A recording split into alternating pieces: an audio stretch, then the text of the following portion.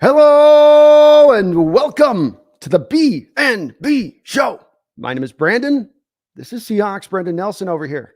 And we are going to continue our live draft coverage today. And that's just what we're going to be diving into here from the onset. There's no messing around, Brendan. We got to get into it. We got a lot of names. How are you doing this fine Saturday afternoon? We got some sun over here on the east side. You guys got a little bit of sun? Yeah, we got for the moment. Not going to last long, it looks like, but yeah, for the moment, things are going pretty good. In Washington, she only gives you a hint of spring, doesn't she? It's not, you don't get Yeah, the full flavor. You just get kind of like, here's a little half an afternoon of sunshine. That's all you get today. And now it's rain. yeah, that's about Um, right. but we've got some fun positions to talk about today, right? These are the sexy positions. These are the positions that get even if you're well stocked at these positions in this day and age, you get still people. And as we will discuss in one position group in particular, where we are well stocked, you still get people really excited for this position. And that's the one we're going to kick off right out the gate here, Brendan. Does it sit that way with you as well? Or do you put this kind of wide receiver position in the same merit as any other position? Or is it one of those ones like you that you find yourself gravitating towards? I think it's more fun to scout than a lot of other positions. I think Certainly receiver is is. a lot of fun. So I do gravitate towards it maybe more than I should. And as we go into looking at these guys, because I think it is the important question within this when we look at all of these guys, there is, I think, a bit of a variance of opinion, I think, out there in the Seahawks fan base about where the need is at as far as the wide receivers go for the Seahawks currently, where some feel like it's a very high, desperate need. Others, where I might find myself a little down more going, it's a need, but it's a need that you address if there's the value to do so, not for the need of reaching into a draft. Where are you at with that? I mean, we're kind of overloaded with these receivers who we kind of like, but also haven't done anything. Mm-hmm. We got a lot of guys like that, like the Cade Johnsons. In past years, we've had like guys like Aaron Fuller. We just let Aesop Winston Jr. go. He was kind of on that list. Connor Weddington. We need to get some guys we Penny feel a little, Hart. yeah, Penny Hart. We need to get some guys we feel a little bit better about, I think. And I mean, look, I look at this receiver depth chart. Our number 3 receiver right now is either Dwayne Eskridge or the rookie from last year, the Lenore Ryan guy, Derek Young. Yeah. Yeah. So in my view, that definitely needs to be improved on, and we're not going to be able to improve on it with free agency dollars at this point. There's really not anybody good left unless you want to go pick up Kenny Golladay or something like that to play the slot, which I don't know how that would work. Probably not well. No, I don't think so. So, yeah, so you're going to need to do it in the draft. Fortunately, let me say this. I'm not in love with the top part of this draft for receivers, but it's got some really nice depth. And I feel very confident there's going to be at least one guy in this group that we like. I agree with you on that in your assessment. The top definitely has guys that, for being at the top, they've got some detractions to them in their game that isn't quite make them as clean a prospect as you'd like for picking them as high as you will have to. Then some of the later guys you talked about, especially as I was going through these guys that I thought, Brendan, were going to be more of the back end guys that you end up just UDFA. Instead, I found myself on some of them going, hey, goes to the right place and gets this coached up, gets this fixed. I saw parts of their game that could be fixed. And that they did have the skill, they did have the size, they did have the length, and indifference to what you see at some of the points at the top of the draft. So I'm with you as too. Do you think it's enough of a need then to say, we got to be looking at it early, especially when you're looking at contextually from the standpoint of measuring it against middle linebacker or measuring it against defensive line? Or is it when, because you like the value in the deeper rounds, I'm hearing from you maybe that you'd rather them maybe target more into that area? Yeah, I'm definitely targeting third round on. I'm not seeing a whole lot of interest in the first and maybe even the second round, honestly. Maybe one or two guys. I mean, it's not like these guys are bad. It's just I don't see the desperate need for a wide receiver at the moment. And I think these receivers at the top are going to get reached on because they're all that's there. And the teams that are receiver desperate are going to spend high picks on them because they got to do it in their mind. So, no, I'm not really looking to intrude on that territory. I think that's what you touch on from my fear from this standpoint, because like you, I'd like to rather address this later. I feel like if you look at it as being too much a priority, now you're competing with those teams that are going to be raising up for a reach situation in the early part of this draft and grabbing for receivers that maybe don't necessarily warrant it. Fair? Mhm. Yeah, I think so. I think we're already starting to see that with a couple of guys who are getting pretty big first round hype. Although a couple guys starting to fall off as well, and I think appropriately. So it's not completely thrown out of whack, I think. I've heard some wild things. I've heard there might be only one wide receiver that goes in the first round. I've heard that there might be anywhere up to four receivers that go in the first round. It is an uncertain ground right now as to how this is going to play out. But need will factor in. Your point on that, I think, is the big point here is that receiver does tend to be one throughout the league that will be driven by need and cause guys to be maybe elevated a little bit higher in the draft than they really should go potentially. But we've got a huge list here, Brendan. I mean, we've got a lot of guys to get into today. So let's start breaking this down. Let's start with the top, I guess, quintessentially the top de facto guy in this class, even though he is a slot. Start us off with who we're looking here off the jump. Okay, we're starting off with Jackson Smith, the hyphen of the Ohio State Buckeyes. This is the guy who has kind of become the consensus number one receiver in this draft in terms of where he's expected to go. 21 years old, 6'1", 196 pounds, 30.5-inch arms, 9-inch hands. So little bit on the slighter side, little bit on the smaller side, which feeds into his expected NFL role.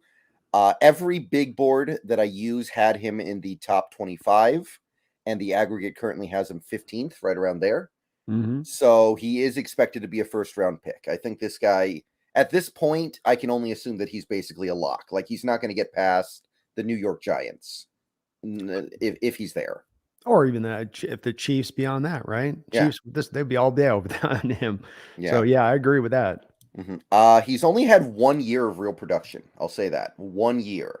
He did have a very good year, though, 2 years ago. 95 catches, 1,600 yards, 9 touchdowns. So that's really good. I'm not going to sit here. This is not Anthony Richardson. Anthony Richardson has 1 year of production and was kind of bad.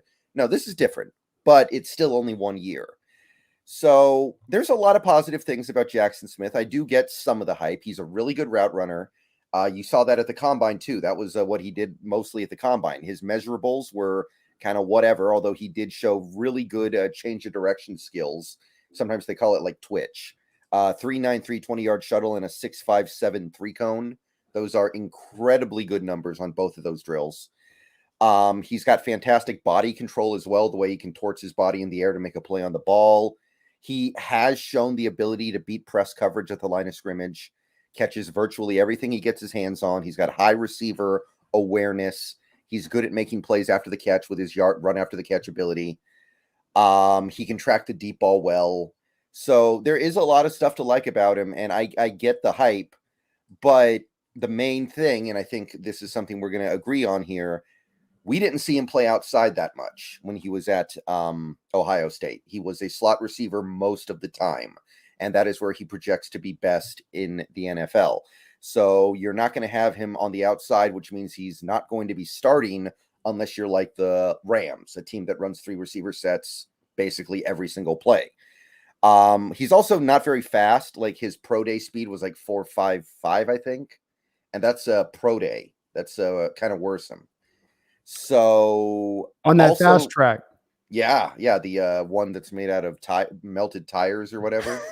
Yeah, the one that's got space age technology in it or whatever it is. Yeah. The Ohio State track, folks, is renowned for being the fastest pro day track. Like, all the scouts will literally go there and ding players like a little tiny percentage of points. Certain scouts I've heard would, just because of the fact that they don't trust the track for its true speed and what it's saying it is. Yeah, and also just the fact that he wasn't able to develop further in 2022 because of injury. It does make me wonder how NFL ready he's really going to be because he didn't get those reps in 2022. So I'm just not really feeling it until we get down to like round 2 because he's slot only. And the Seahawks, the thing to remember here, the Seahawks use the slot receiver less than the average team because we're so tight end happy. Mm-hmm. So I look at Jackson Smith and I'm like, okay, he would get on the field maybe 60% of the time here. Now, if he went to a team like the Rams that are going to get him on the field 96% of the time, that's different.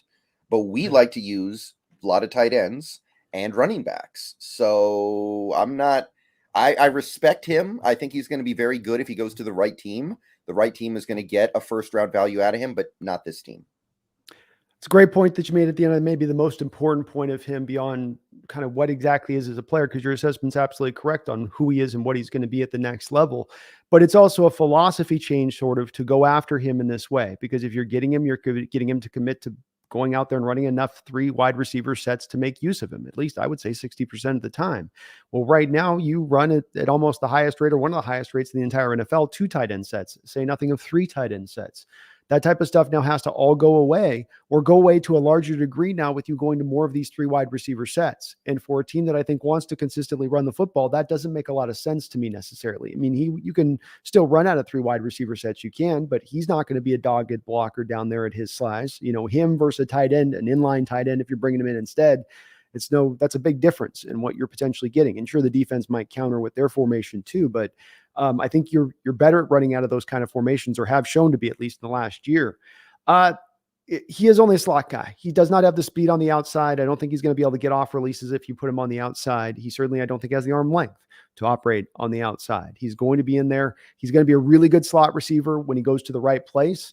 I think he looks to me, Brendan, like Amon St. Brown. That's been my comp I keep coming back to on him, who was a later round drafted guy, but would be drafted much higher if we were doing a redraft and knowing what you're really getting out of that guy. And you and I both liked him, for the record.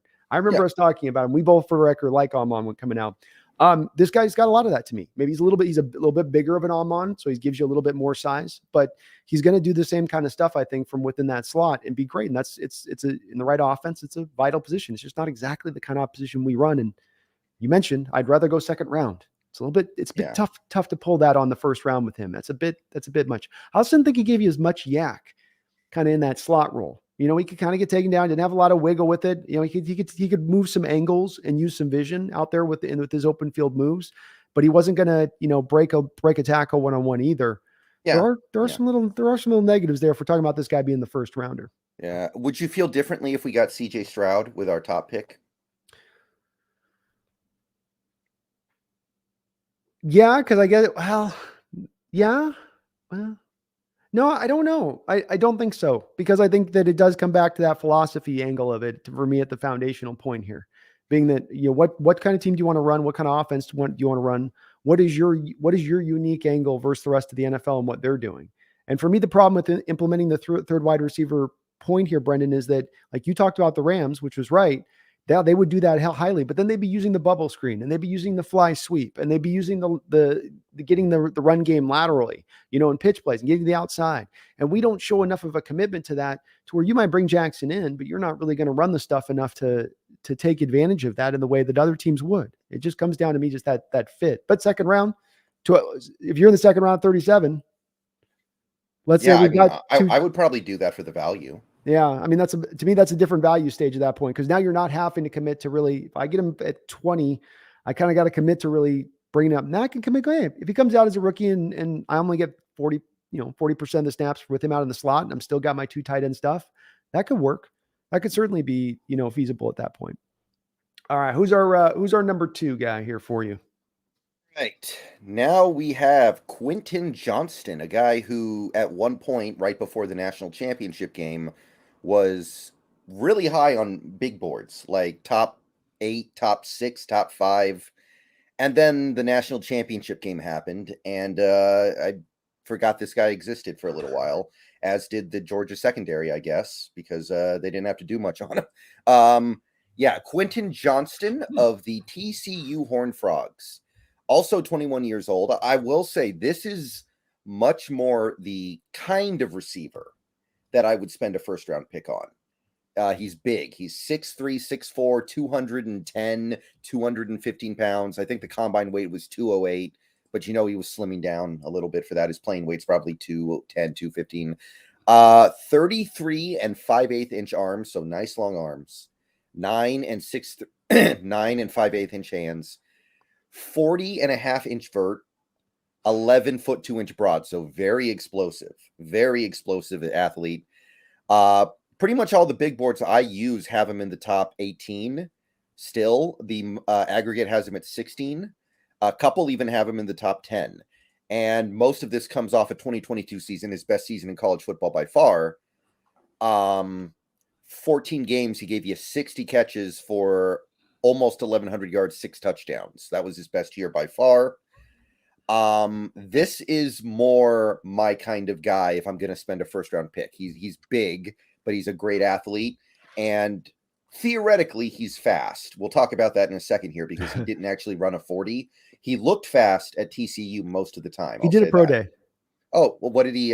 What was his 40? I must have missed it. I know he didn't run the 40 at the combine. I thought I had this down 4.4. I thought I had 4.48.156. Maybe I'm wrong on this, and maybe I'm putting down the wrong times. But I got to look back up. All right, I'm worried. I'll go through the rigmarole here while you're checking that out. He's got fast acceleration as well. He's lethal on go routes. Like watching some of the stuff he did at TCU, it did make me think a little bit of like DK Metcalf, where you have a big receiver who also is really dangerous vertically. Utilizes deep speed to be a really hard cover on in-breaking routes. He's really good at faking going vertical and then hitting an in-breaking route. He's really good at finding the holes in zone coverage. He's hard to tackle because he's so big. And he also has the explosiveness and agility to make defenders miss. So there is stuff to like with Quentin Johnston for sure. But it seems like even though he's big and strong and long, he doesn't do that well against press. Now, the good news is he can get better at that, I think, because he is built for it. His hands are not great. He's a little bit of what they call a body catcher, which I don't hate the body catcher thing as long as you get the job done, but you'd rather have a hands catcher. He didn't produce that much in college, even though he's a physical phenom. Like, it's not Randy Moss or Calvin Johnson level, but being 6'3" with a 40.5-inch vert is pretty good. You would expect him to be putting up like these 1,300, 1,400 yard seasons. And he had a pretty decent quarterback too last year, and it didn't happen. So this is the kind of receiver I would spend a first-round pick on, but I don't think I would do it for him specifically because there are a few too many question marks. I would probably bite in the second round, but that's not in the first. Yeah, I was able to confirm that it does look like he had these times on there. He had a really slow 3 cone. So it was a 7.15 3 cone on my notes here, Brendan. And so it was this DK Metcalf reborn. Boom. Exactly. It's exactly that there a little bit. And I think you encapsulated well what's going on with this guy in that it's the good with the bad, but I'm with you in the same respect. If I'm going to pull it for a receiver in the first round, I need a guy that's going to be able to play on the outside. I understand where the modern NFL is evolving too, but I would accept us taking a receiver in the first round out of the slot if that's what they really want to do and commit to it. Fine, but to me, I'd much prefer to get a guy that I know is going to be able to play on the outside. That's much more of a luxurious need of a skill. It seems like, especially in this draft, Brendan, we're going to talk about some of these guys that are peppered all the way down through this board. You can get slots anywhere. Why go for the high one when I can pick one throughout the draft? Pick my poison wherever I wish to do so. I thought this guy's a combination in both respects of the good and the bad of Kelvin Benjamin and Dez Bryant a little bit on tape. I thought he was like, you put those kind of together. He doesn't have Dez's ability to really catch the ball out away from his body. Like you said, he is a body catcher. But I thought the after the catch stuff, the yak stuff that he can do was really at times special or close to being special. The one thing that he does to me that was a patented move that I've not seen from receivers ever have as a patented move that was kind of blew me away because it showed up over and over and over on the tape again is he runs these routes. He'll run a comeback route. And as he's coming back to the ball, he can time it to where as soon as he catches the ball, he feels the defender coming on either the left or the right, crashing down from the left or the right leg. And he can pivot spin off of it to the opposite direction and then break 20, 25 yards up the field and do that over and over again and some receivers, you'll see him do that on a highlight tape, like once their career or something, where they catch it and then I'm talking about, Brendan, where they come back and the defender thinks he's feeling their leverage go naturally to one way. It's like a behind the back crossover, where you're, and you're sort of spinning back that other way and then you're just exploding. And that's where you do see then that speed he's got where he can get back up to speed really quick. He's an interesting guy and hard to kind of, peg down exactly to where you'd put his top end and bottom end. He's got some bust factor to him, no doubt. The routes aren't clean, Brendan. He kind of does it his own way. He kind of will bounce around routes and sort of round things off. He's not going to just run it like you traditionally ask him to run it. But there's enough there to be, whether you're talking about at the end of the first, second round, even end of the first round, you drop back. I think you could drop back to 26, 27 maybe and still be able to. I'm not convinced there's going to be a team that jumps on him because as good as the 40 was, even the 10-yard split, Brendon, 156 on the 10-yard split. As good as that is, that 3-cone, like you said, that's at that point, that is Turns like a tugboat. Yeah, turns like a tugboat. And that's going to worry teams because they go, your route running is already rough, and then you can't move side to side. How's that going to improve? But we saw this with DK, and he's improved his route running, and he has gotten better at it. And if there's any guy that could teach this guy, imagine having two big bodied guys like that in the outside in the future, a little the Plaxico, Burris, Amani Toomer kind of look to your outside receiving core. I'd have a hard time saying no at 37. I must admit. I would as well. I think he's got some upside, and I think he's a legit top end talent in this draft. But he's a risk. He doesn't come with the safety of some of these other guys. Real quick, we got a donation here from Ski Nation. Thank you, Ski Nation, with the $5 dono. Sup, Killer Bees? I said it before, and I'll say it again. We don't need a one-dimensional wide receiver in the first 2 rounds. Maybe another team does, but not us. Well, that pairs very nicely what we were just talking about with Jackson, Ski Nation.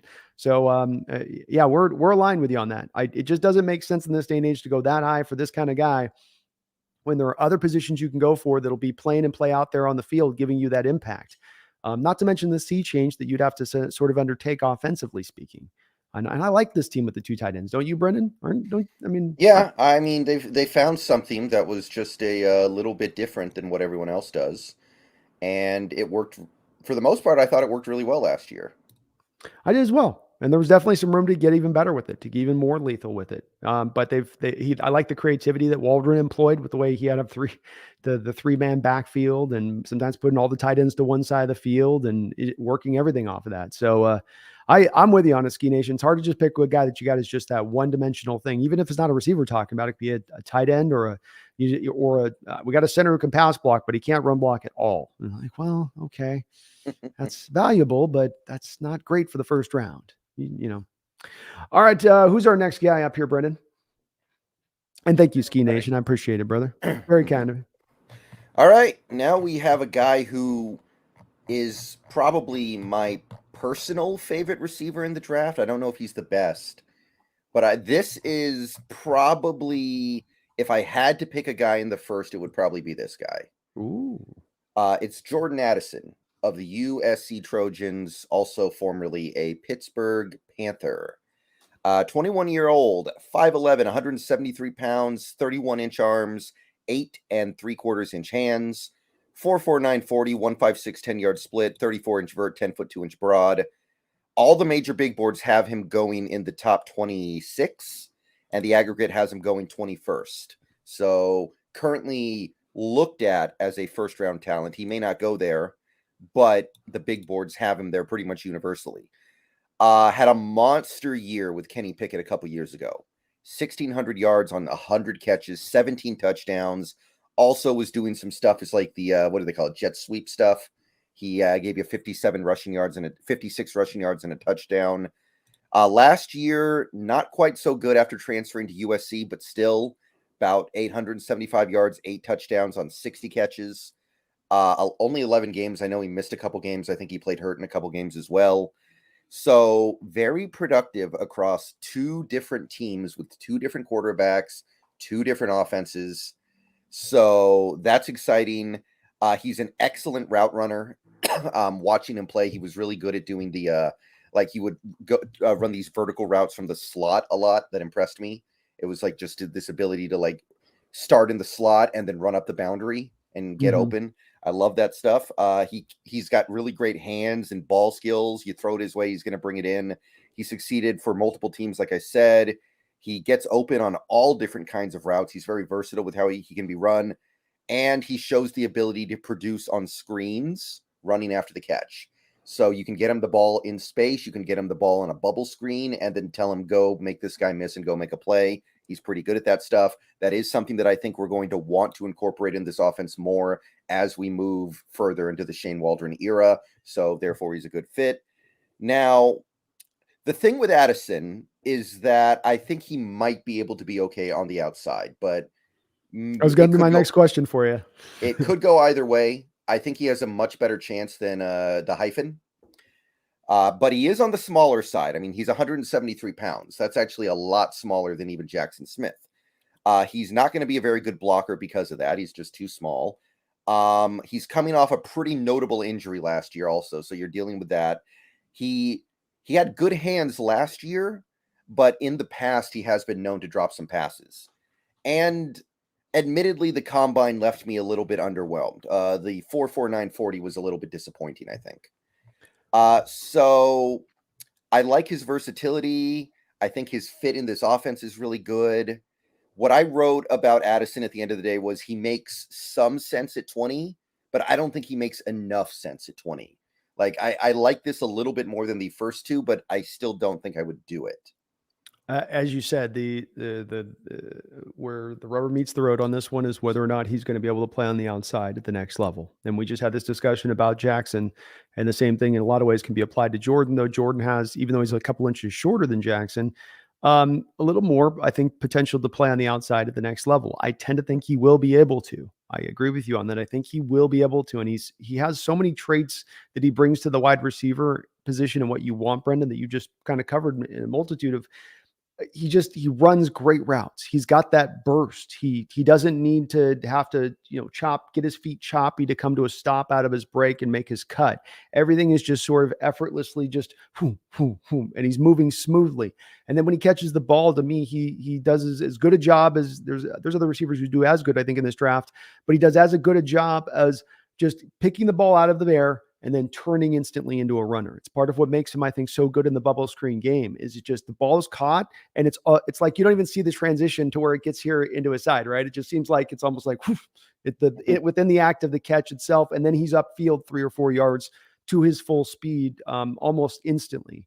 I like that. I like that angle, and I think that's what will get him through because he has such a knack for the route running, a knack for his releases, and that he has got the burst, even though the speed isn't there. But certainly you talked about the worries you have. 4.49. You came in at 173 pounds. You got as light as you possibly could get at the combine. And the fastest you could cook out at 5'11 was 4.49. And that's historically speaking, that will worry you a little bit if you're talking about first round status. Now, second round status, you just can't, to me, then bypass what the tape shows you. And the tape shows you that is at least a second round receiver. If he does land there, is he the best value versus other players that are available on the board? I don't know. But is the value there as far as to pick him at that point? Certainly. I think he gives you way too much as a player not to believe that he will at least be a guy with a high floor. I've got him as a cross a little bit between DJ Moore and Marquise Lee. I don't know if he's going to become DJ Moore.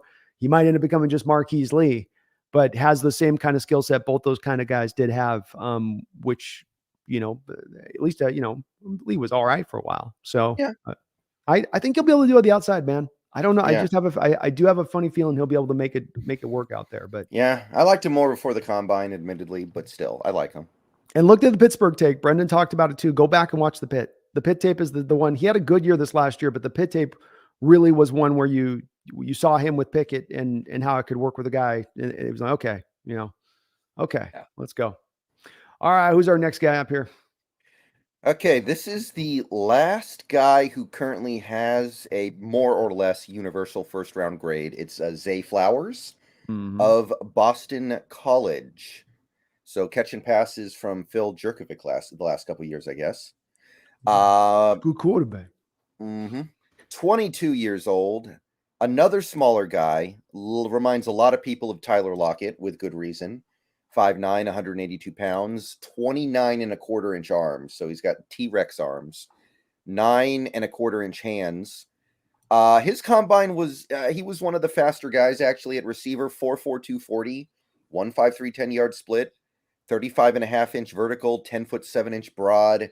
So traits are pretty decent. Every big board I use except for Sports Illustrated has him in the first. And the aggregate has him 27th. Last year gave you 78 catches in 12 games, 1,100 yards, 12 touchdowns. Also was used as a jet sweep guy, has 19 combined rushing attempts over the last 2 years. So they actually got him the ball in that regard almost once a game the last couple of years. So this is a guy who's actually done pretty well as an outside receiver at Boston College, even though he's small. Kind of like Tyler Lockett has found ways to succeed despite being undersized. So he's somebody who's going to be able to play in the slot and hopefully outside. He's really good after the catch at making plays, got good vision, got good agility. He's a great route runner. He's really good at locating the ball in the air. He makes a lot of difficult catches in tight coverage. He's somebody who has a really high contested catch rate. He's really good for quick short catches and screen plays, get the ball in his hands, let him go do something. He's also got the speed to hit the vertical routes. Now, I do wonder how much of that is going to translate because he is so small. 5'9", that's a good amount shorter than even Addison, who we were just looking at. He does occasionally, I don't think his hands are great. He does have a fair few drops on his ledger. Press coverage may eat him up at the NFL level. If you press him, he might just be done. And if he tries to block it, nothing good's going to come of that. So there's a lot to make people think of Tyler Lockett here, and I get it. But he's also going to have to, it's going to be a long road for him to overcome the things that Lockett has overcome in his career, to where Lockett can play outside, to where Lockett is a great contested ball catcher despite being smaller than basically every defensive back he gets covered by. So I'm not fully convinced of the first round value here. This is another guy where I'm like, yeah, it kind of makes sense at 20, but I don't think it makes enough sense. I'm not quite there. Very much so. And again, coming back to that value argument of what's the other player that's available at 20 that you're measuring him against taking. I can't quite go there. This is a guy that has, I think, he's gotten as much value through the draft process as far as kind of getting more hyped up. I think there are people that will swear to me, even my own chat, Brendon, that, that he has true Antonio Brown comparisons, that he is that good in that way. I put down in my player comp, if AB and Brandon Cooks had a baby, but it didn't grow up to be quite as good as either of them. That was my comp for him. And the thing you mentioned about him working on the outside against press coverage, was the key in watching the tape with him, because my patented move for him was he had more releases than the MCU. And you know what I'm saying with this is he wants to dance everything off the line of scrimmage every time on the outside. This is not when he's in the slot. We're talking about specifically his upside on the outside. When he's on the outside, it's all and then he gets upfield. And he'll get relief. He'll finally get the cornerback with the hips turned, or finally get the cornerback to bite and go to one angle here that he can turn back and then get up the field. But I'm not sure at the pro level he's going to have as much of that time to set those routes up on the outside. And he's got wonderful footwork. He's like a ladder drill guy. I'm sure he just sits there 24 hours, doing the ladder drill thing where he can put the footwork in the right place and do it. But 5'9", you're going to get pressed to death. And the reason that he's got those feet doing like they're doing is he knows if I get a hand on me, if I let him touch me at the line of scrimmage, they're going to bring me to a standstill, and then I'm not going anywhere. So it's the part that I worry about with him at the first point. The second point being is, then you mentioned the drop rate. That's 11% drop rate. 11% of the time you throw this guy, he's dropping a pass last year. That's not just as we learned with Eskridge now. You can't overlook that thing. Eskridge also had a high drop rate in college, and that has also, when the times that he is on the field, been a part of his game as a pro as well. So you got some things to kind of get around with him. He's got that, everything you said is on point with it. I saw the same, the shiftiness on tape, the ability to get free quick off the line of scrimmage from the slot is wonderful. As a slot guy, he should be great. But again, we come back to, am I getting only a slot guy here? 5'9", 182. Is he going to get to be able to win on the outside? He did run 4.42, not 4.3. You're 5'9", 180, then give me like a 4.3 on the outside, so you can at least get that extra gear to get by him, or you can challenge that cornerback in a way to make him take that extra couple steps back in his off coverage because he's worried about you burning him if he cheats up too tight on you. And instead of that, these guys can maybe feel like they can cheat a little bit more, get a little closer to the press, and now you're getting in that death mode for you as a player. With you get on the outside press to death, your value really gets taken down from Zay's angle of things. Yeah.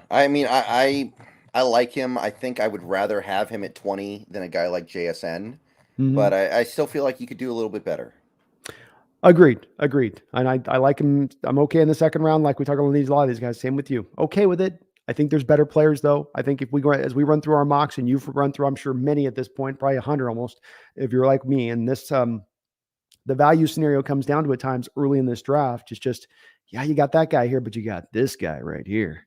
Yeah, you got this receiver here who can play in the slot and you're unsure of on the outside, but you got this absolute dog here that you could add here or there. It kind of comes down to it for me on it when I'm looking at mine. in regards to that. We got another donation here. Thank you, DK Dead Calf. Love that name. Appreciate the $5 donation. He says, if Jared Kelnick can be a 300 hitter, anything is possible. Any depth wide receiver tied into the roster that can follow the Kelnick Geno route of rebooting their careers. Well, I love the Mariner question. Thank you, DK. And I'm going to be going live tonight, actually, to see if Jared can hit a home run in 5 straight games over on my Crow's Nest channel. So tune in, folks. If we were playing the Rockies in Colorado, he'd be able to do it. Oh, he would just take a pop-up. That's all he'd have to do. He just have to, hey, Jared, just get it in the air tonight, man. Just get it in the air. It's pretty impressive. He's doing this in April in Washington, with that and all these home runs just about are coming dead center or oppo, which is, even more to me that, some of it's the Chicago park with the wind blow, but still those are legit swings at that point to get that out. You're not just kind of getting it off on one hand and sort of flicking it out. But it'll be exciting. I was in the Kingdom when Griffey, I think it was 5th or 6th against the Minnesota Twins. And it was just one of those electric environments, where it was is the kid going to do it tonight? Is he going to do it? And then he put it up off the second deck and it with authority off the second deck, like it rebounded back up onto the field. He hit it so hard off the second deck. It was so awesome. Everybody lost their mind in the I think I went to a game back in the Kingdom where I think it might have been Griffey, A-Rod, and either Edgar or Buhner hit back-to-back home runs. I think it was against Texas or something back in the day, when Texas was terrible. Oh, yeah. So I think it was something like that. I remember going to a game where that happened. They were so like they could just put runs up like nobody else. When they started getting hot and that whole lineup was cooking, it was like, dude, that's in that little kind of smaller park with a AstroTurf, and the ball rolling like a golf ball in the fairway at times. It just the numbers would go crazy. Kelnick for me in regards to DK, I said this at the start of the year, and I still remain and say this, that if Kelnick can tap into the hitter we thought we were getting when we made the trade for him, then we really do have true World Series aspirations. I think the pen will settle down, the defense will settle down, the hitting will find its way. If Colton Wong can't figure out how to hit anymore, then you can find a second baseman. But if you've got Kelnick doing what he's doing, Teoscar, what he's doing out in right field, and then Julio in center, that's potentially the best. That is the best outfield in baseball at that point, along with the best starting rotation, along with one of the better bullpens. You got World Series aspirations at that point, to me, no doubt about it.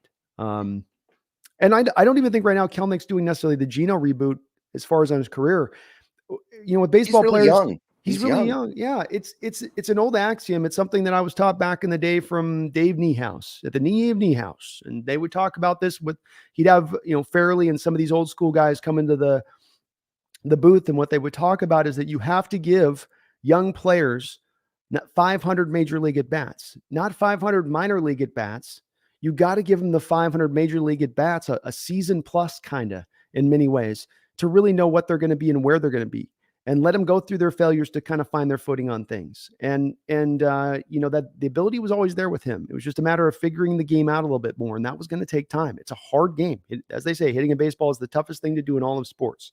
And there's a reason they say it, especially with these pitchers in the modern era. So it's wonderful to see and dream big, Mariner fans, because if this kid's hitting 330 through this year with everything else we have in this lineup, it's real good chance we're going to be in it at the end of this, in my opinion. I agree. Thank you though, DK. Appreciate you. All right, let's pop on over to our next guy here. Okay, now we're moving on to the guys who are currently projected to go in like the second round. These are the day 2 guys. And I think things get a little more interesting now because honestly, I like some of these guys about as much as I like the day 1 guys. So we're going to start off with Jalen Hyatt of the Tennessee Volunteers, 21 years old. And by the way, I think every receiver we've looked at so far is either 21 or very young 22. That's something to keep in mind. These guys should get better. These guys should have room to grow. That some of these guys we're going to look at eventually who are like 24 are not. Yeah. But anyway, 6 feet flat, 176 pounds, 32.5-inch arms, 9-inch hands, 4.4 40, pretty nice. 1.5 flat, 10-yard split, so nice acceleration, some of the best in class. 40-inch vert, 11-foot 3-inch broad. The dude jumped over a school bus. So fast, quick, explosive. Most of the big boards have him in the second round. The aggregate has him going very early second round. Last year was kind of his big breakout year with Hendon Hooker. 67 catches for almost 1,300 yards, 15 touchdowns, dominant season. He's a great athlete, first and foremost. I think that really stands out. Like I said, fast, quick, explosive. Got all the three of those things. He's got the straight line speed and the quick acceleration to build easy separation, just coasting down the field and separating from the defense. He's a pretty good route runner too, I think. He has great production on his deep on deep shots. Vertical route, very dangerous. He uses his speed threat to get open over the middle. He's really good at faking going deep and then breaking over the middle to make the catch. He's a solid improviser as well on broken plays. He knows how to do the scramble drill stuff like Doug Baldwin used to do. He's got good ball skills. He's got soft hands, and he's elusive after the catch. He's going to make things happen after the catch. So that's the stuff I like. He's not really going to be much of a blocker, a little too weak, not enough muscle on him. Mostly a slot receiver in college. Another one of these guys who probably won't be able to do much on the outside. Wow, you have a death wish today, don't you? Oh, sorry. I still got flies down here, man. I can't get rid of them. It's the season, man. They're coming out. He almost flew into my mouth. That would have been great for content. Yeah. Clip that. And Tennessee's offense just makes life easy for these guys, doesn't it? Like it's just like it's easy mode. You get free releases constantly, schemed open. Like life is easy. Stack fronts with the receivers, and you'll be the back receivers. The first two guys take on the brunt. You're the back guy, and you're going to be the first target or the first read by the quarterback. Yeah. His route tree needs to get expanded. He doesn't run that many different routes, and only the one good year. So I like this guy a lot. I think it is going to take some development. He's not my favorite pick to make at 37, but he is one of the picks I would be pretty happy with. And if he dips beyond 37 to like 51, I'm jumping all over that. Great combination of traits here. Yeah, I do like what he brings to the table from a physical profile set in a draft where there isn't as much of that, I think, down across the board. My comp for him is Torrey Smith, and again, from the good and the bad. To me, as Torrey Smith as a pro was really mainly a one-trick pony on top of being able to be a great kick returner. He gave you those two things, and those two things provide a value. Hell, he's part of a Super Bowl winning team. So there was that, and he's an outside guy. I think this guy could maybe be an outside guy with that, even though, like you said, they did a lot of stuff with him in the slot, but he does have the arm length, 6 foot, tall enough, and certainly the size and explosiveness to get through. I think the one worry you have about him, like you touched on there a second ago, is the amount of times you have him in motion, the amount of times you have him in these, three wide receivers, stack formations, or keeping him off the line of scrimmage and protecting him off the press specifically. If we're talking about him working on the outside, he's got to be able to beat press. And there's so much of Tennessee protecting him within their play calling of that. It makes me really worried about the fact that they didn't think he could get off press when they asked him to do it, or if they were going to ask him to do it. He's got the explosiveness. Everything about getting over the top of the defense is there with him. It would have been nice if he had gotten a little more in that 4.3-ish range rather than 4.4. So you could really purely feel that and say, yeah, you're getting at least the pure burner who can take the top of the defense off. I mean, that's minimum what you're getting. Because as you said, limited route tree, and he's not a good route runner. He does not have either certain routes he can run good. The in-cutting route you talked about. Yeah. He can run the comeback route pretty well as far as, certainly challenging deep and then coming back, those things. But he's got some rounding of the routes off. He does even on in-cutting routes where it's like Quentin Johnston, which is just going to take their time for these guys being as quick. They cost themselves with as quick and as fast as they are because their technique is so poor about just getting in and out of their breaks sometimes in the right fashion. I worry a little bit about him just being that guy at the next level who's just going to be the essentially the take the top off kind of guy, and that it's maybe he'll not be necessarily lethal enough with that for me to be warranted in the second round. I do like the potential enough in the early third I'd go with it, but I think I was not as necessarily as impressed as others have been with Jalen as far as what I saw from the tape, and I don't know if I see as much the upside there in his game as others are seeing. Yeah, I'd take him at 51. I think I'd be pretty happy with that. I like his traits a lot. And also like the route running stuff. He's 21. That would be something I fully expect him to get better at. And he really only had the one big year, so he's even more raw than his age suggests, I think. So it's fair points, completely fair points. And look, I'm definitely one of the low somewhat low guys on when there's a lot of folks that are a lot higher on him. So it's just, I just saw some things I thought was concerning with me on tape. And what I think might happen with him is he gets pressed to death beyond the route running, the not being able to get off the line of scrimmage and press coverage specifically, or dealing with physicality down through his routes. Going through the second level could be a little bit of an hindrance to him. 176 pounds. He's not the biggest guy. And that's that's really maybe of all the worries, the biggest thing with him. Also, he doesn't use for high jump, 40-inch jump, 135-inch broad jump. Brendan, was he mossing guys? Do you on the tape, you saw much of it, or getting up over the top of No, guys? not really. It's same thing with like Quentin, where they're not using that jumping ability to really go up and win contested catch situations. And you're not showing it to me in college much. Yeah, I can't. sometimes I look at that and I go, he has the potential to do that, but we haven't seen it yet. And in the case of Hyatt, I can kind of easily say, well, it's because he's really young and only had the 1 year of production. It's possible. And he checks every box from a physical potential standpoint as far as explosiveness, speed, length. He's got those things in a draft that doesn't. So I wouldn't cry in the second round. Wouldn't love it if we could get more in the third round where he stood.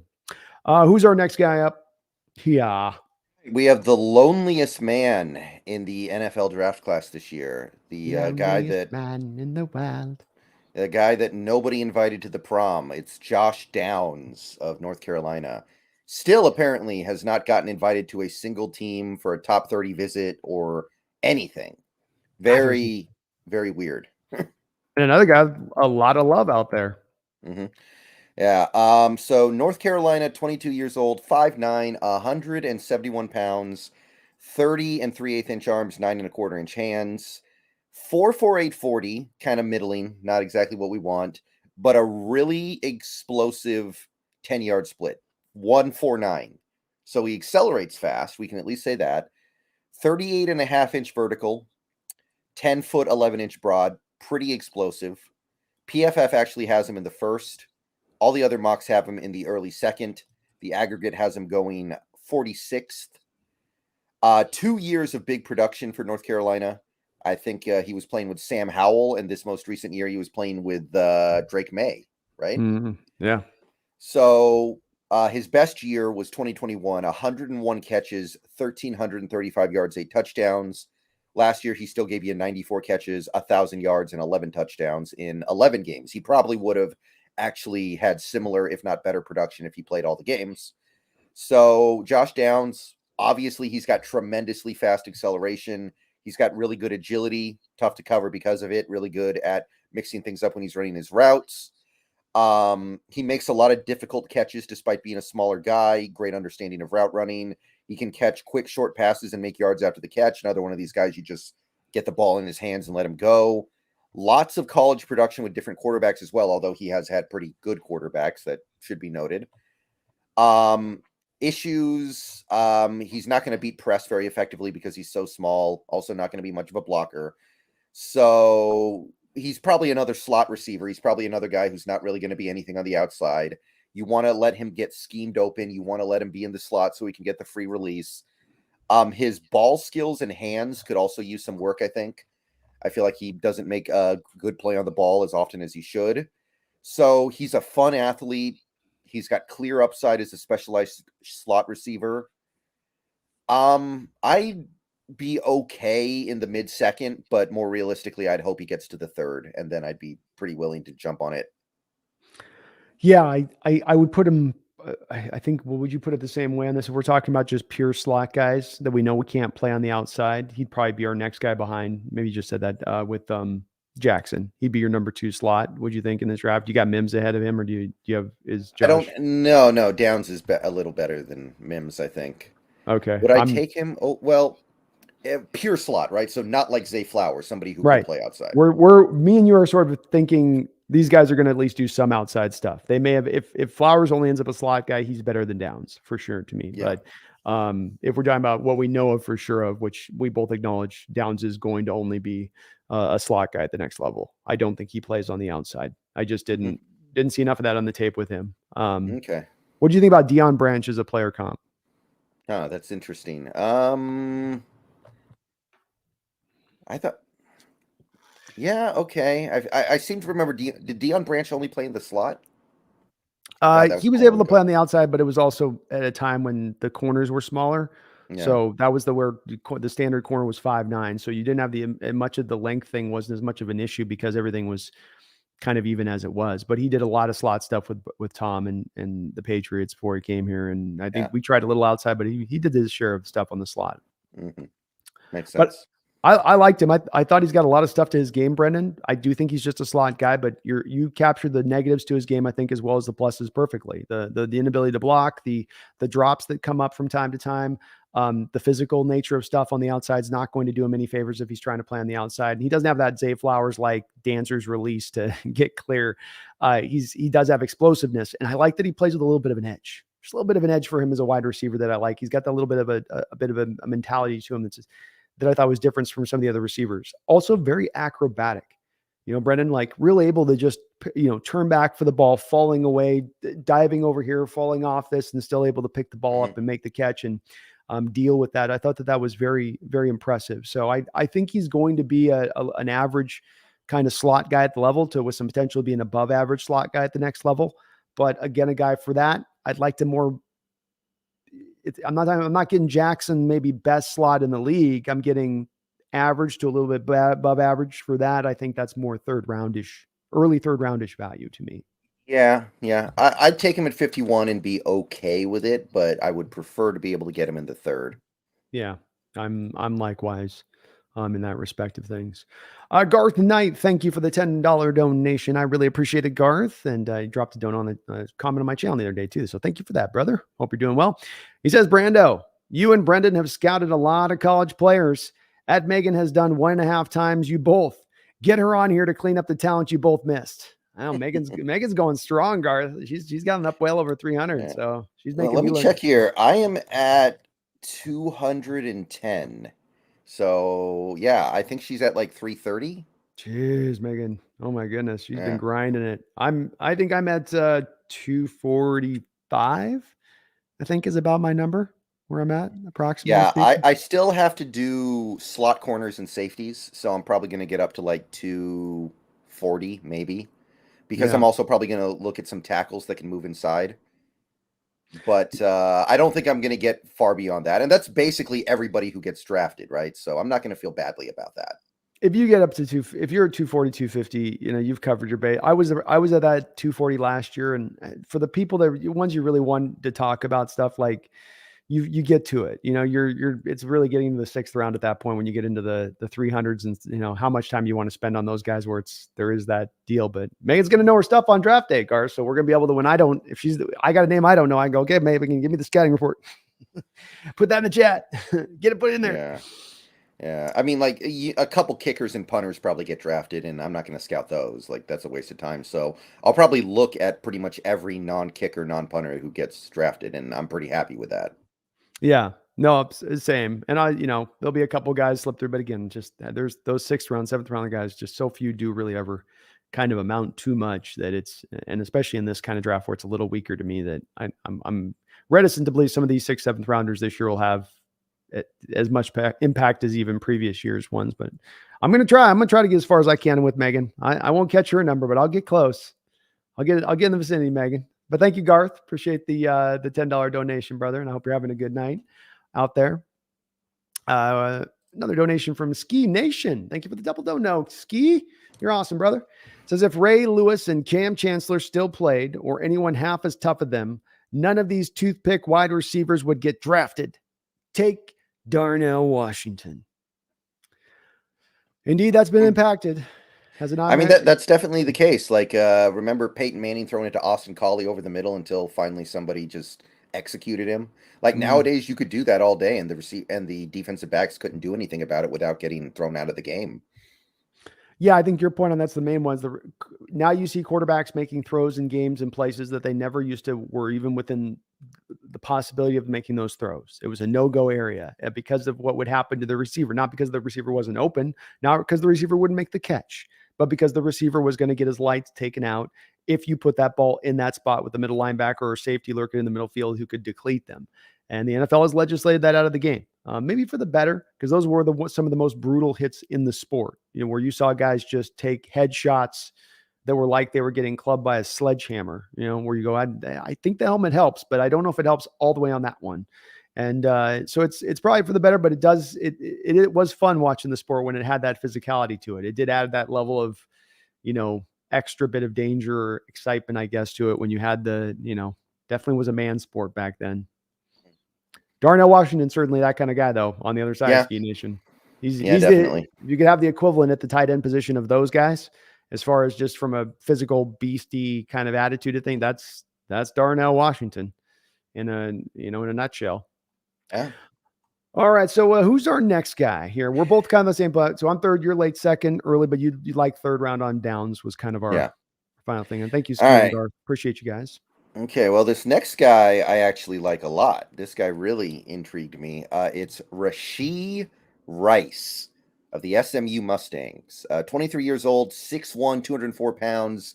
Now we're getting a little bit of a bigger guy here. 32 3/4 inch arms, 9.5 inch hands, 4'5", 140, but a 1.49 10-yard split, 41 inch vert, 10 foot 8 inch broad, so pretty explosive and quick. Not really fast, but he's got great acceleration. Every big board has him in the second or third. I think the aggregate currently has him in the mid third. Last year had a monster season, 96 catches, 1,350 yards, 10 touchdowns. The year before had like 64 catches, 670 yards, 9 touchdowns. So this guy actually has a little bit of size to him. He can handle the physical challenges. You jam him at the line, he's going to fight back. He's not just going to take it lying down. He can play on the outside. He's successful from the slot as well, too. So if you drafted Rashee Rice, he might be your slot guy immediately, and then he might become your outside guy as maybe Lockett starts to move to the slot as he gets older and doesn't want to worry about getting jammed at the line of scrimmage. So I like that versatility a lot. He's got good agility. He makes tacklers miss once he gets the ball in his hands. Acceleration's great. His ball skills are great. I think he runs good routes. I do think he needs to learn how to run more routes because at SMU things are kind of simplified. He does not have the best hands, and that is definitely something that is hard to get over, I think, when you're evaluating these guys. That's like the most important thing. But he's got so much else that I like. I'm willing to hope that he's able to overcome that, or at least get to like a DK Metcalf type area where he does have a couple more drops than average, but it's not that big of a deal. I like this guy a lot. He's currently mid third in the second. In the aggregate, I wouldn't mind taking him in the second. I like him a lot as a guy who could contribute now in the slot and later outside. So this was one of the guys who grew on me a lot as I looked into him. Yeah, I wish I could say I'm in the same place. Well, I'm a begrudging third round Really? grade that I put on him. Yeah, he's a solidly built guy. He is tremendously explosive. He can vary up his releases at the line of scrimmage. And what you talked about, I think on negative and plus sides, we're pretty much on point with that. The route tree was, I thought, pretty highly limited there. And it's impressive the numbers you put up. 1,300 yards at the college level is nothing to shake a stick at. Absolutely. I didn't think he was quite as fast on tape as his 5'1". He's explosive, but I don't think the top end gear is quite as good on tape. I also thought the hands were limited in a couple different degrees. I thought that there's natural drops that come from him. And then I thought that there was contested catch situations where the drops really came from him. And so he's got to, to me, generate separation as a wide receiver in order to make his catches. And I'm not sure that he's going to be able to do that necessarily with the limited route running. And, like you said, that can grow into your game. I don't have something I can certainly point to with Rashee outside of some of those things, because there is some good parts to his game. The yak's good. I didn't quite get there fully on the tape of just liking the player. I was like an acknowledgement. He's a third round prospect. I can see that. I'm not trying to dip him down to the fifth round or say that he wouldn't be warranted as going in the third, but there's something that I found bothersome in watching the tape with him. There was something a little bit off. Here's the other thing it was the contested catch stuff, Brendon, and then it was the physicality through his route. When people are on him and he's got a guy leaning on him through the route, it really messed him up. He doesn't want to be touched. He doesn't want to, and it's just, that's my worry is you get a football player like that, like, okay, your contested catch, you don't want that. You don't want the physicality going up the football field. That's all you're going to be dealing with when you go through secondaries. People, the secondaries are going to give you nothing but that 24/7.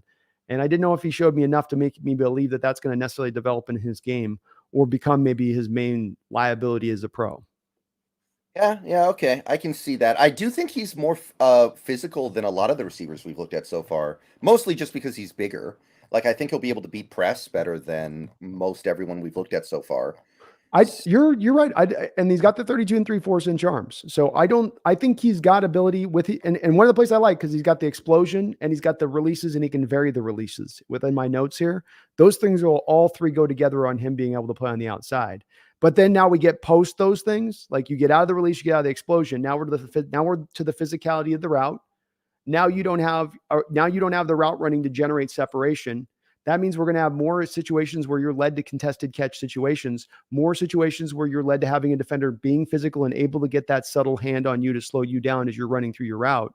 Now you're getting, removed a little bit in your effectiveness, in my opinion. Even if you develop, there's that effectiveness is kind of brought down, and just the way I saw Rashid with that. And I'm worried that that's not going to be a place that he can get around with quite as much as maybe he can develop some of the route running, but I feel like the physicality stuff he's going to continue to struggle to deal with. It's just not something that felt like he liked to deal with on tape.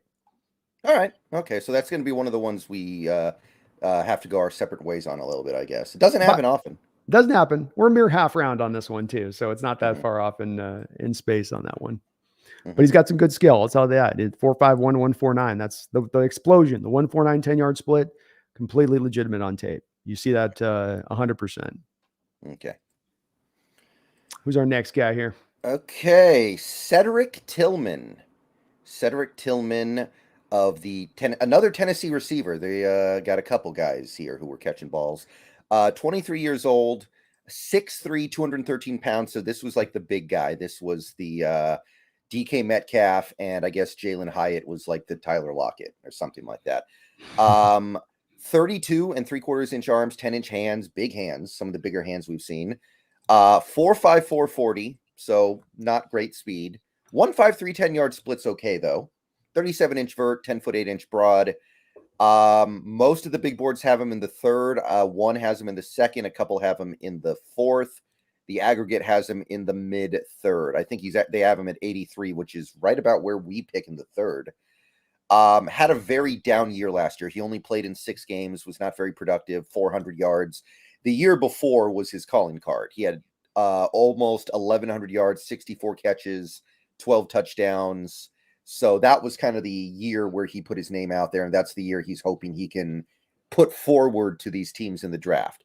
So the positive things with Tillman are obvious. He's big and tall, really good fighting for contested catches. He's going to be great on like jump balls in the end zone, going to be great in the red zone. He's pretty good running after the catch as well. He's not necessarily going to make people miss, but he does have some ability to get yards after the catch. He's a pretty good route runner. He's got a big catch radius. If you throw the ball his way, he's going to at least make a play on it. And he's got pretty good hands, I think, so he'll probably catch it. Just the way he can dominate a defensive back physically is pretty impressive. Now, again, he's playing at Tennessee, and life is easy if you're a Tennessee receiver. So he needs to diversify his routes. He only had the one big year in college. He missed most of the 2022 season. And he definitely strikes me as the kind of guy who wins because he's bigger and stronger than everyone that he goes up against. In a situation where he has to win with, things more like finesse, win with technique, he's not there yet. So I don't know. I look at that 40 time, and I know he did do some good stuff at Tennessee on vertical routes. I don't know how that's going to work in the NFL. Like at a 4.54, that's probably not going to cut it. So I don't know. I wasn't too excited about this guy. I'd take him in the fourth, but I don't think I'd be too excited about him in the third personally.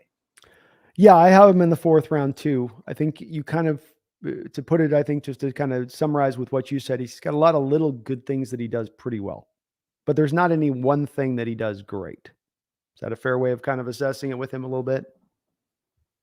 Yeah, I mean, yeah, I think that's pretty fair. He might end up being like a narrow use case guy, but he'll be good in those areas. Like he is genuinely big. He's not just big compared to the tiny players he was playing against. No, he's 6'3". And he knows how to, some of these guys we've talked about in this draft that are bigger guys that don't use their, like Quentin Johnston, that don't use their body, don't time the jumps in the way where they're getting the most out of it. He does. He's going to, he tracks the ball really well. The deep ball, he tracks excellently. if he's close, even if he hasn't gotten that separation, he can go make those contested catch situations. Like you said, he's going to out physical. He can out kind of muscle that guy. He can do the basketball stuff where he's shielding guys with his body on in cutting post routes, or even if there's not separation, he's got a good feel for it in that fashion. I think this year too, he was really fighting through some ankle problems, which is why he only played the 6 games. And so he still was fairly productive, even though he was fighting through that. But maybe that's a reason why not quite there all the way. There was a couple times with him going deep, especially Brendon, which is some of what makes me thinking he's just going to be a possession guy at the next level, even though he'll play on the outside, but just be a possession guy at the next level. Is Hooker would throw it for Hyatt, and Hyatt's just like, whoosh, gets right under it. And Hooker would throw it up under for Cedric, and Cedric would do, that move that football players, like kids do, where the ball's far outside their grasp, but they still do the empty jump Superman layout move. And he would do that on tape a couple times where you just see Hyatt going, bro, like I put that under there, you get under that, and he just couldn't pick him up and put him down to get quite up under the ball in some of those deep routes. But he does run really good comeback routes of this guy too. Really good, solid comeback routes where he sinks his hips and gets low and flips those hips back around. I think he's going to be a possession guy at the outside. And I do like that. But again, that's going to be a little bit of a limited value to me. 4th round is where you got to go with that at that point. I just don't think he's going to be a guy who's really going to tear people up on the outside and how he plays. But he's got a really large catch radius. Loved how he caught the ball out away from his body. A little bit of yak to him. I liked his game, but I just think that is he's going to be like a backup outside guy. I think at the next level is red zone guy, maybe. Red zone guy, maybe. Yep, absolutely. With his ability to time the ball, especially on maybe potential fade route type throws and stuff like that. 37-inch vert with a guy that can go 6'3", with almost 32.5-inch long arms. That's a guy that can give you at least that. So he provides some benefit there. But 4th round, we'll go 4th round there. All right, who's our next guy on up? Okay, now we're going to do Cincinnati Bearcat, one of many guys they've had in the draft these last couple years. Really impressive program they got down there. Oh, yeah. Tyler Scott of the Bearcats, could not find his age, but he's 5'10", 177 pounds, 30 and 7/8-inch arms, 9-inch hands. He hit trips on his 40 time, 4.44. Sounds like a really good pizza deal, maybe. I don't know. Not these days. Maybe back in the 90s. Mm-hmm. Yeah. 1.5, 110-yard split, 39.5-inch vert, 11-foot 1-inch broad. So he's got okay speed, good acceleration, and great explosiveness. So positive traits here. Most of the big boards have him in the 3rd. One has him in the 4th. ESPN has him in the 6th. They're kind of missing it with him, I think. The aggregate has him in the 3rd. Last year was his best year. He gave you 54 catches, 900 yards, 9 touchdowns. Year before that, he had like 30 catches for 500 yards. He's got decent top end speed. He's very explosive. He gets a lot of good things done after the catch. Very good after the catch. He translates his good athleticism to route running. Like the way he pops with his route running, it's like he's able to build separation really well.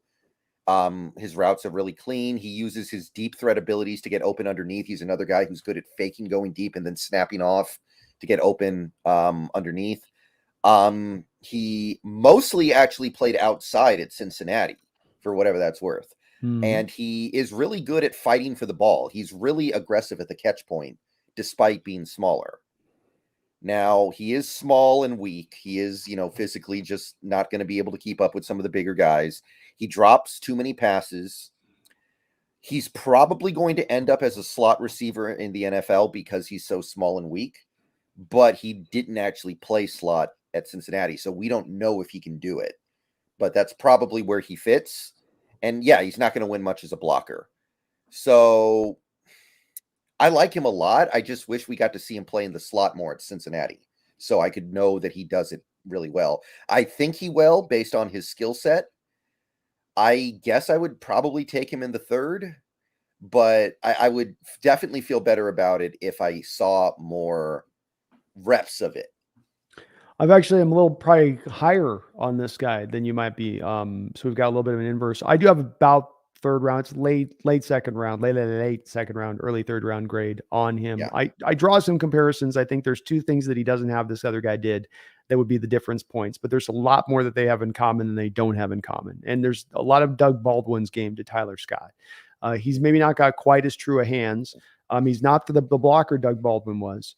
But as far as the release, the burst, the body control, the ability to jump over and high point balls over the top of the guys, despite the fact he is a 5'10" guy, I see a lot of his echoes of that on tape with Tyler Scott.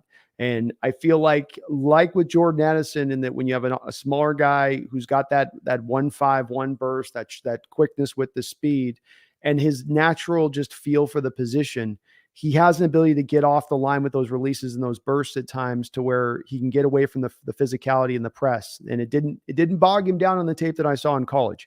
I didn't see him getting pressed down to death. I didn't see Cincinnati having to work a lot of motion in order for him to be able to get his releases off the line of scrimmage. I saw him just winning pure and simple out on the outside at the college level.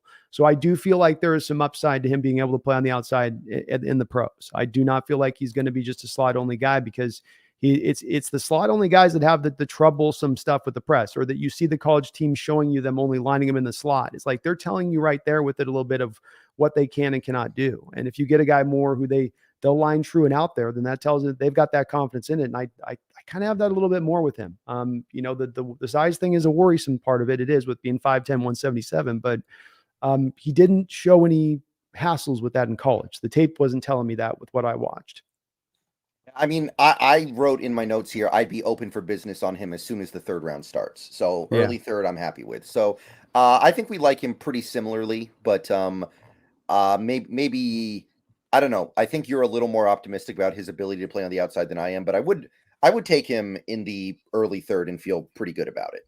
He's got some times on tape where the nasty route running where he breaks open and he's open by 20 yards because he's just bit the guy on a stop and go route, and, just got him on the first move and cooked him. It was different from what I saw from other receivers in this draft at times, and the way he made guys look silly on tape. But yeah, we're about at the same place at the end of the day. Yep. All right. What's our next candidate? Well, you may have to help me with the pronunciation here. Oh, Lord, I'm not good. You're better with you always get that better than I do, man. Come on now. You always got that stuff like you got but you even put the foreign little, you even put the little accent on it, man. You got that accent going. Yeah, but I practiced, right? Like Iye Buniwe, I practiced. The linebacker we signed last year, and then he didn't even make the team. I had to practice off stream to do that. This one is Keyshawn Boutte, the LSU guy. You got that Boutte. That's how you got to say it. See, if you say it with the New Orleans accent, it comes off right. Boutte. Perfect. You nailed it, dude. All right. So this guy's 21 years old, 5'11", 195 pounds, 31 3/4-inch arms, 9.5-inch hands. Ran a 4.5 40, so a little bit on the slower side. 1.58 10-yard split, and a 29-inch vert. He's not jumping over an anthill. That is, he's tripping on every rake that you leave in your backyard. 9 foot 10-inch broad too, by the way. 4.25 10-yard 20-yard shuttle. Big boards. Most of them have him in the third. A couple have him in the second. One has him in like the fourth. Aggregate says late third. Not a lot of production. Last year he did give you 48 catches, 538 yards, 2 touchdowns. The year before, he only played in 6 games and gave you about the same number of yards and 9 touchdowns. So there wasn't that progression from being a part-time player to a full-time player that some people would have expected. Now, he's only 21. This is going to be one of the younger day 2 guys, but still. The thing that stands out about him is that he's got the Dante Hall human joystick stuff going on in the open field. Really good after the catch. Really versatile with how you can use him as well. He can be a jet sweep guy. He can be a bubble screen guy. You can use him in all kinds of different ways. At the college level, he actually produced a lot on vert routes. He was a good deep threat. He does show some ability to break tackles, and he runs a pretty varied route tree. He does a lot of different things in terms of the routes that he runs. Now, he does have technique to clean up, and I'm not knocking him for that because he's young. You would expect that. The fact that he only ran a 4.5 makes me feel like his vertical route production will not translate to the NFL, especially because he accelerates poorly too. Yeah. His ball skills are not great. I don't like his hands that much. Seems like he has focus issues, which also leads to more drops. Last 2 years, he just really hasn't produced that much. He had significantly fewer receiving yards the last 2 years combined compared to like what JSN gave you at Ohio State in 1 year. So I don't know. This seems like a big gamble to me. I'd take him in day 3 at some point, but I'm not spending that day 2 pick on him. Kind of a hard guy to pin down, isn't he, on this one a little? I mean, there you mentioned, I think you kind of can, you're capturing it well with these summaries. He's a mixed bag. You like some good stuff, you like some bad. I call him the explosive slot in my notes. The initial quickness off of free release gets him just open so fast. And then you just kind of let him go find an open hole in a place. He'll go find a hole, make a catch, and he gives you some yak. He gives you some stuff that looks NFL-like, Brendan. I think he was one of these guys that we'll be looking at as these receivers down the board that were like your former like 5-star guys that were these just, they had those freakish elements coming out of high school that you can still see the echoes of within their game. But then there are some detriments in there that just give you a lot of hesitancies and pauses to their game because it's not polished, it's not refined. It is definitely rough around the edges. I think he was a guy they were thinking about for a time going back to school next year, wasn't he? He's a pretty young guy coming out, if I'm not mistaken. Yeah, actually, the Draft Network, their pro comp for him was Terrace Marshall, another LSU receiver who didn't produce that much and came into the draft really young. Yeah, that makes sense. And Marshall still kind of struggled to find his footing quite with the Panthers. He flashed, Yeah. you'll see him on the red zone like once every 4-8 weeks in the deal or a highlight of him, but he hasn't really, I think, caught in there. Okay, so I'm putting the begrudging mid-third round grade on this guy, but there's so many notes. Every one of my notes that goes good, there comes a corresponding, like you were just talking about, there's a corresponding note that goes bad. It's like, love this, but and it leaves me at the end of it of going, okay, I'm not. He did run the varied route tree, but it wasn't always the greatest of route running. He's not a blocker in the run game. He's not playing on the outside. No way, no shape, no way, no how, no form. Yeah, it wouldn't surprise me if he sat on the bench for 2 years and didn't do much, and then the 3rd year he breaks out. So he might take time, but you know, there's definitely a place in the world for a guy this elusive. Then again, Kadarius Toney got dumped pretty quickly, so maybe not. Yeah, it's true. I mean, it's Tony's though back with KC now. He's maybe their number 1 guy right now next year. I'm drawn on this to like a late 3rd round, a 4th round grade on him. I don't like doing the 3rd. I think 4th round's probably more right. Yeah, that's where I am with him. Yeah, I think really I'll probably end up by draft day landing with a 4th round if I was adjusting my big board, just because I'm too worried by too many of the negatives, as much as I'm tantalized by the positives. Mm-hmm. John Stillwell with a $50 donation. Thank you, John. Appreciate all the support as ever, brother. You're very kind. He says, hi, guys. I don't know if you've hit this already, but I sure like Kincaid, tight end from Utah, who seems to have vice grips for hands and is not bad after the catch.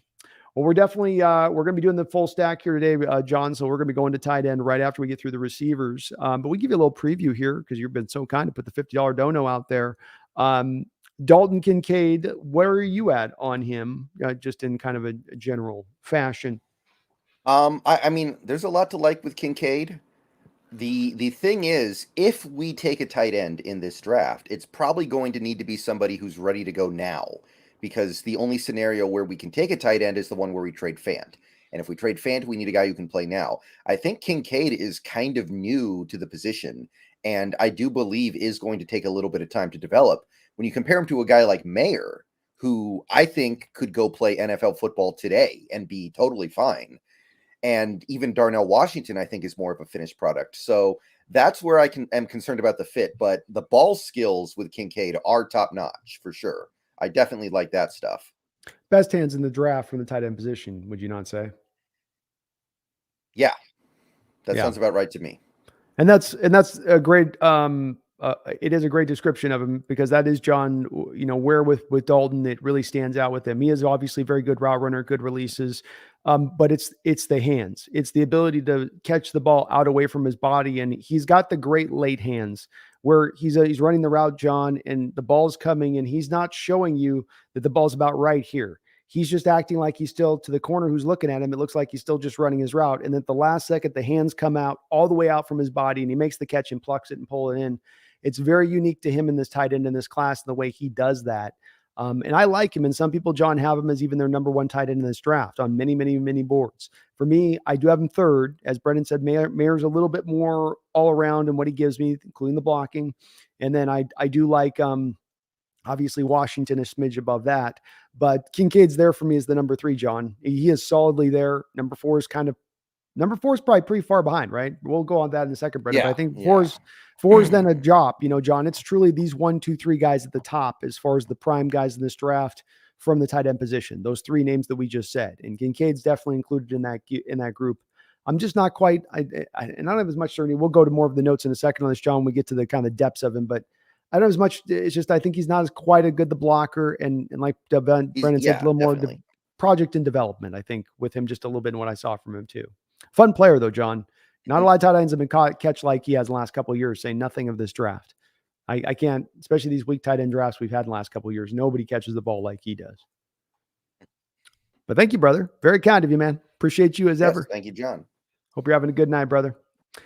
All right, who's our next guy here on the list? I think we got one more dono. Let's get that in here real quick. Let's get the dono here. Randall McDaniel with a $20 donation. Thank you, Randall. I do appreciate it as well, brother. It's good to see you on the stream tonight. It says, saw Johnston from TCU not invited to draft because there's talk he could go into round 2. We're talking late round wide receiver. Is he going to drop that far? I can't see him leaving the second round. He's going to go in the second. Too much talent. Too big. Too. No, I don't think that's going to happen. But if he means in general, are we talking about late round receivers in this stream? The answer is yes, absolutely. Oh, yeah. We're going to go through many of them. But I don't think Quentin Johnston's going to fall past 50. Yeah, Randall, if you're saying we're talking late round receivers, we're going to be going through all the depths of the receivers here in this draft. So we're getting to there on that, but I don't see Johnston dropping that far. If there was a precedent for that, simply a 3-cone dropping a receiver into the 7th round, then that would have happened to DK. I think Johnston has better production than DK did having coming out of Ole Miss. Mm-hmm. So, the NFL's not going to just kill a guy. I wouldn't think for simply a 3-cone drill that was a little nutty. Everything else he tested well in. He jumped high, he ran fast. And the tape is pretty legitimate. He's a unique receiver. He does it in a unique way, but he does get it done. Yep. We're going through all these, Randall. We got a good many here tonight. We're gonna be diving into. So thank you for the donation, though, man. I hope we understood your question on that one, right? I hope you're having a good night too, man. Who's our next guy here? All right, we've got a pint-sized powerhouse up next. Nathaniel Dell. Call him Nathaniel. Do not call him Nate. It takes all the fun out of it. If you call him Nate Dell. I want to call him Tank. You got Tank works too. Tank is good. Nathaniel's good. Don't call him Nate. If it's Nate Dell, there's no way he's going to be good. He's just got no chance with a name like that. That's true. Okay. Houston Cougar, 23 years old, 5'8", 165 pounds. So we are in a whole new realm of small undersized receiver with Tank Dell. 30.5-inch arms, 8 5/8 inch hands, 4'4", 940, 149 10-yard split though, and a 10-foot 1-inch broad. Some of the big boards have him in the 2nd. I saw some in the 3rd. ESPN has him in the late 7th, by the way. ESPN really does not care for this guy, but the aggregate has him in the mid 3rd. Ton of production the last 2 years. Last 2 years, he has 200 catches, over 2,700 yards, and 30 touchdowns. One of the most productive college football receivers the last 2 years, maybe the most, outside of the guys at those tiny schools where they throw the ball 65 times a game, I guess. There's probably somebody out there that has more, but this guy's right up there. That production definitely stands out. He lined up outside, inside, in the backfield, was utilized in motion. They used him every which way at Houston. I can say that. So you're getting somebody who has versatility in his ledger for sure. He beats press man surprisingly well. You would look at this guy and just assume that you press him and it's over. But no, he actually beat press fairly well. He's got decent speed and really good acceleration, so he's always dangerous there. Pretty good route runner. He's athletic in the open field. And I think at the minimum, you're getting a really good special teams return man. So those are the positives with Nathaniel Dell. Now, I am a little bit concerned about a guy this small running a 4.49. That's a little disappointing to me. I was hoping he was going to run more like the 4.3 range. He's extremely small. Like, this is beyond small. I don't know if he's going to be able to play outside and beat press at the NFL level like he did it in college. Is he going to be able to do it in the NFL? I don't know. That's a tough sell for me. He's 5'8". And he's not going to be able to do well blocking. He's not going to be able to do well in those areas because he's just, it's just is what it is with him. So this is a really tricky one for me. I was very close to saying third round, but I think I ended up in the fourth round on Nate Dell. There's just too much working against him that makes me not want to spend a day 2 pick on him. Yeah, I initial out the gate, just watching the tape alone without thinking about all the parameters of who he is as a player, had actually just a second round grade pure without looking and thinking about the things. I thought he has a player comp, reminded me of a guy by the name of Derek Mason, former Tennessee Titan player. Just his tape to me really reminded me of it. He's got a move in particular he does where he's running full steam off the line of scrimmage.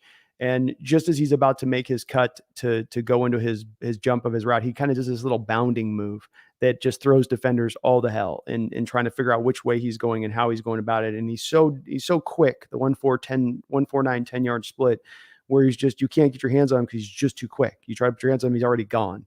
But the more you do think about it, the more then I've got to drop him a little bit on the size quotient of it. Cause like you said, there just aren't guys like that operate like that in the NFL on the outside. He's as you said too, he's not going to be able to block. Like the blocking stuff's just not happening. But I always come back to when I do want to always put these guys in that right perspective where you're taking in the measurements and the explosiveness and going, well, that doesn't usually work at the NFL level when you got this and you're trying to make that work on that outside.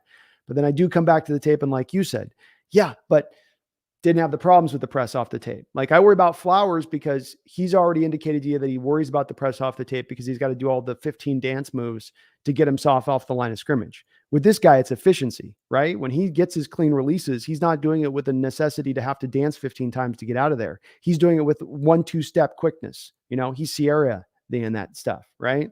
1-2 step. That was a vague reference there, Brendan. Yeah. So I picked up on that. I will go third round with him at this point. But I do have a little bit of hope on this guy to be able to play on the outside. And I do like his game quite a bit. And I think there's a little bit of like there was some echoes of Antonio Brown's game in Zay Flowers. I think there's those same somewhat echoes in Nathaniel Dell's game as well. I just feel like it's a gamble that you don't have to take when there's so many receivers that I like on day 3. I don't feel like I need to take him day 2 when I can get somebody late day 2 or day 3 who I think is a safer bet.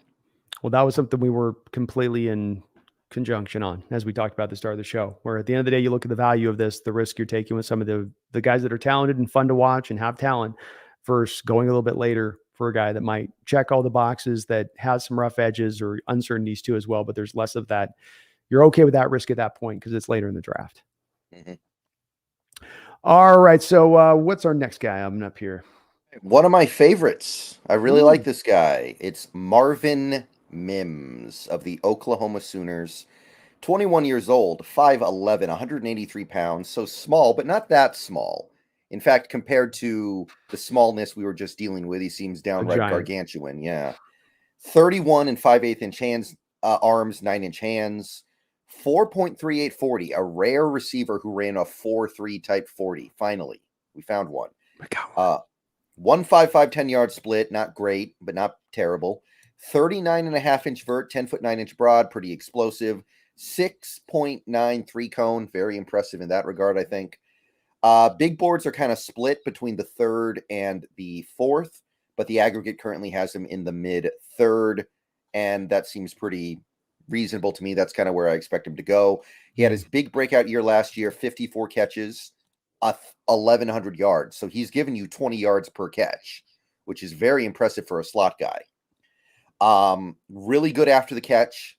Like a lot of those 20 yards per catch that he gets are because he's catching the ball and making a play after the catch. He's a deadly vertical threat from the slot, really good at running those little routes towards the sideline after starting in the Skinny slot. posts. Yeah, the skinny posts. He's got pretty good hands. I don't think they're great hands, but they're good enough. He's a pretty good blocker as well for a guy who's small. I think he blocks like a bigger receiver. He's really good at understanding zone defense, finding the holes, sitting down, waiting for the receiver to see him. I'm sorry, the quarterback to see him. Also did punt returning at Oklahoma a little bit. Good route runner. Yeah, we need it very badly. More than you can ever imagine. Who's the punt returner right now? Is it DJ Dallas? Or Lockett. One of those two. Dallas is horrible at it, though. Oh my God, he's so bad at it. Yeah, it's gonna be Stone Forsyth. We're going the other way. Nobody's gonna be able to tackle him. I'd love that. You just need put some brick house out there who is really good at catching, and these guys running up full steam to try just falling off of him, bouncing off as he just sort of tight ends, runs it forward like that'd be fun. Mm-hmm. Let's see here. He's a pretty good route runner as well. I do think his route tree is limited, but he's 21. He's got plenty of time to learn that stuff, pick that stuff up as he moves to an NFL offense. He is a little bit small, but I don't think it's a problem. I don't think he's going to be good outside in the NFL, but you know what? You're going to have to spend probably a third-round pick on this guy. I got no problem spending a third-round pick on a slot-only receiver. That seems totally fair to me, especially if he's going to be really good. Some of the things he did at the college level won't translate to the NFL, but I think enough of it will. This is kind of what I'm looking for. From a value perspective, this might be my favorite receiver in the draft at this point. I'm very interested in that third-round pick if he's still there. I'm all over it. We're of exact like mind on Marvin Mims. I know that you have some thoughts that maybe Dell and Scott are going to have to play inside, but putting that away together just on the guys we fully agree with, they're going to be pure slot-only guys. It does go as a pecking order: Jackson, Smith-njiba, Josh Downs, and then I would say Marvin Mims is right there behind those three guys. And he's not tremendously far behind them. He's right behind them, I think, in many ways, is who he is as a player. Fair? Yeah, I think that sounds about right. I don't think Marvin Mims will ever be like the best slot receiver in the league, the way that I think that Jackson Smith could be. But No. I really like Marvin Mims. I think he could be well above average.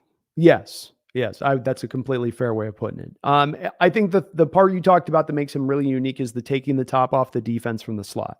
Some of the slot guys we're going to talk about, especially going into the depths of this draft now, are not guys that are going to take the top off. They don't have that. He's got that skinny post route he was just killing teams with on the tape that I watched over and over and over again. I think he is a little bit more of a straight line burst kind of guy. You did mention he does have that nice feel for when to sit down in the zones and find those holes in the zones. That does show up on tape. So he can offset that a little bit of that lack of necessarily, going change of direction all the time. I don't think he's the most creative runner with the ball in his hands either. But I did like how he ran his routes. I thought they were pretty sharp. He really challenges those slot corners with that speed. And those guys can't play off coverage, Brendan. Like they can play like 3 or 4 yards off coverage, but they can't do that 10 yards off coverage like the outside receivers do. And this is a guy to me that is going to kill single high safeties. He's going to kill cover 3 in this league because he's going to get up all over the top before the corner can get up top, who's watching the outside receiver. And now he's going to challenge that safety up top to get to the corner. And that's one of the reasons unlike on those skinny post routes, when he comes up out of there. And I think that's the part where he might be able to kill some teams. That might be like one place where he really, really hurts teams at the NFL level, just almost off that route specifically, because he is so quick and fast into it. He can run it with such acumen. I like that part of it. So I thought his hands were really strong too on top of it. And so I thought a well-rounded player here. He's my solid, if we're talking pure third slot, I think he's at. And like you said, third round would be perfect value for that. Yeah, third round, I'm all over it. All right, who's our next guy? Actually, hold on. Sorry, we got a dono here. Let me get this. Guard Ninth, thank you for the $5 donation, brother. The double dono. He says the last NFL player named Tank that was worth a salt was on the Dallas Cowboys and left on gun charges. Yeah, I remember Tank Johnson. Tank Johnson. What about Tank Carradine? Well, there was Tank Carradine. Wasn't there Tank Carradine? Played for the Niners for a while. Did he do that much? God, I don't remember if he did that much. He didn't do that much. Yeah. I mean, there's a tank in this draft. He's just not much of a tank. There's the running back. There's 2 tanks. Yeah. Neither are tanks. They're more like what's the secondary military vehicle? They're more like Jeeps. Mm-hmm. They're more like the military Jeeps. They're not the howitzer. They're the sidearm. That's it. Yeah, exactly. More pistols. They're the secondary. Yeah. Yeah, but I remember Tank Johnson. He was okay. Yeah, he was all right. He was a useful player for the Cowboys there for a while. He probably played. He's probably on a pension in NFL. He probably played 6-7 years in the league. So Yeah, he's all sounds right. about right. Thank you though, Garth. Appreciate you, man. We got another huge donation, $50 donation coming in from John. Says, appreciate you, John, for the double dono and the $100 donation. I salute you, sir. You're awesome as ever for all the support to the channel, brother. He says, Xavier Hutchinson couldn't block me, but he looks pretty good otherwise. If you haven't been preempted by my question, what do you think? Well, I think it's as good as time any. Let's see. We're near him if we're not to him, right? Yeah, we are. He's coming up in a minute here. I do have him on the list. Let's just bump for $50. Let's bump him up. All right.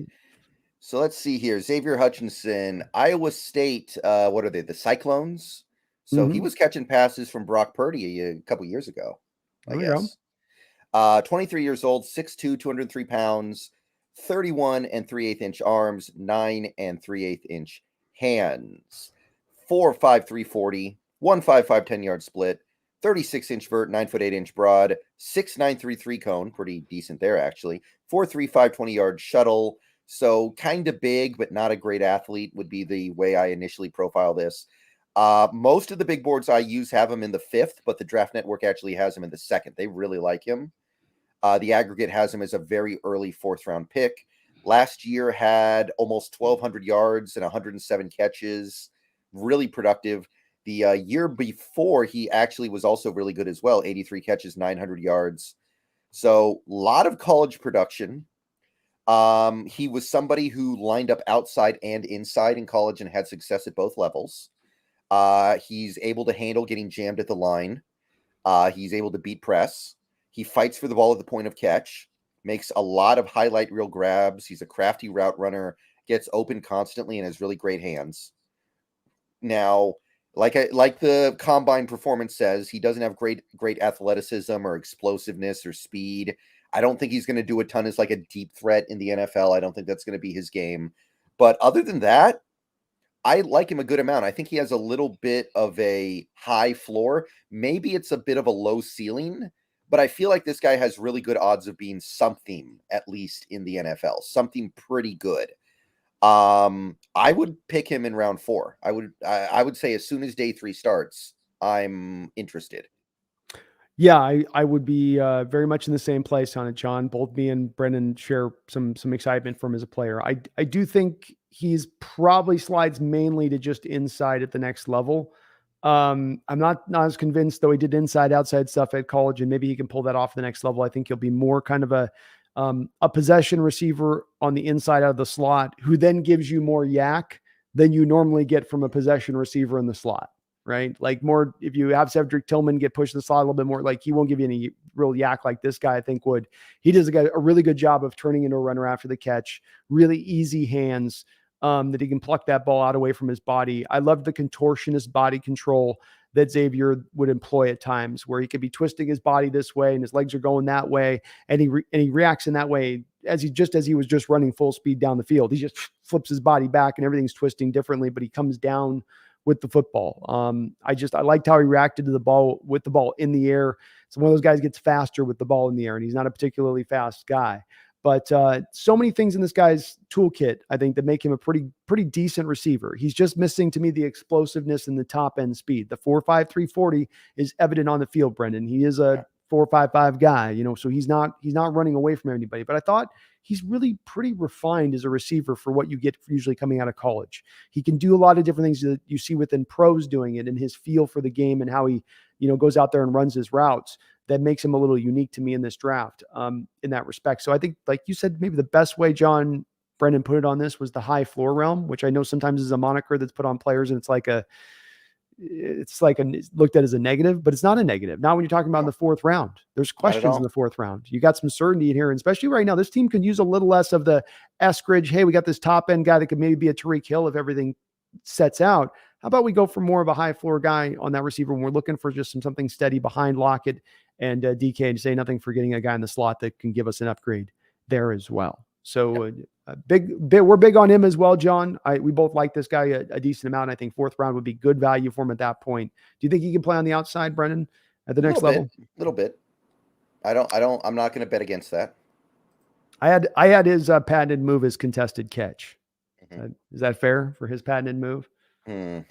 Yeah, okay. I'd say patent move.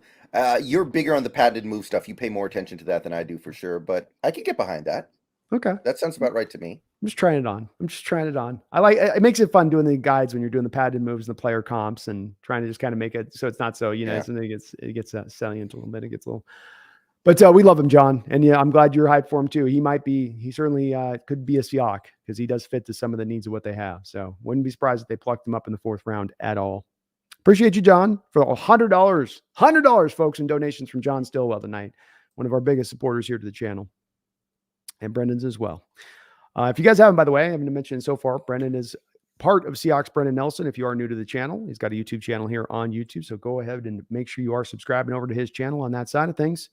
Would really appreciate it. Yep. Garth Knight with a $5 donation. Thank you, Garth, for all the donos.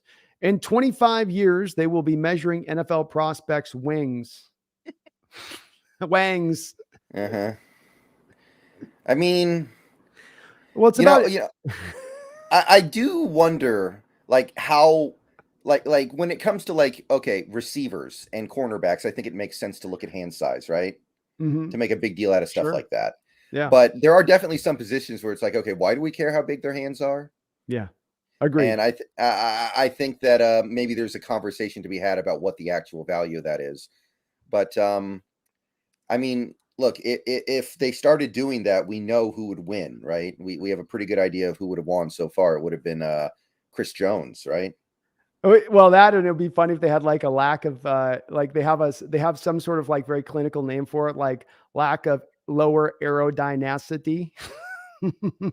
Lack of lower, like they put some word like that. He's restricted by 0.3 miles per hour of speed by the lack of his aerodynamics of flaccidness. Yeah. Oh, Garth. Always bringing the spicy, Garth. Yeah. They used to remember Dennis Johnson, the Sonics and the Celtics. Yeah. Apparently he had the tripod thing going and it slowed him down. I remember reading about that. I could see it. I can see it. Ski Nation says with a $2 donation, thank you, Ski. Says Garth needs a nap after my ass off. We all do. Who doesn't? Yeah, we all do. Exactly. And he may be onto something. I'll tell you what, Garth may sound silly with this now, but he might be onto something. The way that we're going from 40 times to GPS to now measuring the speedal situation on the lower halves of men. So that's just the next thing coming. It's the next evolution, Ski. That's all that is. Just the next evolution. Thank you, brother. Appreciate you guys, all the support and donations tonight. You guys are awesome as ever, man. Thank you. All right, let's go to our next guy here as we keep this motoring along. We got a lot of names, folks. We got to keep. Yeah, this is the last guy who I think is going to go day 2. Okay. I'll put that out there right now. A.T. Perry of Wake Forest, 23 years old, 6'3.5", 198 pounds, bigger guy, nice long arms, 33.25 inches, 9.25 inch hands, 4.4, 740, 159, 10-yard split. So a little bit slow. 35-inch vert, 11-foot 1-inch broad's kind of nice, admittedly. Some bigs have him in the 3rd, some have him in the 4th. Draft Network really doesn't like him. They have him in the 7th, but the aggregate has him in the 3rd, the very late 3rd. Had 2 straight 1,000-yard seasons, 2 straight 70-plus catch seasons, and 26 touchdowns over the last 2 years. Averages very close to a touchdown a game. So he's tall, got a big catch radius, could do some like Allen Robinson type stuff in that regard in the NFL. He's going to be great on jump balls for sure. He's actually got a pretty varied route tree from Wake Forest. He's able to do some stuff as a vertical threat, despite being mostly a bigger possession receiver. He also has a really good understanding of how to find the holes in zone coverage, get open, and exploit that. Now, I still think needs to prove himself a little bit physically.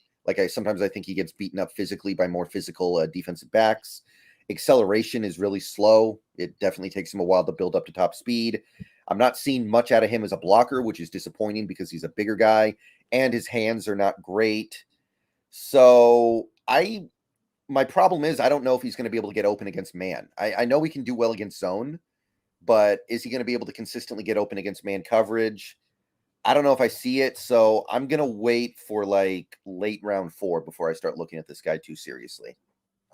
I'm probably a little bit higher on him than you are. I see some comparisons to Keenan Allen in his game. I think you're right about the overall quickness not being necessarily there. I do think he has first step quickness, which much like with Keenan, it allows him to get those releases off the line of scrimmage at that size that really does help him out to get into his route. And I think his route running, as you also point out, is so crispy that is what's going to help him get separation at the next level, even without the speed, because it comes down to more to me than speed. It will come down to route running. And if you can run routes, I'm not going to need as much that speed to be there at the top end scale of 4.4 level. And at 4.47, that's functional enough on a 6.3.5 build to make me feel fine about it. It's good. I think he gives you another, to use your term that you used a second ago, another high floor guy with probably a very low ceiling. But the high floor is that, in my opinion, he walks in the door and has an ability to maybe start for you kind of day one and provide you league average play. I don't think that there's a higher rung, though, to his game. He's not going to reach Keenan Allen's level of production level. So you're not getting Keenan Allen in that top end to me. He doesn't have quite that level to his game. But there being some parts of that game to him that you're going to get, and that you get the quick return to me because he is so kind of ready to go. He's a little bit in that, to me, nature of he's good, you know. Okay. Yeah, I just don't see the movement skills and explosiveness for me to be really that excited about him. It's fair. It's fair. I think, and on my stat, I'm just thinking that the expert route running ability he's got is going to help offset some of that a little bit more. Right. And usually we're with a lot of these guys, we get the rough route running on top of that, what you just mentioned, as far as some of the lack of the burst they might have there. I've got mid third. So on him. So not high, but third round is where I've got him put into. All right, so now we're moving on to guys who I suspect will go day 3. Maybe one of them or two of them sneak in to day 2. So we're going to kind of go lightning round here, but there are some guys I want to spend a little bit of time on because they're really interesting. Sounds good. All right.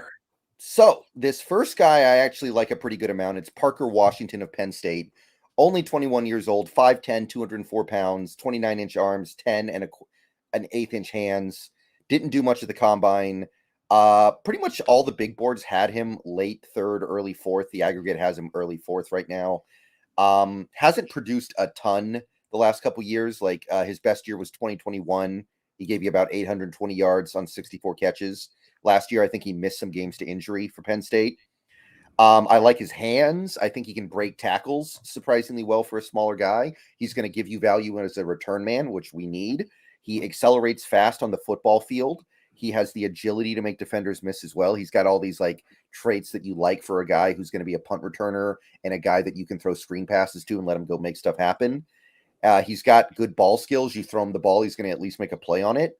Now, he is kind of a slot receiver only, never really had the big college year that launched him into day 2 conversations solidly, I think. The route running isn't great.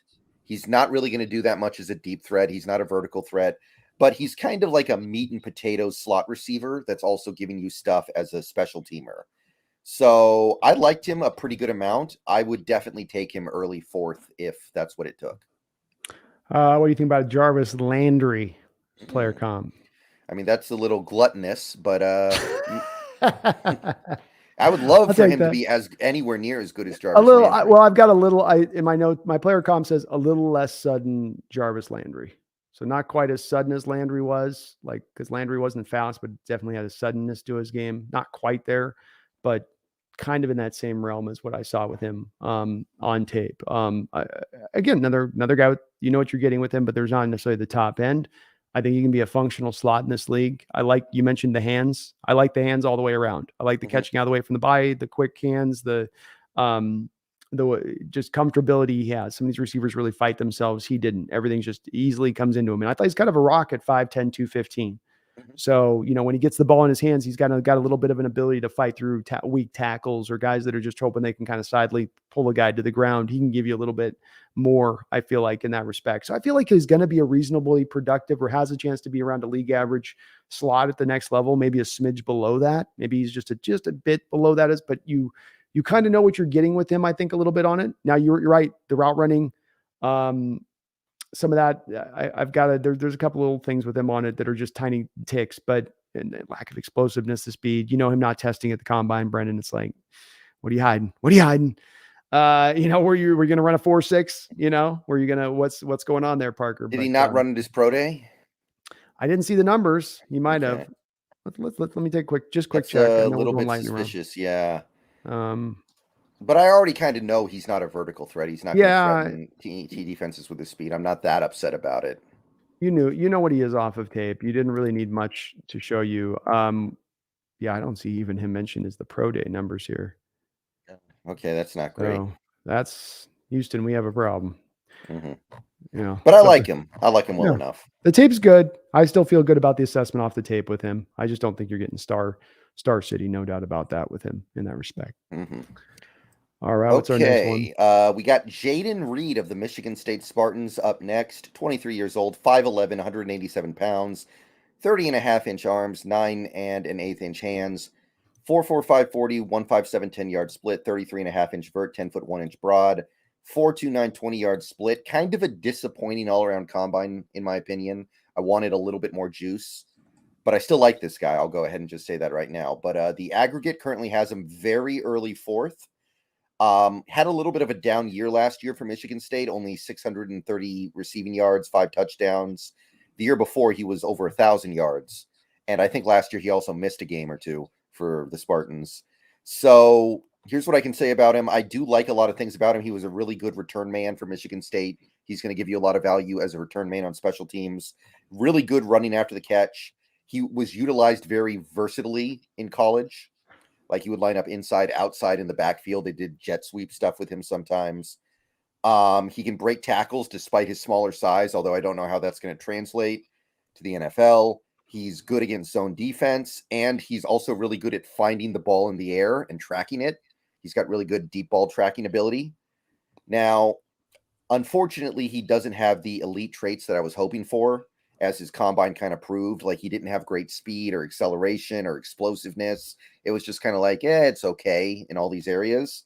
He's got a small catch radius because his arms are so short. So he's probably going to be one of these guys that has a low catch percentage. And sometimes he just doesn't get open against man coverage that well. He's somebody who struggles to build separation. So there's a lot of stuff I still like about him, but that combine turned me off a little bit. I think he would be pretty good in like the late fourth, but I'm hoping maybe now after that combine, you get him in the early fifth. This would be another guy that I'd be a little bit higher on than you would. The thing that stands out to me with him is 67% contested catch rate in his senior year. You can look at physical measurables, and at times the tape's going to show you a different tale than what the physical measurables show you. And when you turn on the tape with this guy, he is the quintessential guy who plays bigger than his size. And that you don't put up 67% contested catch rate if arm size is as much an issue for you. You might have just an innate skill at that point in being able to go get that ball and being able to go pluck it away, in my opinion. I thought he had really strong hands. I thought he was explosive and fast on tape. And then the testing times don't really match that. Well, then, what do you walk away from that with? Is it that he's not fast, or is he football fast? Is he fast with the pads on, or is he not fast on a track? That makes me wonder that a little bit, because I did feel like his play speed didn't match up to what his testing numbers were for what I saw from him on the football field. He's not a great blocker, but I thought he ran a full route tree. We've talked about a few guys here that don't run very full route trees. Full route tree there at Michigan State. A good feel for the position and how to play it. I do have a little bit more of a better feeling about this guy, more of a mid-third round. 15 touchdowns receiving over the last 2 years. So you've got a couple of years of production there with him as well on top of it. Love his forward lean as a running. He just turns into like a running back with the ball after he catches the ball, with his willingness to fight hard and just go at it. Fastest timed receiver at the Senior Bowl, by the way, for whatever that's worth. Yeah. So I think he would be okay in the early fourth, I guess, but I can't go third. I'm not quite there. I think he is faster than that 4.45. I think he's fast than that 1.57. I think he jumps higher than that 33.5-inch vert. I think he's one of those guys where the pads go on him and it's just a little bit different with him in that respect, where some guys slow down. He doesn't, I feel like, a little bit, but we're not far off. I'm mid-third. So he's a fun player too. Yeah. All right. Who's our next guy here? All right. Next up, we have a guy that a lot of Seahawks fans are actually buzzing about leading up into the draft here. There's some interest here. Michael Wilson of the Stanford Cardinal. 23 years old, 6'2", 213 pounds, 31-inch arms, 9 3/4-inch hands. Really slow 40 time, 4.58, one of the slowest we've seen. But nice acceleration, 1.5 flat. 37.5-inch vert works pretty well, 10-foot 5-inch broad, 4.27 20-yard split, 23 bench press reps. A couple big boards actually have him going day 2. A couple big boards have him going barely drafted. So he's kind of all over the place, but the aggregate has him as an early 4th round pick. Not a lot of production for this guy. This is one of the least productive receivers we've talked about and will talk about today. Last year was his best year with 400 yards in 6 games, I think. 26 catches. 14 games played in the last 3 years. Yeah. So not a lot of production here. He was a team captain, so character stuff. He's got that. Plus. He's big. He's got well above average size, uses a mix of quick acceleration and reasonable explosiveness to get open, gets open quickly. Really good blocker. He's at the very least going to add a lot to your offense as a blocker. Maybe he can be the N'Keal Harry of the draft. No, that's not a good thing. He breaks tackles after the catch, skilled in creating yards on quick schemed receptions. So you can get him the ball on a screen in the flat and just tell him, go make people miss, go break tackles. Showed versatility to play outside and inside. And he's got strong hands in the sense that he can, pluck balls out of the air. I don't think his hands are necessarily good, though. He did drop a lot of passes at Stanford. I believe he had some absurd drop rate. I can't remember exactly what it was, but it's not good. The injuries have just completely derailed his Stanford career, though. He's done basically nothing, it feels like. Hasn't had to deal with press coverage very much in his career, so we don't know how he's going to deal with it. He's unrefined in his route running, and just he's slow. I mean, he's I've seen, there are several edge rushers we've looked at in this draft that are significantly faster than him, who also weigh like 60 pounds more than him. So it is a problem. So I see this as a gamble, like a big time gamble, because we didn't even see him produce at the college level. And at a certain point, you have to look at that and go, okay, you weren't able to do it in the Pac-12, not even the best defenses in the country, by the way. You're not able to stay healthy at the college level. How are you going to stay healthy in the NFL? He's raw, not going to be able to play immediately. But I do see some upside here, but I'm just not going to do it until like day 3. I don't know exactly when day 3. I feel like the problem is this guy could sneak into day 2. I feel like he's getting overhyped like crazy. Mm-hmm. And I don't know if I'd take him until like the 5th round. How can you make your peace with the fact as a team drafting him that he's going to be any more healthier at the pro level if you're going to make that 2nd round pick on him? I mean, take nothing away from the fact you mentioned the speed with which he is explosive. He does have quickness, but he isn't. You want to have him operate on the outside. You're not looking to draft him to be a slot guy in the way you're looking at his profile. But you don't know where he's going to fit with that either, because 31-inch arms are a little slightly less. I think he's going to have enough with that, but I might not. Might be just a bit short with the arm length. Might be just a bit short because he is with the speed with the arm length. So he's not creating separation. There's going to be contested catch situations. He has the shorter arms. There's some worry here with him. There's a lot of good, like all the good that you mentioned, I would agree with. There's nothing that I wouldn't. I have much more to add on to that. Very good, like I said, very good route runner, very good feel for the position. I believe he was considered the best wide receiver at the Senior Bowl during the week. So he's tested, he's done well through this evaluation process. And Brendon, he does feel, let's also talk about this. He does, for whatever reason, you know how this is. It's this thing that we can't quantify exactly by description, but he's got a very Seahawky connective feel to him, doesn't he? A little bit, just regardless of where he's drafted. If this would be a guy that it's like a Will McDonald on the edge, different rounds, but just feels to me a little, I could connect him naturally to see the Seahawks kind of like some things about his game and the ways, but now they don't normally go for the 4.58 guys. They do like the 4.4s, but I think look him in the 5th round myself. And if you get him in the 5th round, and that's where he goes to, that makes a lot more sense to me. He's going to be like Derek Young. When he's in the game, we're going to run the ball. Yeah.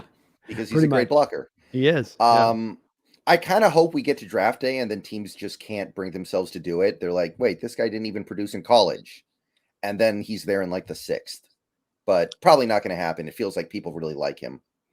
It does seem like he is elevating up, and I don't want to be the team to do at that point. You got to fall back. 14 games played, 3 years. No, not really any great production. Injury worries on top of it. Raw. Raw. Let's put it in the right category on that one. Yeah. All right, here's our next guy. All right, here's a guy who I'm into, though. It's Charlie Jones, who has been in for a top 30 visit for the Seahawks. So there is some interest. Purdue Boilermaker, 24 years old, 5'11", 175 pounds. Ran a 4.43 40, pretty impressive. 1.5, 110 yard split. We like that. Big boards, a couple have him going really late, but there's one that has him going in the 4th, Sports Illustrated. The aggregate has him as like an early 5th round pick. Was extremely productive playing with O'Connell last year, 13 games, 110 catches, almost 1,400 yards and 12 touchdowns. I really like Charlie Jones. He's really good at getting open quickly. Like, he gets open very early in the rep for short catches. He's got great ball skills. He makes a play on every ball that comes his way, it feels like. He's really good fighting through contact. Like, you try to play physically with him, he's gonna rise to that challenge. Doesn't drop very many passes. Really good at finding holes in the zone. Also somebody who's cerebral like that, understands that stuff. Talented route runner, pretty good blocker, and he's going to give you some stuff on special teams. I do think that he needs to refine some of his game, which is a little disappointing for a guy who's 24, but I don't think he's like a bad route runner either. I think that he just needs to refine it a little bit. His catch radius is a little bit small, but I like this guy quite a bit. I would put him in the 4th round, no problem, honestly. Yeah, I think 4th round grade's about right. Late 4th, I'd prefer, but if we're picking 4th, it's 20th. That's late technically, so that'd be okay with it. I think the route running you talked about and the cerebral mindset you talked about were the 2 things that stood out to me. He is a killer of zone defense, so he will read the zone on the fly and know the spot that he needs to sit down, especially on option routes and whatnot. I don't know if he did a lot of option routes, but just I got the feeling for that as far as how he was setting down in zones at times and what he was being allowed to do within the course of their offense. And he really sinks his hips down. So, he's fully running full speed and then those hips are sunk. So you can't really get any indicators of when he's stopping his route, when he's doing a comeback, when he's going to break it off. He keeps the corners really kind of guessing a little bit with that. I don't think he was quite there as much on his suddenness with his tape as much as I saw with the 1.51 10-yard split.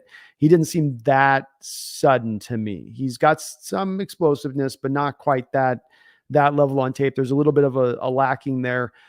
Didn't do as good, I didn't think, in man situations going against man coverage as he did against zone. He was cutting up zone defenses, but man coverage was, especially if they can get their hands on him and kind of ride him a bit, because at the college level they'd let them do that. They let him just almost put on a freaking saddle at times and with the corners on tape. Would it help having a quarterback that can throw the ball more than 12 yards? Because O'Connell can't.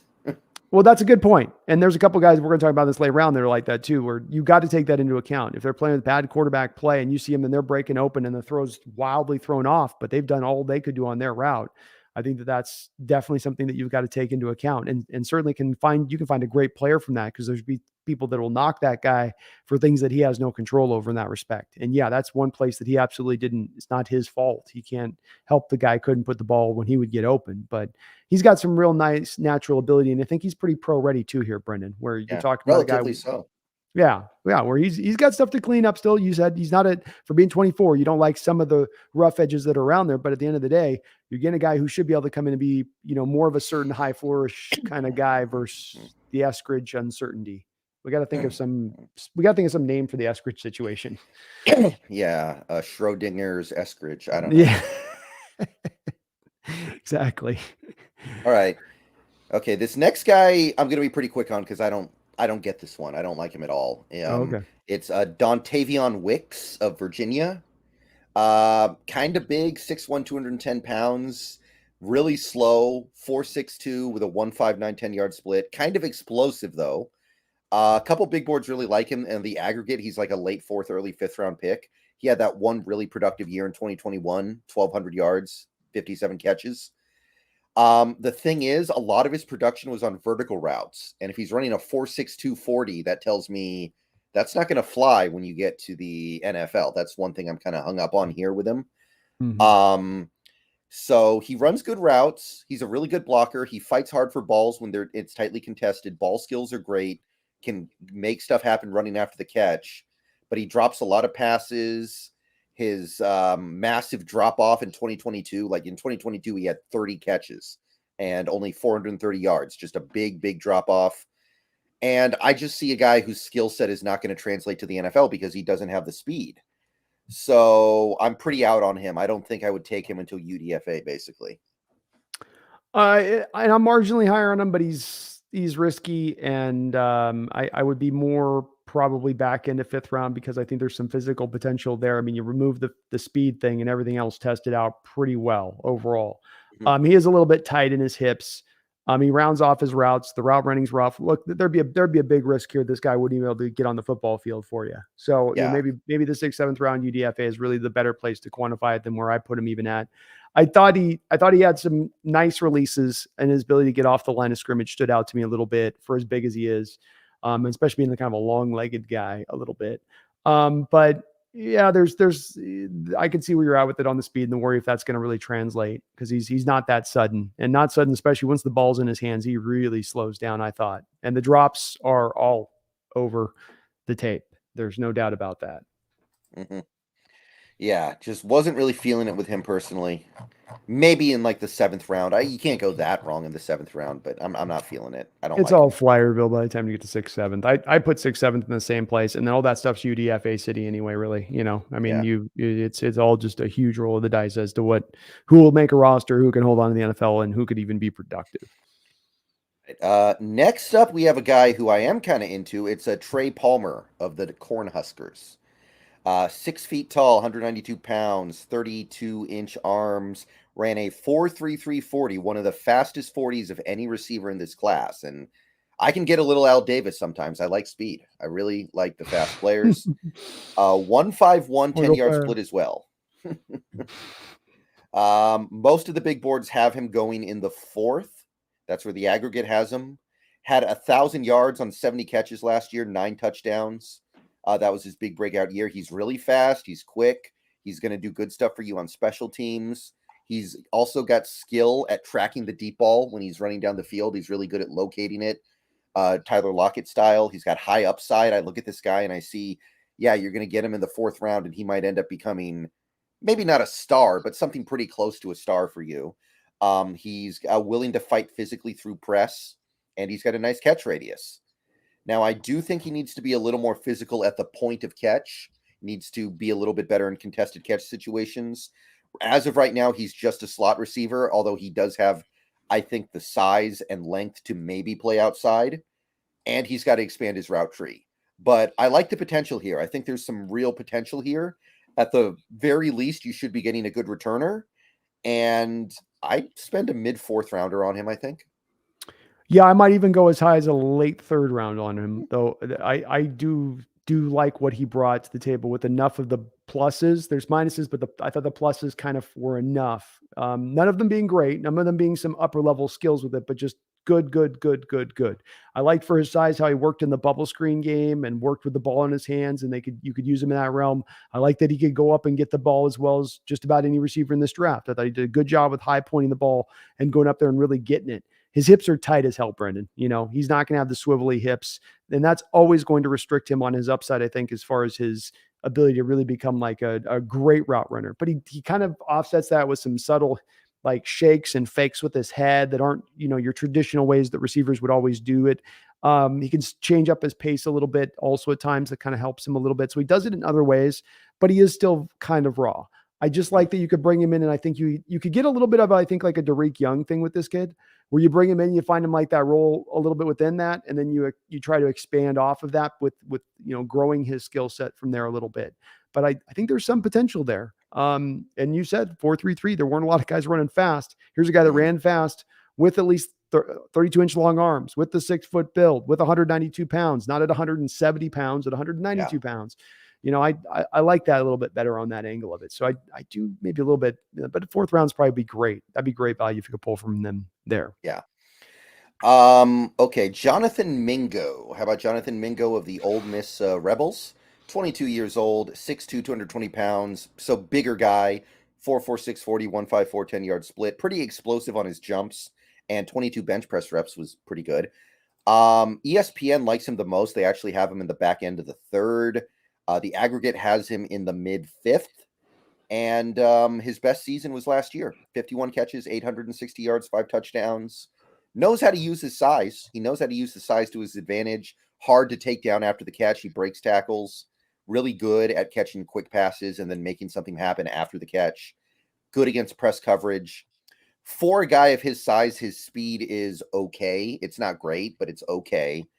I feel like there's a little bit of a lack of aggression attacking the ball, which is frustrating for a guy of his size. You would want him to be a little more assertive going up and getting it. His hands, not my favorite hands in this class. Routes can be a little bit lazy. Not little bit, super lazy. Yeah. So there's some intriguing physicality that provides a good baseline for what he could do, but there's a lot of stuff that needs to be coached up.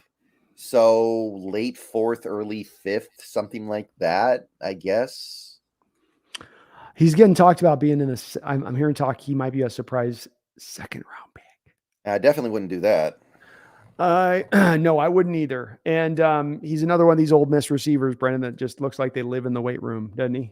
He just looks like he's like born in a weight room, living in a weight room. Daddy put me in a weight room when I was 5, and then he was lined up all over the line of scrimmage for me with Ole Miss, Brendon. Yeah, the route running to me was confounding. Where you look at him and you go, "Are you trying?" There's times he's on the outside. I don't know if it's how Ole Miss tells him to do it. I know DK came out of Ole Miss. They had the limited route tree when he was there, but this guy will come off the line of scrimmage at times and he just sort of walks 2 to 3 steps, stops, and then turns around and stands there. I'm not overstating that, by the way, Brendon. I saw that on so many snaps with him. I watched extra film on him just to see if this was like something that was him or what. He looks like AJ Brown. He looks exactly like AJ Brown. He moves like AJ Brown. But he doesn't have his route running, doesn't have his hands, doesn't have the high point ability. It's like a knockoff version, the discount, Walmart version of AJ Brown a little bit. And he's going to get, I think, overdrafted because people are kind of falling in love with some of that skill set. I think he also, when he changes, he's running a route. If he goes to a post route and he's running up the field and then he changes 1 foot step direction, he takes that 1 foot right, he slows down so mightily. It's like the second that foot goes sideways, you just feel the RPMs go all the way back like that. And you go, dude, what? Why did you just suddenly, you took 1 step? It wasn't even like he's cutting his step off, Brendon. It's like he's going full speed and he's just arcing his step like you would on a post route, where you're just kind of subtly going like this. You're not going like that. But he loses all of his speed for me when I watched him on tape. Later round guy, 5th round guy for me. I got him. I got a late 3rd right now, like 4th round. Another one of those begrudging grades I gave where I get why that teams are going to like that in the draft where there's not as many of these physical marvel kind of guys like this, but he's got a long way to go, Brendon. He has a long way to go, that guy. Yeah, I agree. Not super into Mingo. Wouldn't hate him in the 4th, but I think he can do better. Yeah, agreed. Okay, here's a fun one. I found this guy really interesting. Puka Nacua. Puka Nacua, former Husky, so we are probably a little more familiar with him than we would be with others. But spent the last couple years at BYU. 6'2", 210 pounds, good size. The big boards, Draft Network likes him the most. They have him in the 4th. The aggregate has him in the 5th. Not a ton of receiver production the last 2 years. He's got like 90 total catches. But he's actually basically done a little bit of light Deebo Samuel stuff. Like last year, he had 25 rushing attempts in 9 games, added 200 yards and 5 touchdowns. He was like their power back almost. So very interesting utilization of Puka by the Cougars.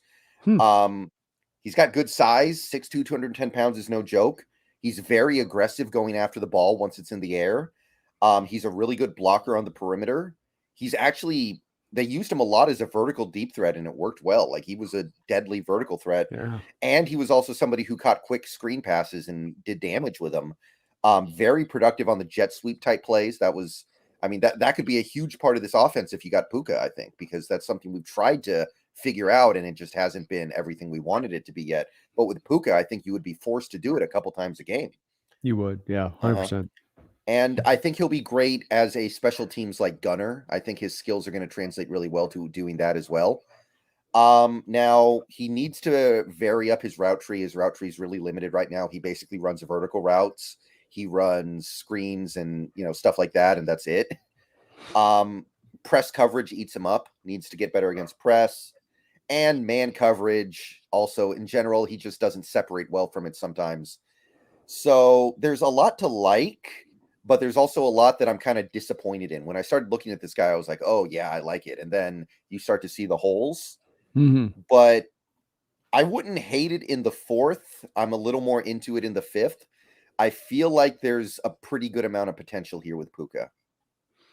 Yeah, I liked Puka all right too. I've got him, I think, here as a late. I've got him as a late 5th round guy, though I did like him. I've got a Stead Bailey comp on here, former West Virginia wide receiver taken by the Rams a couple of years ago. I I, don't think I remember him. I go deep on these comps, Brendon. I go deep. He's real athletic with the ball in his hands. I think that's what helps him as much as anything is his ability to change direction and then his vision, open field vision and reading traffic and where to kind of use lanes. That's probably why they used him as a running back at times, because he does show that often. You don't usually get those in wide receivers. That's more of a rare skill. It's a running back skill as much as anything. I loved his contested catch ability in all the ways that can show up. So mossing guys, falling away, working off contact on the catch, finding a way to bring it down and not care about his body and what happens to it or what kind of angle he's falling on. He's just going to, F my body, make the catch kind of mentality in the way he goes about it. I did like that part of it, but I think that the deterrents that you talked about are the same ones that I would apply. Route running, lack of refinement. But if you want to find him a role in the offense as a later round, 5th round guy, he is that fly sweep guy or the guy you kind of just work to get the ball with him in space. That is the bread and butter of this offense, is to get receivers. You like to have the great route runners, but it's also about getting guys that can just get the ball in space and then work it up the field and be creative as that. And he does lend you that. So I think as a 5th round guy, he could be interesting in that respect. Mm-hmm. All right. I could get behind that. And here's another fun one of my favorites. Even though it probably won't amount to anything, I still love him. Andre Yoshivas. Andre. Of the Princeton, whatever they are, the Princeton CPAs, the Princeton... Big brains. The big brain and the Princeton nerds. Yeah, you're going to have the only Princeton player in the league if you get this guy. That's got to be worth something. But look, I mean, it's not even a joke. This guy increases your team intelligence on Madden by 5% immediately. Yeah. He's big, 6'3", 205 pounds. He's fast, 4.43. He's quick, 1.52, 10-yard split, 39-inch vert, 10-foot 8-inch broad. He's explosive. His 3-cone was really good. His 20-yard shuttle was pretty good. He did 19 bench press reps. Like, the dude is clearly a good athlete. This is not just some kind of joke thing where he's here because, oh, it's a Princeton player, it's funny. No, this guy is legit. Aggregate has him in the 5th round. Last year he played, I think Princeton has a weird schedule where they play 10 games a year. Mm-hmm. They don't play like the full schedule, but in 10 games he had like 943 yards, 7 touchdowns. So this guy has pretty immense potential. He's, like I said, fast, athletic, big. He's got good ball skills at the point of catch. He's good at using his vertical threat to break open on routes over the middle. Like he'll fake going deep and then break it off and get wide open because the defender was so afraid of him going deep. He's got really good hands, and he's a good threat to get yards after the catch. Now, despite his size, he is disappointingly bad blocking. He is going to have to improve and expand his route tree in the NFL. And, I mean, he played really weak competition in college. Like, it's tough to get around that. He's playing against future CPAs, literally. So I still like him, though, as a high upside guy. I'd love him in the 5th. I wouldn't even hate taking him in the 4th because there's so much talent here. But I'd go somewhere around there. Not taking him day 2 or anything crazy like that, but I would take him round 5 for sure. Yeah, he definitely tested well. But I mean, like, you ask a Princeton guy to do homework, Brendon. You know what I mean? Like, yeah, he's going to be putting some A's in there. Very true. I make a joke, but Brendon, he does legitimately have some physical skill he brings to the football field. He was the fastest timed football player in all of college football last year at 22.2 miles per hour. So he can get up and go with the pads on, and that definitely shows up.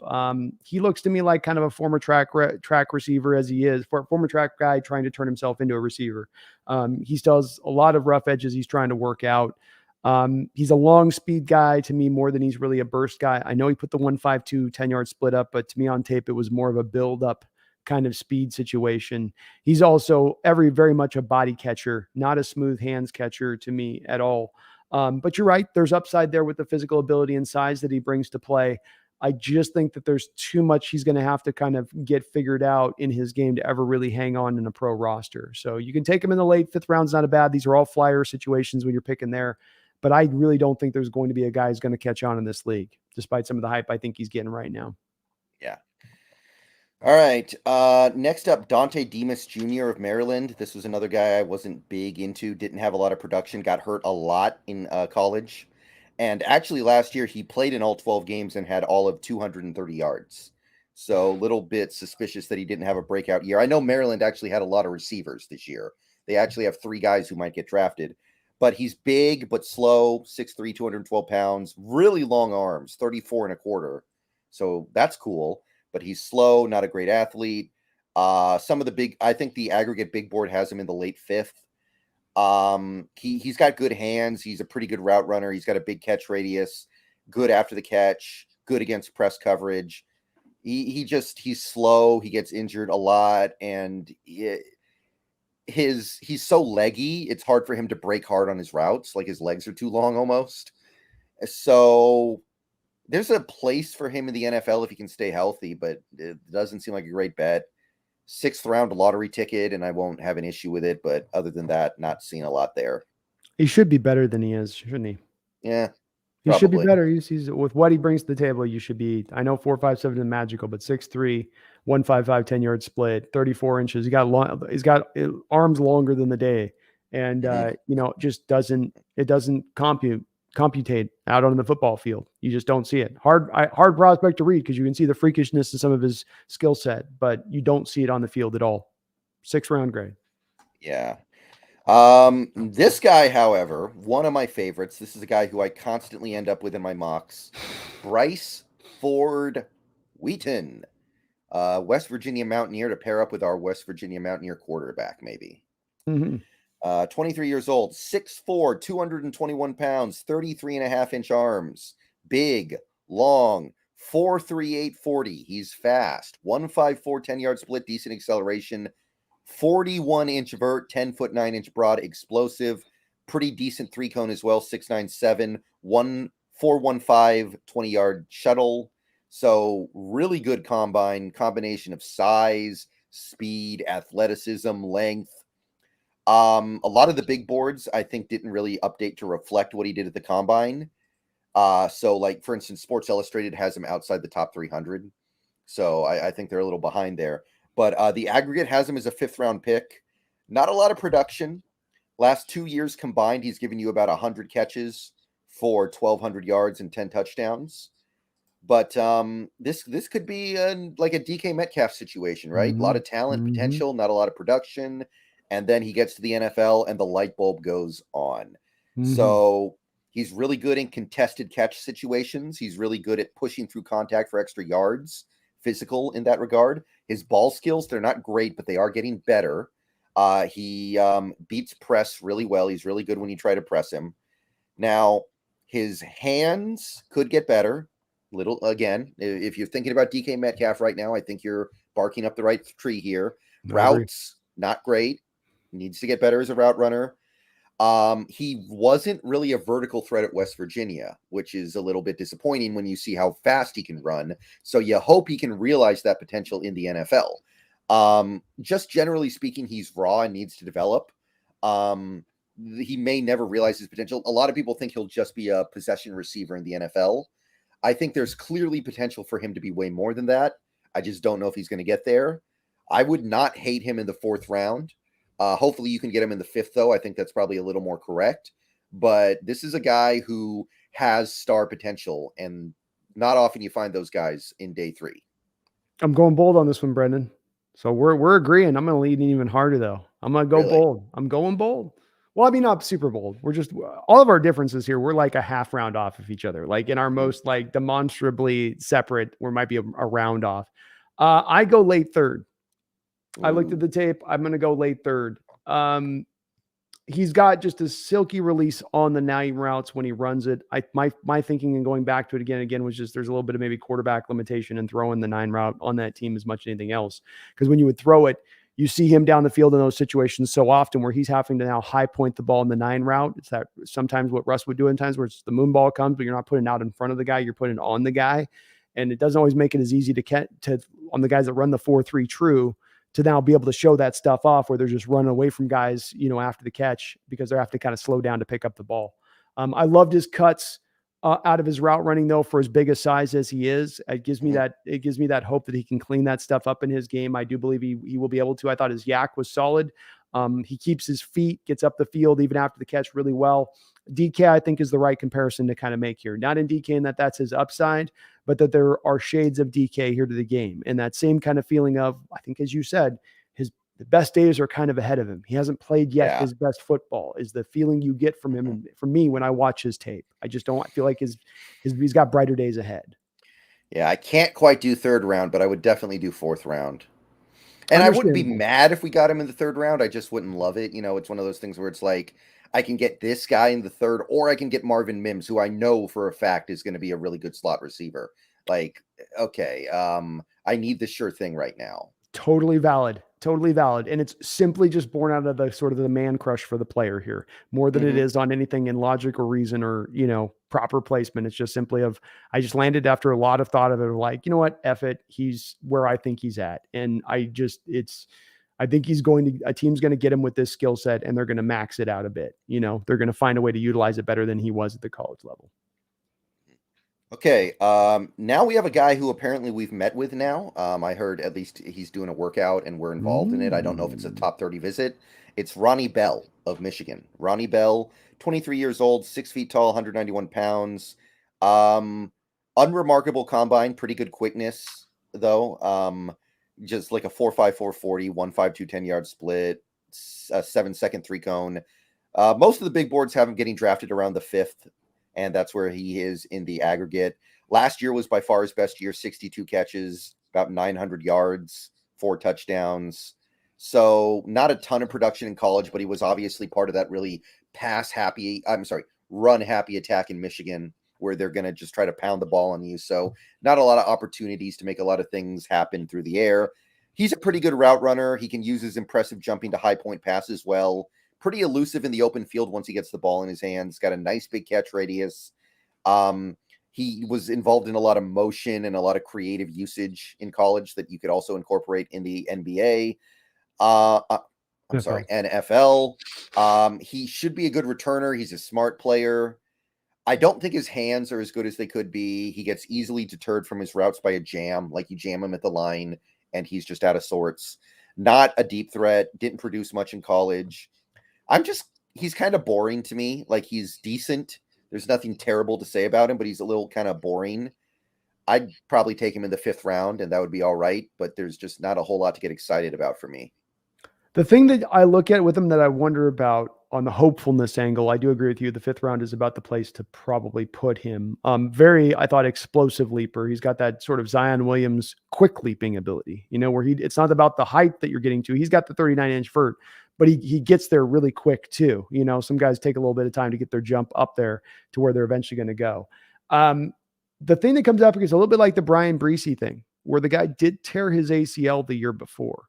And he came back this year off that torn ACL and you go, okay, he's 4.54 now, but is in year 2 of the recovery from the torn ACL. Is he going to be 4.45? Is he going to be 4.4? Is there some more? Does he get that 38.5 vert up to 41-inch at that point? Is he now a 129 broad jump? Is he now an elite athletic tester when you get him a year down the line and in recovery from that? Could be a little bit of the wonder from the Seahawks angle of it and looking at him, because they've gone for receivers in the past who've torn their ACLs in college. Hasn't necessarily like Paul Richardson, I believe, had when he had back in the day. And I think that they do a little bit of that math on these guys of them having that extra thing of bouncing back further down the line. Could be part of what they're thinking about with him. But you're right. I think the 5th round's about right price. He runs crisp routes, strong hands, good leaping ability, good contested catcher. But physicality is not the best thing for him. The 31-inch long arms, is he going to be able to play consistently on the outside at 4.5 with 31-inch arms? The short arms, Brendon, like we talked about, to give the audience this, it pairs with the slow 40 time, because slow 40 time, lack of quickness, you're not now creating separation. Short arms, you've got contested catch situations. When it's even and you don't have the extra long arms to get it sometimes, then you're not going to make the catch, because the defender's all he's got to do is knock it away. He doesn't have to catch it. All he's got to do is just tip it away. So if he's in within reaching distance of it, it's often a place where you're just not going to be able to catch it. But I did like his game, Brendon. I do think 5th round's the right place, though. Yeah. I sign me up for that. Rakeem Jarrett of Maryland. Next up, another Maryland receiver, like I said. Also kind of in the middle on him. Just all right. 22 years old, 6 feet tall, 4.44 40, 1.5 110-yard splits. Nice. Big boards have him in the 5th. Only had his best season by far was 2021. He had 800 yards and 5 touchdowns. Last year he regressed a good amount, 40 catches, 500 yards. He was a 5-star athlete coming out of high school, though, and actually could have gone to like Oregon or Alabama or something, but then he just decided to stay local. I read about that. He's very flexible with alignments. He can line up inside, outside, does some backfield stuff too, I believe. He's really good attacking zone defenses. He gets open fast with quick acceleration. Good route runner, hard to tackle. His speed at the combine was a little better than expected. I think 4.44 was better than anticipated. Now, he didn't really translate that speed very well to the football field at Maryland. He was not a vertical threat for the Terrapins. He doesn't have great hands, I don't think. His ball skills aren't very good because his catch radius is small. And just the fact that he regressed pretty heavily in 2022 after setting the expectations kind of high in 2021. I'd say 5th round. He's fine, intriguing somewhat, but not terribly so. Yeah, no, the Maryland receivers did a whole bunch for me, but I guess that would be about the spot. I'm just checking where I had him. I think I've got him even more 6th, 7th round. I felt like he was doing a little bit too much, just needing to do freewheeling stuff in his routes out of the slot. Where he's not really running a route. He's just kind of going to find an open space by whatever means he decides he's going to do to go get there. And then I didn't like his catches or his hands on top of that. He's got a physicality that checks all the boxes for me, and he's fearless over the middle as a pass catcher. He's not worried about contact. He'll get hit. But I just felt like he didn't have very much polish to his game. And I'd look at him as more of a late round guy. Okay. All right. Blowing through them here. We got Trey Tucker, Cincinnati. Yet another Bearcat. 22 years old, 5'9", 182 pounds, very short arms, sub 29 inches. So this is a smaller guy, but he makes up for it with his 4.4 40 and 1.48 10-yard split. So he's fast and quick. Nevertheless, the big boards have him in the late 5th, early 6th range. Didn't ever have any big years. His best year was last year, 52 catches and 672 yards, 3 touchdowns. So didn't have that big college year yet. But look, that speed and acceleration combo is definitely going to do something for people. He's good once you get the ball in his hands, good in space, understands the nuances of running routes. He's an excellent returner. He's got great hands, got really good ball skills. He fights hard despite his size. And he can make plays on vertical routes. He makes plays deep down the field. Now, he is small, and I think he'll be slot only in the NFL. So you can't really look at him as an outside receiver. He's a slot only, and he's so small, I wonder how much of this stuff is going to cleanly translate to the NFL.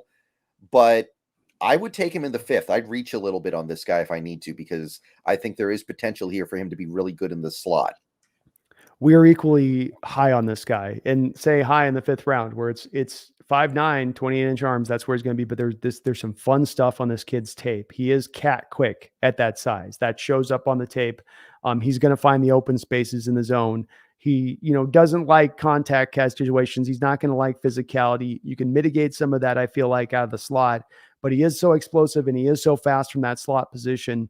I think in the 5th round, you might end up finding a guy that, comes in here and he outperforms Dwayne Eskridge, for instance. You have those two guys competing. Let's say it's not a matter of Drake Young being in there, but between those two guys for the slot, this is a guy who could potentially come in and out kind of wax him. I really do feel that.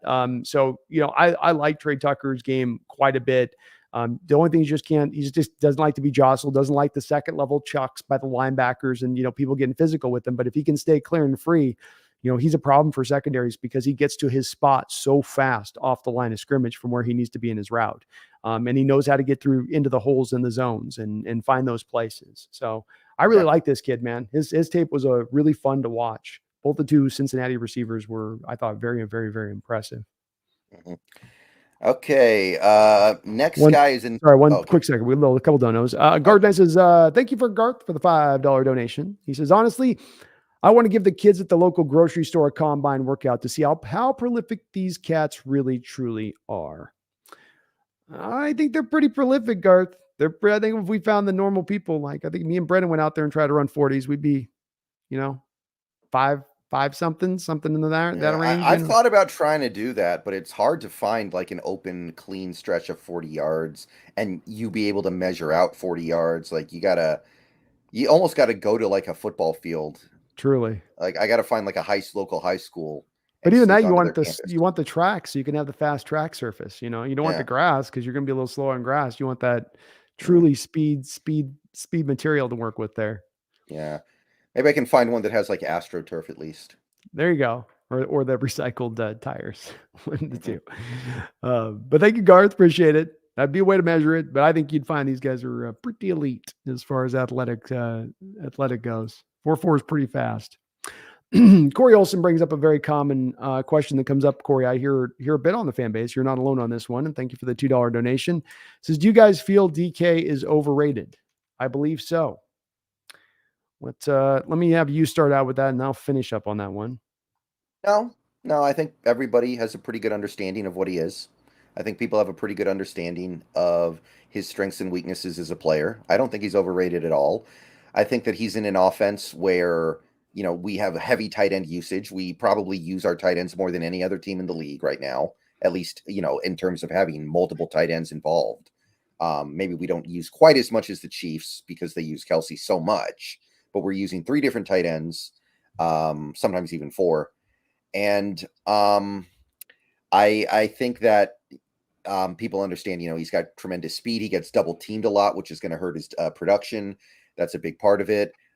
He's somebody who really, you constantly see safeties rolling his way whenever he's on the field. That's big for your offense. That takes a lot of stress off of your offense when you have a player that can do stuff like that. So no, I don't think that he's really overrated. I think that his hands are not really that big of a deal at all. I don't think he drops that many passes at all. I think he had like 4 or 5 drops last year. And for a guy playing 17 games, I'm more than willing to live with that. So no, I don't think he is. Yeah, Corey, I don't feel this one either. And it sometimes I struggle to understand it. He came into this league really young and he was a guy that was going to need to refine his skill and get better, but there was room to grow in his game and there was time for him to grow in his game because he wasn't an older prospect. He has proceeded to come in here every single year and produce. He has proceeded to come in here every single year and be out there every single game. He also run blocks like as good as just about any receiver in this league as well, which is a part of his game that doesn't get talked about hardly at all. But let's just focus on the receiving part of it for me, Corey. He turned 25 years old in December. When he turned 25 years old, Corey, he set the mark where I believe he had the 8th most yards all time in NFL history for a guy, and is where he was at for under 25 years old, the amount of yards he had stacked up. He was number 7th all time for touchdown receptions for guys underneath the age of 25. And so, I don't understand the overrate thing with it. I mean, if he was overrated, Corey, I mean, this is beyond my personal opinion on it. Let's just remove where I kind of come from with it. He's the most double teamed wide receiver in the sport. One of the two, if not the most. So, if he is truly overrated, if he's just kind of a hype machine, if he's just a viral video guy and that's what's caused him to be what he is, if it's the Buda Baker chase down that's caused the hype to grow for DK and that's what he is, why do every defensive coach week after week that we go up against, every defensive coordinator that we go up against week after week after week, why does everyone, whether they've got Jalen Ramsey on the outside or not, roll that double coverage to DK's side? If he was overrated and he wasn't that good of a receiver, or he was really just kind of a guy, he wouldn't be commanding those double teams at a league high level. That alone, beyond my personal opinion, Brandon's personal opinion, or that's the defensive coaches universally throughout the NFL league telling you what they think about DK Metcalf and how good they think DK Metcalf is. So I can't quite get there. I can't. And remembering he is 25, he's not yet in his prime. He's not even yet into that, Doc Holliday. He ain't even right there. So, he's just crawling into that stage right now, Corey, and we could still find him to see him explode. But he would need to explode for me not to still think that he's one hell of a player. And I'm super happy he's on our team. Yeah. I think if you look at what a big part of this, learning about how good Metcalf and Lockett were. I mean, look at what happened with Wilson when he went from Seattle to Denver. Like, there's no way it's just him completely forgetting how to play football in one off season. Some of that was the fact that he went from DK and Metcalf to much lesser receivers when a lot of people thought that he was actually going to play with better receivers in Denver. So one thing I took away from what Wilson did last year, how badly he played, was I think Lockett and Metcalf are a little bit better than we were giving them credit for. Agreed. And there was an article that came about this about a year ago on one of the other ones, Athletic or one of these spots, that was talking about some of the advanced statistics about the separation created by wide receivers over the last 4 years in Seattle. And DK and Tyler have been some of the best at the bunch at doing that, creating raw separation in their route to provide their quarterbacks with a pathway to throw the ball for an easy open completion. That's a great point, and I do believe that. Corey had another dono on top of this with $2. Thank you for the double dono, Corey. Appreciate you, man. Says, don't get me wrong, I really like DK, but just not elite. But this is the pushback for me on this, Corey, and this is just my spot again on it, just to consider with this. If he's not elite, I don't know what our measure is going to be on elite, because your measure could be elite. Well, he's got to have this production. He's got to put up 1,500 yards, and he's got to put up 15 touchdowns. And if he's not doing that, he's not elite. I would argue that sometimes production is driven by the state and the nature of the team. So if you're a team like the Detroit Lions and you've got Johnston there in his prime and you're behind every football game and you've got Stat Padford throwing the football around, oh, look, Johnson's putting up all these yards, so he must be just the da-da-da-da-da-da. But that's how that goes with production. It's dictated by situation and whether or not you're in games or out of games. If you're a balanced team that's willing to run the ball, like we're always going to have with the Coach Carroll, if you're going to play 2 tight end sets like Brendon was talking about as well in this, Corey, that's all going to impact all that. But that stuff, let's put it out today. He's been 1,000-yard receiver, near 10 touchdowns a year. He's got that on his resume now for 4 straight years as he's gone through his career. The defensive coordinators in this league, Corey, are double team. This is not me overstating this, Corey. This is not hyperbole. This is not me taking a stat and jagging it in a certain way to illustrate my argument. This is an indefinable stat that you can't get around if you're a person thinking that he's maybe a little underrated or don't think he's elite. If he's not elite, why is he being double teamed at the highest level in the sport? Why is he being double teamed more than Tyreek Hill? Why is he being double teamed more than Stephon Diggs? That's the counter that I've yet to hear from people that think DK is overrated or he's not elite, is that what's necessitating that? It's not like we don't have a good receiver opposite him, indeed Tyler Lockett, that you got to be fearful of, or tight ends that work, or a running back that's good. It's not like he's this only part of the offense like Johnson was with the Lions when he was there. It's that they still draw to do that. And it stood out to me, Corey. I was in the stadium last year and I watched this almost play after play, locking into this very thing in wonderment, because I'd seen it on the L22 tape and I wanted to see if I could feel it as much in person. And that is watching post snap, like Brendon said, the safety roll to DK's side every single time, going right to DK with the cornerback and trail coverage. He's getting that double team constantly, man. And it's hard to make a lot of catches and be highly productive with double teams on top of you 24/7. On top of the fact that the quarterback's not going to just force it in there. He's going to go because there's going to be a hole somewhere else on the field. So it's part of what the read progression tells the quarterback to go with as well. But I got to say, I feel like he is elite. I do. And I think that there's a lot to back that up. Like Brent said, the hand stuff, the drops aren't as bad as they're overtalked or as overstated at times. It's to me sometimes feels like there's a little bit of nitpicking that goes on rather than the recognition of what he is kind of doing a little bit. I'm not saying you're doing that here, Corey, but that's a little of my feel for it, because it's like, what do you want? Top 10 all time in yards receiving before the age of 25, top 7 in touchdown receptions, the highest double teamed player on the league on the outside. What do we need more? He's got to still put up 1,500 yards while being the most double teamed wide receiver for us to then truly call him elite. I feel like that's kind of what our measuring stick is at this point to certain angles of things. Not again saying that's where you're at with it, but just that's the feeling I get a little bit when I go look at all this other stuff though in consideration, Mm-hmm. Right. Corey with another donation. Thank you, Corey, for the $5 donation. I just feel he should be better for his size, speed, and size. Yeah, I think he's just a victim of his own success. Like, he was not supposed to be that good of a player that rookie year. I was expecting very little from him. He gives you 900 yards. The next year he makes the All-Pro team. It feels like he was so impossibly good those first 2 years. Nothing was ever going to live up to it unless he's putting up Calvin Johnson numbers, and he's certainly not doing that. So I think he's kind of a victim of his own success.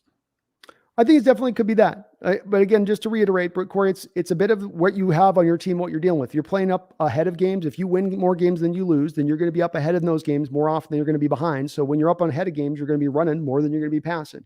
If you have a team like the Lions that are going to have a 3-to-1 pass rate over their time of Johnston there, he's going to get more targets, more touches, and vis-a-vis more production with that. When you have an offense that's going to remain balanced and it's not trying to throw the ball over the field at a high volume level, then you're going to see some depression as far as the statistics with your receivers on the outside to just a natural degree. And then if you add on top of that, one of those receivers is being double teamed at the highest rate in all of the NFL, Corey, those numbers are going to be further pulled down just a little bit.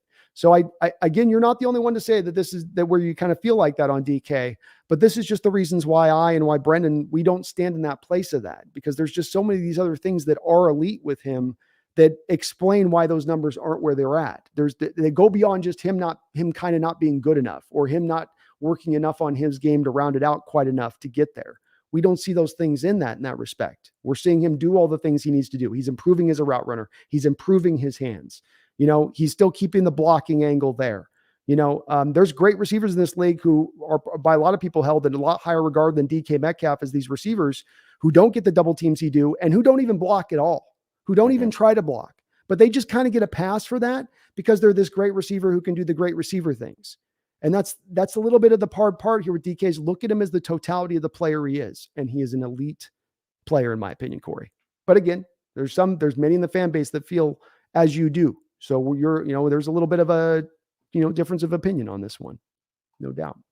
All right, let's pop to the next one on our list here, Brendon. All right, this is another one I wasn't into. It's Jadon Haselwood of the Arkansas Razorbacks. Yeah. Basically, it's weird, right? He was at Oklahoma, which is receivers' paradise, and he couldn't do anything. And then he goes to Arkansas to play with KJ Jefferson in their run offense, and he actually did pretty well, 700 yards, 60 catches. He's big and he's a decent athlete, but he's really slow. Like, we are talking JJ Arcega-Whiteside type stuff here. We are talking future transition to tight end type stuff here. He does have a nice catch radius, runs good routes, hard to cover, strong at the point of catch, but he's not going to be able to build any separation. And he's not a good blocker, which is disappointing because he was playing for that run heavy attack in Arkansas, and he's big. So UDFA for me. Yeah, this will be a guy we'll go real quickly through because there's not anything to his game I really liked at any level. Slow-footed receiver, long strides. He's only going to operate out of the slot the next level if he's able to hang on, which I don't think he is. He runs okay routes. He doesn't have any kind of horsepower, though, to get away from anyone. I don't know. He's very. I thought a gust of wind knocks him over after he catches the ball too, Brendon. Like, he's got nothing rugged about him as a football player. Nothing about him that's he's just a finesse slot. Just doesn't give you a lot. Who's slow. So nothing there on this one. All right. Jason Brownlee of the Southern Mississippi team. Another guy who's a little bit bigger, got long arms, 33 3/4, but he's slow, 4.6 speed. Good acceleration, good athlete though. So it's a little bit better. Last year he had a nice season, 900 yards, 55 catches. He's got good ball tracking skills. He's got a massive catch radius, runs pretty good routes, uses his size and his length well, but he's another guy who's going to struggle to get open. I don't think his hands are as good as they could be, and he's not as good a blocker as a guy his size you would expect. Now, this one I think has a little bit of upside. I would take him in the 7th. I don't think he's a UDFA, but I'm not really into him as anything beyond like a 7th rounder. I liked him more than you did. A guy that I thought was inhibited highly by the quarterback play at Southern Mississippi. There's throws that come out where he's wide open and the guy's throwing it 4 yards away from him. And he made a lot of times where he threw to Jason where there were throws where he wasn't putting it on him. And just, Jason's having to track back and turn back around for a throw that should have been a lot easier to catch than he had to make it. He's not a perfect guy. He's got a lot to round out, but I thought there's upside here that's rare for a later round guy. And that would have me drawn to be more of a 5th round grade on him Liked his release off the line of scrimmage and his quickness off the line of scrimmage. He's got the 1.52, even though he's 4.59, the 1.52 showed up on tape. The quickness showed off tape. The first step quickness showed off tape. He isn't a blocker, like you said. Loved the Miami tape I watched him, though. Showed an ability to still take the top off the defense, track the ball really well. And he's got a big body. So good long arms, almost 34-inch long arms on top of that. Long, big kind of high cut, all legs kind of guy. But I do think there's some potential here, Brendan, with him in the later rounds.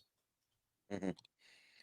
All right. Jalen Cropper is next of Fresno State. Another kind of fast, smaller, probably slot guy.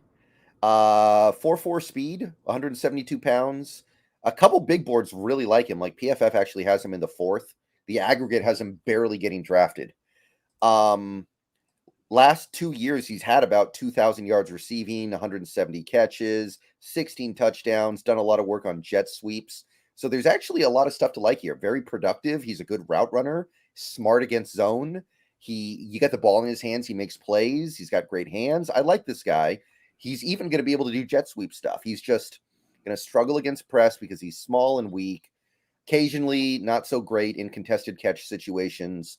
So probably just going to be a slot receiver at the NFL level. But for a slot receiver, I'm kind of on it. I take him in the 5th. I feel good about it. I'd go late 5th with him as well. There was as many pluses as minuses with him. In a draft full of slot receivers, quite honestly, I felt like he's a little bit of one of my least favorite ones. I thought his routes were kind of casual at times, and they get a little rounded off for me in watching it as I did. He can track the ball amazingly. It's kind of one of his great skills, was just being able to, especially deep track and be in the right place, right time with where the ball's at. Very sticky hands on top of that, which are always nice to have. You got great hands as a receiver. That's always a good place to begin, as far as, especially when you have true 4.4 speed, pure. That is nice to work with. So I think he's got some pro level of physical ability put to him with what he's got with his skills. Late fifth round guy that you've got maybe some decent certainty that he's going to be able to be at least a backup slot guy that you could work in there and then work out his special teams a little bit too as well. So yeah, that's where I see him. It wasn't as excited as some of the other, Mims or Downs or, Oh yeah, not even close. No, but likable enough for a guy who might go in the 7th, by the way. Yeah. Absolutely. Let's see here. Elijah Higgins, another Stanford receiver, another big guy. So Stanford they like their big tight ends and they like their big receivers. Yeah, they do. This guy's fun. Yeah. 31 3/4 inch arms, 10.5-inch hands, big hands. 4.54 40, 1.56 10-yard split. 35 What's his? Tell him his weight. You got to tell the people the weight. 235 pounds. Tight end in the making here. 235 pounds. How about the 1.56 split 10-yard split at 235? Yeah, respectable, Brandon. Man. Respectable. Whew. You gotta like it.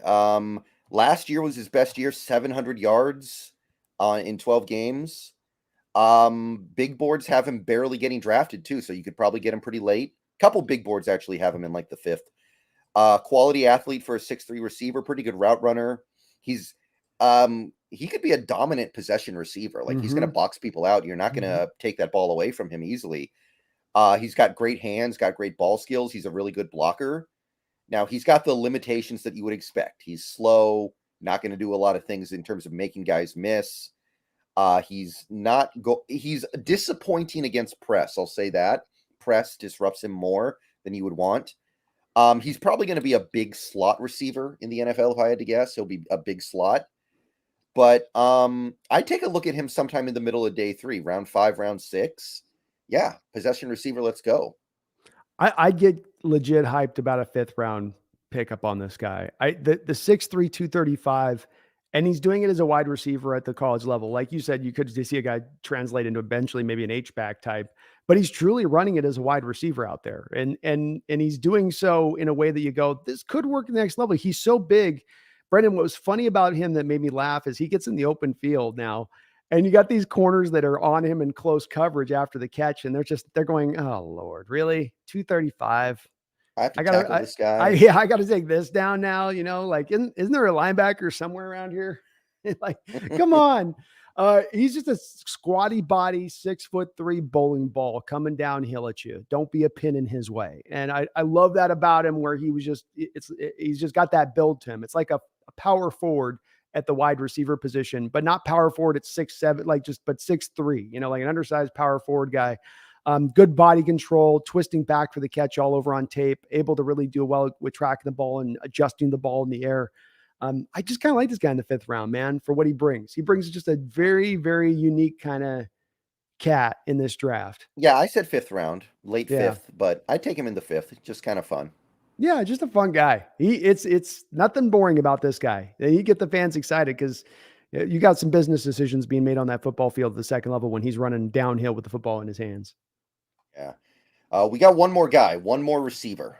All right, 1 second. Sorry, let's get the last one. So let me just want to address Corey, because Corey, thank you for all the donations, brother. Appreciate all those donos. He says, thanks you guys. I appreciate the discussion. Hey man, I appreciate the support. And I do want to say, Corey, even though I disagreed a little bit on this, I do appreciate where you're coming from on it too. And you're, as much as me and Brendon might as well be wrong on this as we think we're right on it. So, your side of it could as well be right, and look out that there should be more production coming from him, because it is a common sentiment. It's not something that's just mentioned here or there. I've heard it a considerable amount on the channel with it. And it's one of the reasons I think I've become so affixed in my opinion of it. I won't belabor this, Brendon. I know we're running down time, but it's one reason I've become so affixed on it in my opinion of it, Corey, and probably the reason that Brendon is as well. It's because we are asked about it so much, and that causes us to review the DK Metcalf situation and who DK is as a player a little more closely, and getting and trying to pull a little more so that we know a little bit more certain where we stand on it. But it's after that deep review that we walk away going, no, I feel he's elite, in that respect of things. But I appreciate the discussion as always with you, Corey. And I know you got a good football mind out there, brother. So thank you, man. Jonathan with the $2 donation says the Hawks are visiting with a lot of tackles. Right. Brendon, why would they be doing that, Brendon? Well, I think there are two things going on here. One is we're going to do what the Rams have done. They take tackles, move them to guard. They really like to do that. That's been a Rams strategy, so we might be incorporating it. The other thing is, and this one I don't think is as likely, but a lot of people are talking about it. They think that Abe Lucas is going to move to right guard. That one I don't see so much, but I think we're looking at tackles to move to guard. Agree, Jonathan. Brendon hit this one right out the park. So it's nothing to add more than it onto this, is that what you're seeing is us copying the Rams styling. We've got the Rams offensive line coach or whatever, one of the offensive line coaches here now is ours. What they've done there and their bread and butter is to go get tackles and turn them into guards. Why do you do that, Jonathan? Because the guards do not have the movement capabilities, the natural guards, right? The Osiris Torrances, the Steve Avilias, they're not pure scheme fits in the way that they move. So the only way to find the pure scheme fits is to find the guy that you can move to the position. And you're going to take one of these right tackles that tackles move better than guards, kick them inside, and that's how you make it go. And I think I agree with Brendon. I don't think it's about Abe being moved here, Jonathan. It's about you taking a tackle and moving them into guard at that point. So I think that's the way they're more kind of considering here, I think. Right. All right, let's hit up the last one here. Okay. Go ahead. Last guy, Jacob Copeland of Maryland, another Terrapin. We have 3 Terrapins who might get drafted at receiver here. Although the big board currently has him barely getting drafted, literally like Mr. Irrelevant area, literally. 24, 5'11", 210 pounds, decent size, ran a 4.4 240, 1.51 10-yard split, respectable. Not very explosive, but not bad. Also, not a lot of production. Last year was supposed to be his big breakout year. Didn't happen. He caught like 26 passes, caught 41 the previous year, so there was regression. But the speed is pretty good. The acceleration's nice. He's got the lower body strength to break tackles. He's got nice ball skills. I think he breaks really nicely on his routes. He's got a physical play style that I think will translate to the NFL. And he provided some good vertical threat stuff for Maryland. Now, his deep ball tracking, not so great. His route running is really lazy, body catcher. And sometimes he just really struggles to beat man coverage and get open. So I think there's some upside here. I don't think it's likely he gets there, but I at least see some potential here, unlike with a guy like Hazelwood. So 6th, 7th round, I'd be okay with rolling the dice. Kind of liked him the best of these 3 Terrapins, right? Mm-hmm. I mean, and none of them you love, but kind of like this guy the best, I guess. He wins out. pluses and minuses. The fun part about this guy, Brendon, to talk about that I thought was hilarious when doing some research on him. Do you remember the video a couple years ago with the prospect with his mom sitting next to him and the two hats at the college he's going to predict, and he picked Florida over Alabama, and the mom stood up and walked out? That's this kid. Wow. Okay. So his mom walked out. So folks, they're doing the telecast, and the kid's picking his college. Mom's next to him, looking all bright and happy. And you got Alabama there, and she's obviously an Alabama girl. And then you got the Florida hat. He puts the Florida hat. She just straight walks out the room on her son, just cold blooded, just gets up and like, oh no, nope. Yeah, those college fans down in the SEC are built differently, aren't they don't mess around in the South. You're a fan of a college in the South. Like, you are a fan. And Mama did not take to that one at all, which I thought was pretty hilarious on that one. Mm-hmm. Garth with a $5 donation. Thank you, Garth. Says, listen, just because you two losers stop looking at prospects in the late 200s doesn't mean Brando shouldn't give his channel to Megan for 250 to 400. Yeah. Megan's just making, she knows her stuff. So she knows draft day. She just wants to be on it. That's all. Right. Hey, I appreciate Garth. Anybody that sits down on this and grinds the tape, it's a fun process, but there's a part of the process too. And Brendon will acknowledge this, that you hit on this, where it's like, it gets grindy. It gets to where you're like, okay, here's another one up and on. And especially when you're seeing some of these guys we're talking about, where you already can kind of turn it on instantly and you go, okay, it's not going to be there on this guy. Like, I can already kind of get the feeling here that it's going to be a little bit, tough to go with on that. But I give Megan props. She's got some to get to 300, 350, 400. That's tough, because you're going deep on these guys at that point. And it's your eyes go crossed. For me at 250, my eyes are already starting to go like this. Yeah. And at a certain point, you're like, am I really going to spend time here for this guy who isn't even going to get drafted 99% of the time? It's hard to commit to looking at those guys that way, because you do come back to going, he's not going to make it. There's no way this guy's going to make it here. He's got this or that's just going to be the thing that just keeps him from breaking forward. Somebody will take a risk on him, but they're just taking the gamble at that point. They're not sure of anything. Yeah. Thank you, Garth, though, for the donos. Yeah. Okay. So we still have tight ends, and tight end isn't going to take terribly long, but can you spend a couple minutes just talking about the scenario where the Seahawks would actually need a tight end? Because I think it needs to be understood that as of right now, with the roster being the way it is, we can't add another tight end. So I need to refill my water. Can you talk about that for just a minute? I got you. So what we've got to consider with taking a tight end in this draft, and it's almost got to be considered added anywhere. We've talked about it up and down as far as this, but it's got to be considered here at the forefront of this, is that there's many people who have love of tight ends in this draft. The thing to consider is that we were not going to hold on to 4 tight ends into this next draft. No how, no way. It's just not a possibility, because of the fact they never have before. And it always means you've got to pull from another position. And now, instead of means of having 4 active running backs, you got 3 running backs, right? 1 less offensive lineman, 1 less defensive lineman. And the reason that you haven't run that way in the past is because of the fact that you have the need for those extra players at those other positions. So there really is a brass tacks bottom line here of, if you're going to get a tight end in this draft, you're going to have moved one of these other tight ends on this roster in order to make it done. Obviously, Fant sits at the forefront of this because of the fact that he is a guy who is going to save you a mighty sum of money to be able to move off of him.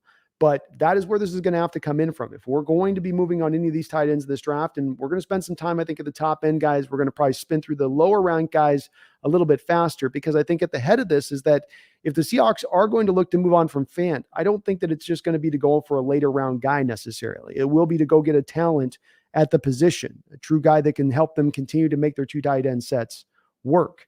So I think they're going to lean on that way with it in this draft, but it's going to take the Fant move or another tight end move to happen for them to even to have the consideration of it. Correct. All right. Thank you. Yeah. So with that being said, this is a pretty good tight end class, I think. This is there's no Kyle Pitts, there's no TJ Hawkinson, but I think we got a few Hayden Hursts here. First round guys. I think most people expect 3 tight ends to go in the first round. That's pretty good. Mm-hmm. Agreed. 3 tight ends in the first round. Is that what seems to be the expectation? Jeez, I'd be surprised at that, but that might be possible. I could see it happening. Mm-hmm. Okay, so let's just go ahead and start with those 3 guys who have a chance to go in the first. We're going to start with the guy who's basically been the consensus 1 tight end this whole time. Like, this guy, it's hard to find a big board where he's not the number 1 tight end. It's Michael Mayer of Notre Dame. 22 years old, 6'4.5", 249 pounds, 31 and 5/8 inch arms. Combine was underwhelming, admittedly. 4.7 40, 1.66 10-yard split, 32.5 inch vert, 9 foot 10-inch broad. But every big board has him in the top, let me see here, 28. On the aggregate, he's 25th. So he will probably be a first-round pick. A lot of production the last 2 years, almost 1,700 yards, 140 catches, 16 touchdowns, really good run block grade last year for Notre Dame, like 82.1. And I think they use the same criteria they do for like offensive linemen. So he's blocking like a pretty good offensive lineman. He is. I think he's also this. I don't have him as my number one tight end of this draft, but I think he's the safest tight end of this draft from what he gives you all the way around and knowing what you're going to get. My comp for him has been Zach Miller. He doesn't have Zach Miller's pass protection because Zach Miller could be a de facto sixth offensive lineman for you at times as a pass protector. Like he could block like a tackle. This guy's not that, but he blocks good in the run blocking game. And like you said, he was the highest graded tight end by PFF last year. All these three tight ends at the top were really highly graded too by PFF. So it's they all fit to their matchup of what they played. I thought he was he's not Gronk-like all the way around, but Gronk-like in the way he'll throw his body around as a pass catcher. He'll go up and get it. He'll high point the ball. I liked him at the stemma routes, the way he could break off routes and find some open spaces. Just a very good, heady player who knows how to play the game, who's a very complete player. You know what you're getting in him. But there's also probably a little bit of a limit on the upside here as well. He's not a freakish talent in what he brings as far as the physical potential thing goes, really, from my standpoint, but a safe pick in what you know what you're getting here too at the same point in time. Mm-hmm. Yeah, honestly, other than the lack of athletic ability, and that's real, like a 1.66 10-yard split is not good. That's a problem. But everything else is great. He's going to be day one ready to start. Like he's a finished product as far as NFL caliber play goes. Great hands. He's been able to play well from the slot. He's been able to play well as an outside receiver. He's been able to he always finds a way to make a play on the ball. He's got great body control. He's got power that he can run with after the catch. He can run defensive backs over. Great routes. Really good blocker. The only problem with him is speed and acceleration are such that he's not going to be able to get open deep, not going to be able to build a ton of separation at all times. But other than that, everything about him is rock solid. That being said, I can't quite do it at 20. I just can't. If we had a pick at like 28, 29, or 30, that would be okay. Obviously at 37, that's great, but I can't quite do it at 20. I can't either. It's got to be a second round situation for me at this point. He's a solid prospect. He's going to start in this league for many years. But if I'm going to take a tight end in the first round, I really need a little bit more of a freakish element to them that I'm bringing into play. And if they're not having that, then it's a second round slide for me, even if they're very well accomplished and very well refined for their position, which he certainly is. But it's the numbers aren't changing there on the quickness, athletic speed profile of him. And I just think that that's going to be it's not a big inhibiting factor, but a slight inhibiting factor on his top end. Mm-hmm. Yeah. So, I mean, I would take him at the very back of round one. Like I said, 28, 29, 30. That's okay. But I'm not doing it at 20. It's just a little too much. Agreed. Totally. Mm-hmm. Okay. Next up, we have Dalton Kincaid, who we spoke about briefly earlier. Utah guy, 23 years old, 6'4", 246 pounds. Nice long arms, 32 and 5/8. Every big board I've looked at has him in the first, and he's 27 on the aggregate. So I do think he'll be a first-round pick unless the position just gets completely flushed.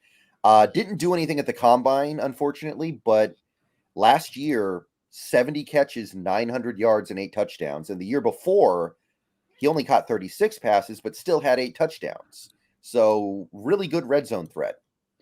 But Dalton Kincaid, he's got great routes. He's got a massive catch radius. He has that one play against, I want to say, Oregon State, where he's running into the end zone. He's looking over his left shoulder. The ball is almost there. And then last second, he just flips his whole body around to look over his right shoulder and bring it in.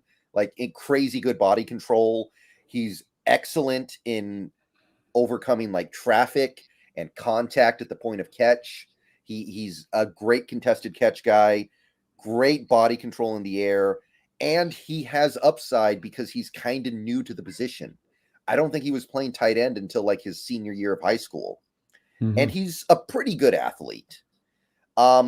He's not strong enough to be a great blocker. I think he's a pretty lackluster blocker, just kind of okay. I think he'll need some development. Like, he doesn't have the plug and play value of Mayer. But Kincaid, I mean, look, you throw the ball his way, he's going to find a way to bring it in 99% of the time.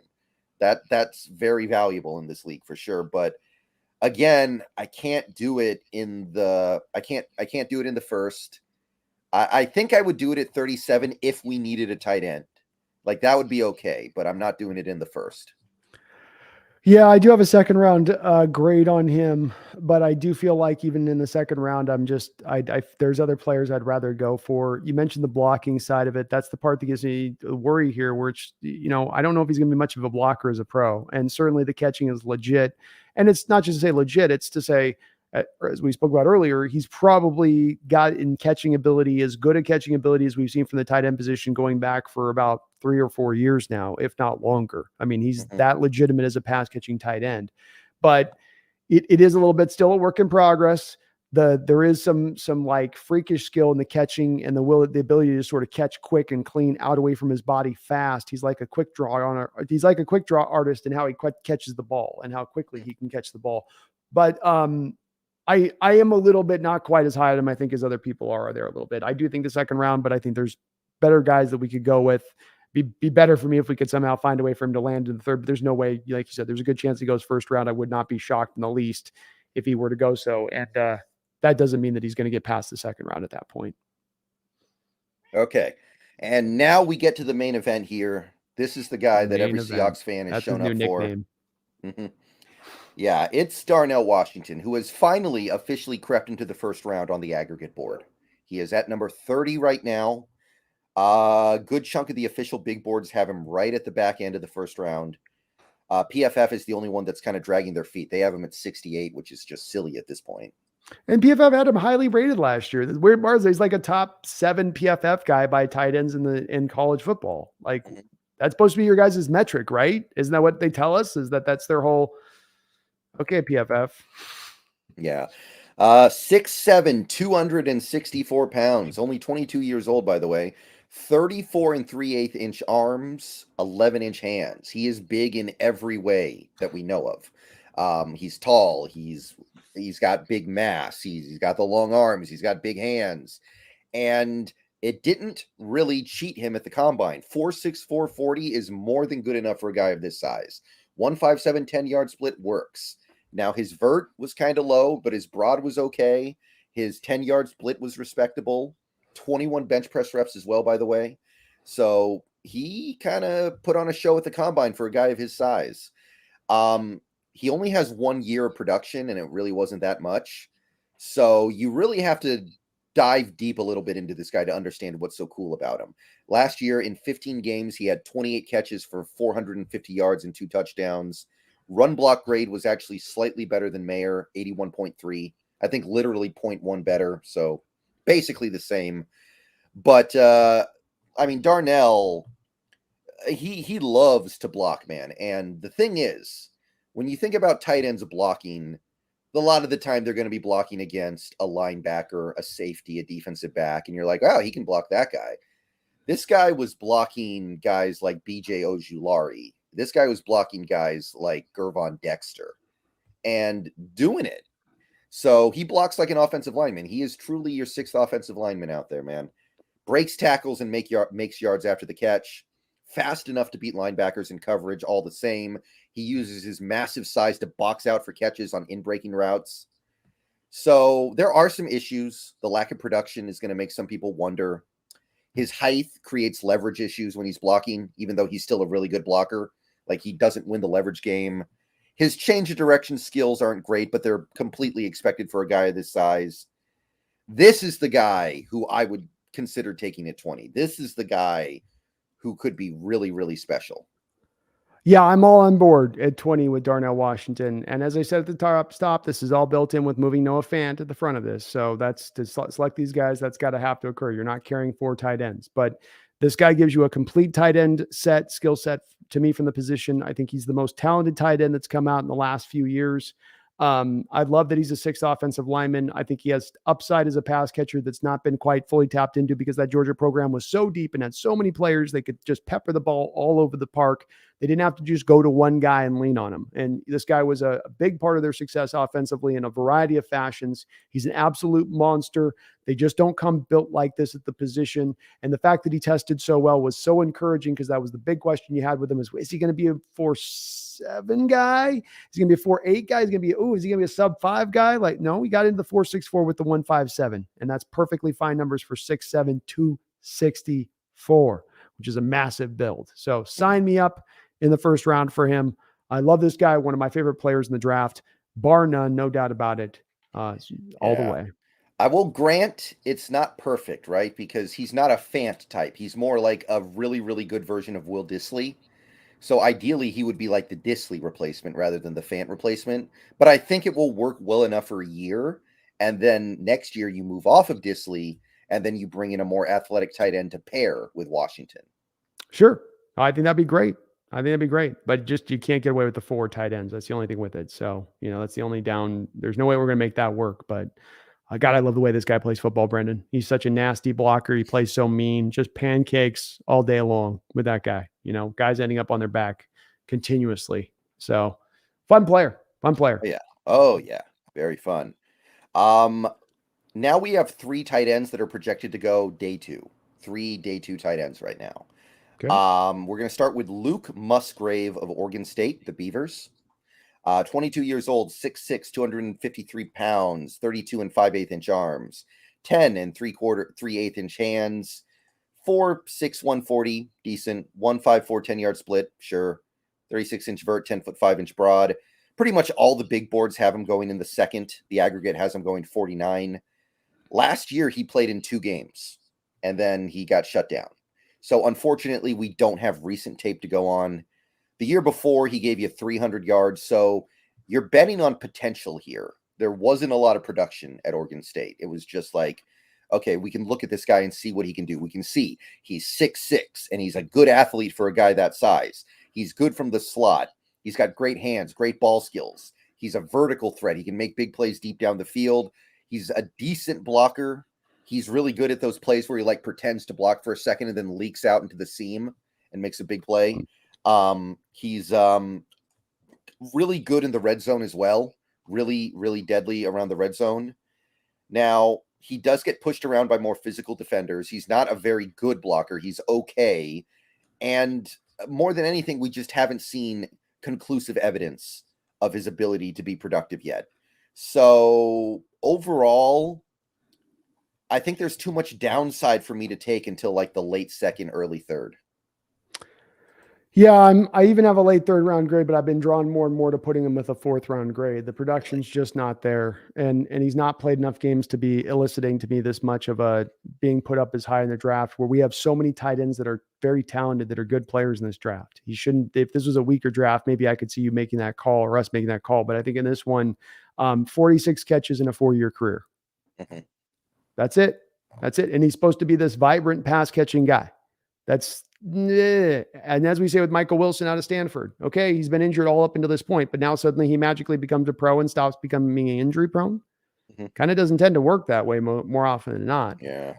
There's tantalizing points of physical potential here. He's explosive. It's fast. Maybe he looks as fast as any tight end in this class, but I don't know that he's a great blocker.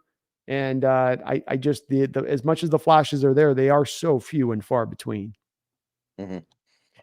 All right. So not crazy about him. I think I'd like him a little more than you do, but not really into it. Sam Laporta of Iowa, the Hawkeyes, 22 years old, 6'3", 245 pounds, 32 and 1/8 inch arms, 10 and 1/4 inch hands, 4.59 40, 1.59 10-yard split. Jumps were kind of lackluster. Good 3-cone, 6.91. Every big board basically has him in the second, except for the Draft Network. They have him in the early third. In the aggregate, he is 57th. 2 straight years of really good production. In fact, I think he doubled up the second leading receiver on the Iowa team. He was by far their number 1 receiver. 110 catches and 1,350 yards. Had 6 drops last year, which we don't love. And his run block grade wasn't good. However, I do think he's a pretty good blocker overall. He was one of their team leaders. He had success when he was lined up in line and in the slot. He runs good routes. He's got a good route tree. He's got a big catch radius, and he breaks tackles. But I feel like he gets bullied a little bit because he is a little bit on the small side. We're approaching Jacob Hollister levels here. We're not quite there yet, but we're getting close to Jacob Hollister. He can get beaten up at the point of catch by physical defenders. His hands could be better. I don't know. There's just nothing here that I'm really excited about. I think there's maybe a little bit of a high floor here because he gives a lot of effort and is smart, but I don't see anything stand out here. So I put like a 4th round grade on him, and I don't see how he would fix our hypothetical hole. No, I mean, I guess, yeah, if you're moving Fant and you're going to him, you're definitely doing just salary cap purposes because you're probably taking a bit of a step back from a talent standpoint. I like him a little bit more than you do. I really do like him as a route runner. I like the way that he runs behind his pads after the catch, and does turn into a runner. So I was just a little bit more on his tape than you were. I have him as my 4th tight end actually in this class right now as it stands. I do think that the run blocking grades were better than what he got out. I mean, he was better on tape than the run blocking grades proved out to be. I think he'd be a pretty dangerous pass catcher even at the next level with what he posted out in his times and whatnot. And then they even used him at times out of the fullback. And many Seahawks fans talk about using fullback. This is a guy at 6'3". You go put a tight end at 6'5", 6'6" at the tight end at the fullback position. They can't win the leverage battles if they go into the hole to try to clear a linebacker out. This guy could go in the hole at 6'3" and get up under a linebacker and clear them through in space. So I think he gives you a complete player. Maybe a high floor is a good way of putting it. Maybe he's not got the star upside potential. That's fair, completely fair. But is it just a guy that should play in this league for many years and be productive and be a solid addition to a team? I think he certainly would be that. All right. One last day 2 guy. Sorry, let's get real quick here. Garth, thank you for the $5 donation. You're taking a tiny little thing at Megan there, so I'm not going to post it up necessarily and show it in the chat. But thank you for the $5 donation. And the Orange Cat certainly does ask that Megan's migraine go away on that. So I appreciate you asking the cat spirit for Megan to have the migraine go away. We don't want her having that headache out there. So thank you, man. But there was something else a little spicy there in your comments. So I don't want to put it in the chat necessarily on that one, bro. I'm sorry. Ski Nation, thank you for the $5 donation. It says Anderson Carter at 5, Washington at 20, another D lineman at 37. Anything after that is icing on the cake. Darnell is another O lineman by himself. You feel pretty good about that draft? Yeah, I'd be good with that. I don't know who the D lineman is at 37, though. Is it Benton, probably? Mozzie? Probably Benton. I'm getting the impression Mozzie's going to go in the first round at this point. Okay.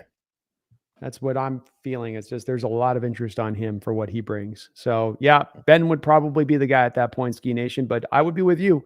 We come out of it with those 3 picks out of it, and it would mean we'd move Fant, so there'd be another pick on top of that. Your 4th round you're probably getting, but that'd be solid. That'd be a solid route to go in that respect of things. A solid beginning to the draft because you're covering a lot of holes with some really good players. That's where the value meets need kind of situation, Ski Nation. And Ski Nation also says with a $2 donation, this is assuming we do something about Fant. Yep. It's the key point on the tight ends. We're not carrying 4 tight ends. So any folks, and you're not saying that, Ski Nation, but this is for everyone out there. We're not going to hold 4 tight ends on the roster. Fant has got to go for us to pick up a Washington or anybody else. It just doesn't. The numbers game doesn't work. Yeah. Carrying 4 tight ends is like trying to draw a square circle. It just doesn't work. Exactly. I can't do it with it. Can't do it. Okay. Last day 2 guy. This guy's currently 69th on the draft net on the mock draft database in the aggregate. Tucker Kraft of South Dakota State. 22 years old, 6'5", 255 pounds, long arms, almost 33 inches, kind of slow, 4'6", 40, 159, 10-yard split. Jumps weren't great. 3-cone was passable, 23 bench press reps. So most of the big boards kind of have him hanging around like that 2nd to 3rd, a little bit in the 4th. Last year had an abbreviated season, only 7 games, 350 yards, 3 touchdowns. The year before was his big year for the South Dakota State Jackrabbits, had almost 800 yards in 15 games. So he's versatile. It produces inline, in the slot, and outside. He's well built with good size. He moves pretty fluidly for a man of his size. He's got good ball skills, good catch radius. He breaks tackles after he makes the catch.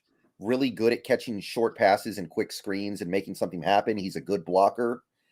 Now, I think he needs to get a little better at running the more complex routes, things that aren't just, like, oh, I'm going to take 2 steps, turn around, and catch the ball.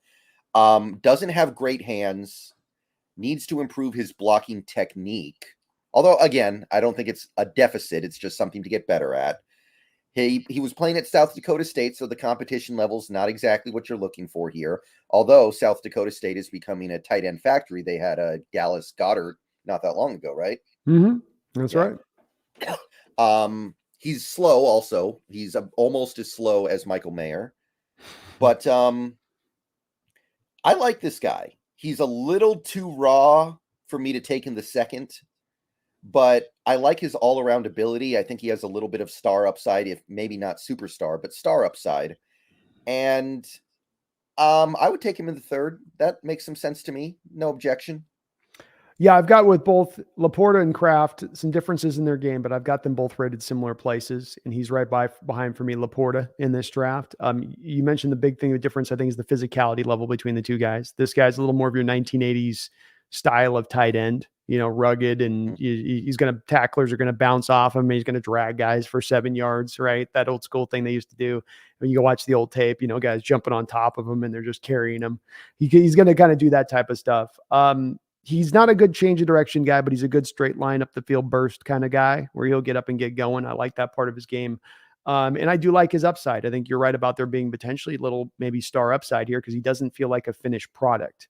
I like the power that he brings to play. I think that's when you talked about the blocking's not there, maybe from a technique standpoint, but the want is there and the strength and power is there to get it done. And so I do like those two aspects of it. I like the upside there. If you moved on from Fan, took this guy into the third round, I'd be okay with that, especially if it's a money-saving move as much as everything else. You've talked often, we got to save that money somewhere, and there's not a lot of places to do it. This would be a place you would save collectively a lot of money. Yeah, like $6 million in the net, because you would only be paying this guy barely $1 million, not even, I don't think, for the first year. And then if you're taking it off the net with that, then you're also saving them then a little more money than on the draft, right? Because the draft counts for that 16, but you've already kind of counted that money against the cap, really. Like even if it's on the net, that 16 million is counting against us right now. So you're still saving the full kind of 585 because you have counted against it in the functional cap space of how much you're spending for proverbial the 10 picks that we have on the board. Mm-hmm. All right, so that's the end of the first basically the top 100 tight ends. So most of these guys are going to be pretty easy to dismiss. There are a couple who I think could provide the playmaking ability that we're looking for. Just a couple. This first guy being one of them, actually. This first guy I kind of like. It's Zach Kuntz of Old Dominion. It's going to be hard, but he at least has the potential.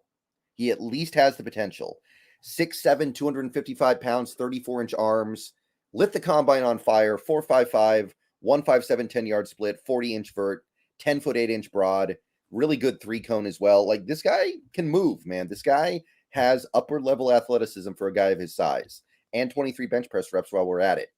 The aggregate has him in the 4th.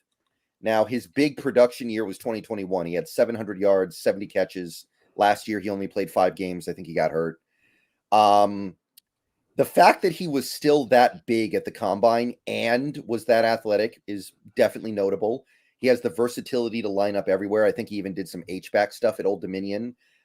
He runs good routes, very difficult to cover for pretty much any kind of defender. Either you're going to be too small or too slow. High football IQ, got good ball skills, and he fights hard for extra yards. He's not he needs to get a little better as a blocker, especially run blocking. Doesn't block with leverage. Not great running after the catch. Like, he'll fight hard to push forward to get those extra few yards pretty good, but he's not really going to like make people miss. He's not really going to go make some big play after he gets the ball in his hands. And I mean, he's playing at Old Dominion. But I can see it happening with Kuntz. I look at him and I say, you have a chance to be a star tight end in this league. There are going to be guys we look at here who have none of that potential. So I would take him in the 4th, I think. I think that sounds about right. I can't even, I don't know. I wouldn't even be that angry if we took him in the 3rd if we really needed that athletic tight end to replace Fant. Yeah, he's definitely physically impressive for his size and how he moves on the field. Smooth for 6'7". Usually those 6'7" guys move really clunkily. I'm more of a fifth round guy on him. I couldn't find a lot of film on him. It's Old Dominion, so I don't have a lot to really speak to on him because I just couldn't find much with him. There's not even a highlight tape, I don't think, for the guy. So it looks like he's good at high pointing the ball. I watched one piece of game film where a couple of times he went to catch the ball. Everything was being like this in his hands before he secured the catch. Like he eventually got around to like securing the catch, but there was a lot of bobble before he actually got around to making it happen. So, I mean, there's definitely the physical potential there, but for that, I got to go fifth round more into that range if we start getting there than the fourth round, which I think you can get a little more certainty at that point in the drafts. But I just didn't have as much to go off of with him, quite frankly. Okay. This next guy, I'm just going to kind of briefly sum it up because this to me is like another Will Dissly. It's Luke Schoonmaker, the Michigan guy. Really cool name, Schoonmaker. You don't see that every day. Mm-hmm. But he's big, not that fast, not that athletic, pretty good blocker, was a really important part of that run game that Michigan built over the last several years. He's reliable. He's a possession receiver. He's physical at the point of catch, but he didn't produce that much. He isn't making things happen post catch. He's a Will Dissly replacement, and that's not what we need right now. So, I mean, I would take him in the fifth round in a vacuum, but for this team, not really doing it for me. Yeah, I don't know if I see as much the Disley comp on that. He's more of an H back to me than he's an inline guy, first off. So I don't think you're putting him in his inline very often. And I was really hoping with his size being a 6'5", 250 guy as an H back and the where they lined him up, that there would be better blocking. He's willing, but he's not particularly, from what I saw, that good of a blocker. I think he's a guy that gets out in space as a route runner pretty well. But he's not going to give you anything as a yak. He's tackled instantly after the catch. Not super impressed with his tape. I think he's probably a fifth roundish guy. He'd be, or actually, I guess I did have a fourth round grade on him. So I liked him as a pass catcher a little bit, but Yeah. he's just kind of all right to me. It's one of Yeah, those kind of I had fifth round on him, and it doesn't really make sense. I mean, maybe the Will Dissly comp isn't fifth round is perfect, probably, but that's good. That's the better spot. He should be fifth round. You're more yeah, right on it than I was on mine with that one. yeah. I mean, just in the sense of I don't see him as being the replacement for Noah Fant.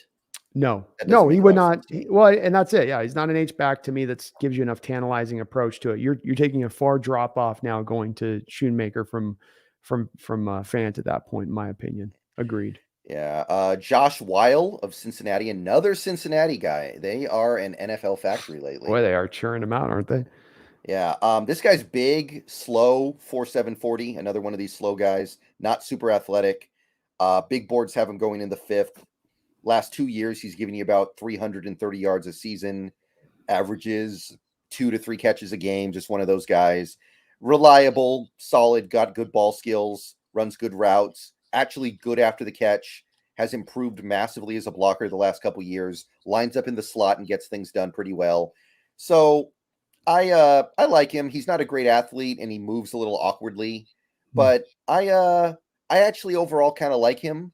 I'd put like a fourth round grade on him. I don't, obviously he's not the athlete of Fant, but I wouldn't hate him. I think he could do worse on day 3. I think he gives you some functional pass catching you feel good about. 15 tight ends in the last 3 years. You mentioned the 3 pretty solid years of production that he stacked up there at Cincinnati. He's a willing blocker who'll get in there. He gives you a pretty complete player. I thought he moved well for 6'6.5". Loose hips where he can kind of change direction a little bit that you don't normally get with the 6'6.5" guys, and I thought that he gave you a little bit of that.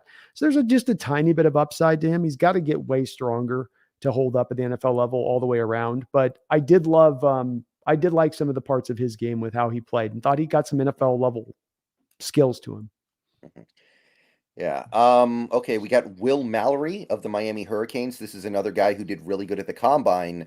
Unfortunately, it's a little less remarkable when you see that he's on the smaller side. He's sub 240. So again, we're getting into that Jacob Hollister territory where like, yeah, you're fast, but you're giving up a lot in the size category. 6'4.5", 32.25 inch arms, 4.5 440, 159 10-yard split, 36.5 inch vert. He was fast. He ran the fastest 40 of any tight end at the draft this year. Big boards have him kind of hanging around the 5th or 6th. Was productive last year. 540 yards, 40 catches, 3 touchdowns. kind of a disaster as a blocker, especially blocking inline. But he did do stuff inline and from the slot for the Hurricanes. He can make plays after getting the ball in his hands quickly. He's somebody who you can throw a screen pass to and let him go do stuff. He's good blocking in space. Like if you have him moving up to the second level and blocking linebackers and defensive backs, he can do that. He can hit a blocker who's on the move or a defender on the move. And he's good with the way he attacks zone defenses, but he needs to be stronger to be able to block inline. I don't feel like he was as athletic as he showed he was at the combine on the football field. And he's a little weak at the point of catch. I don't know. I don't like the odds of this guy realizing the potential the way I did with Kuntz. 5th round grade, something like that. H-back, pure, wily route runner, sweet hands, good speed for a tight end. He reminds me at times of shades as a pass catcher of George Kittle. He's not his run blocker anywhere near George Kittle, but just as the way he moves and his body and style, it does remind me a little bit like George does. I see a backup in this league. He's got some physical skill that works. The arms are long enough.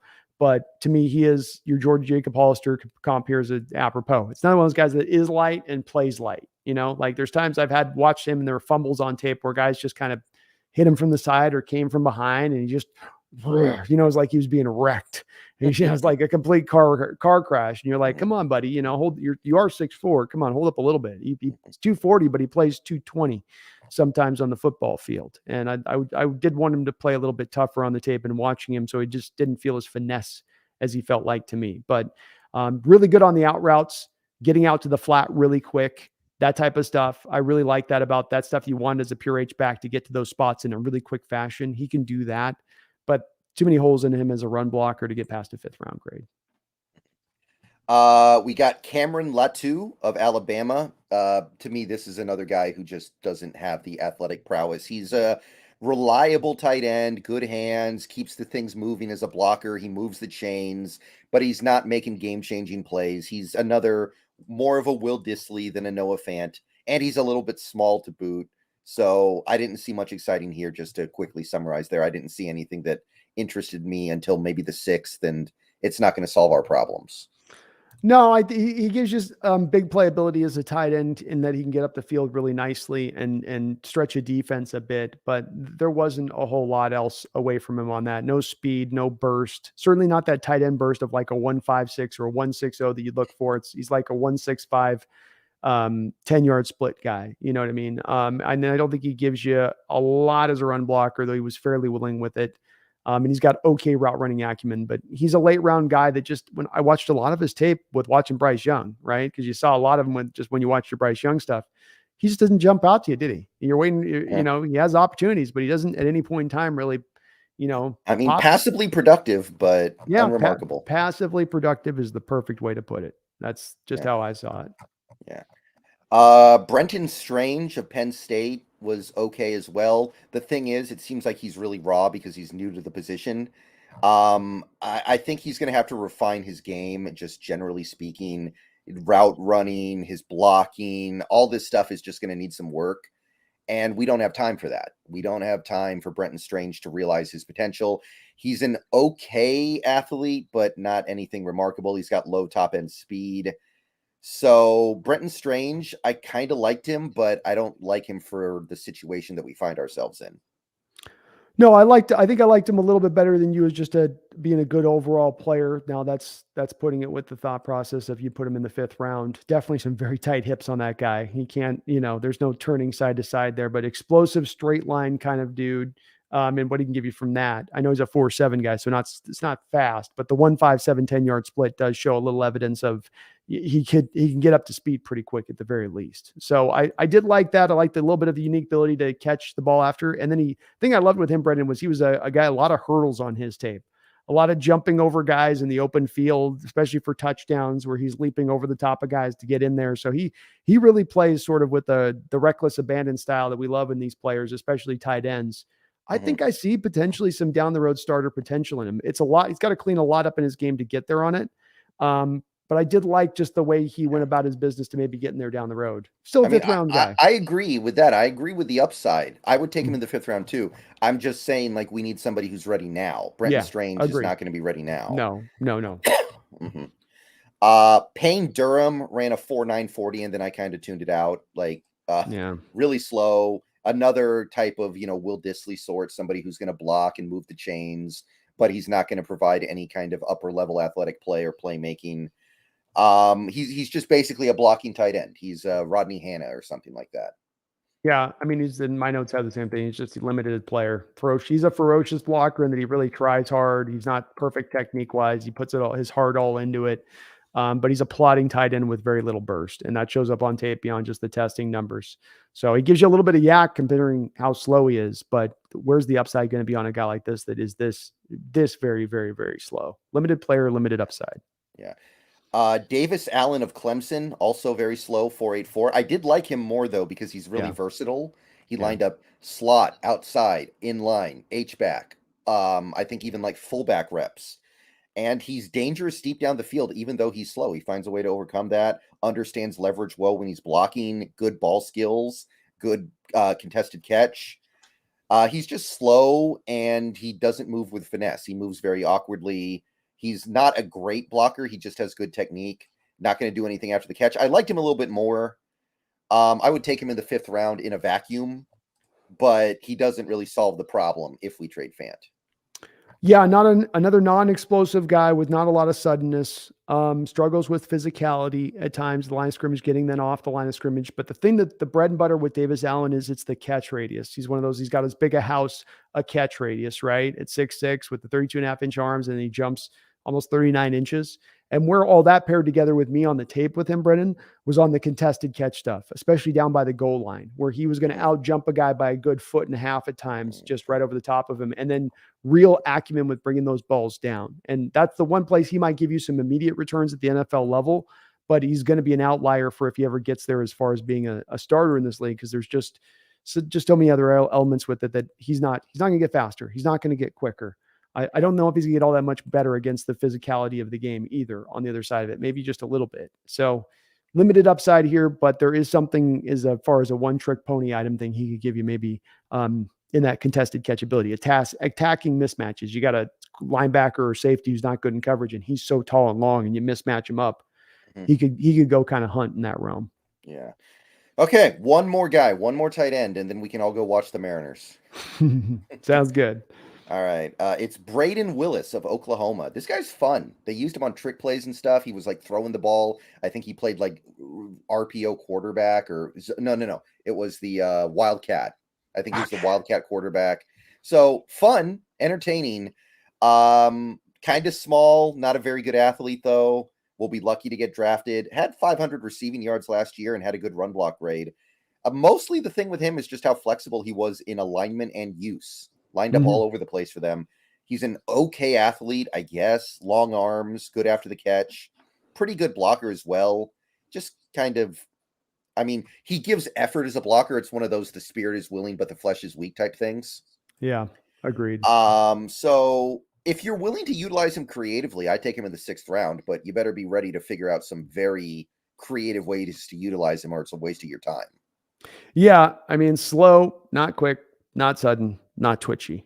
More blocker than receiver. He is absolutely fearless. He will take the hit, catch the ball. You know, he's not worried about contested catch situations, but just not running away from anyone. And it's telling that he didn't run the 40 at the combine after you did a 117 broad and 7.3 cone and 32-inch vertical leap.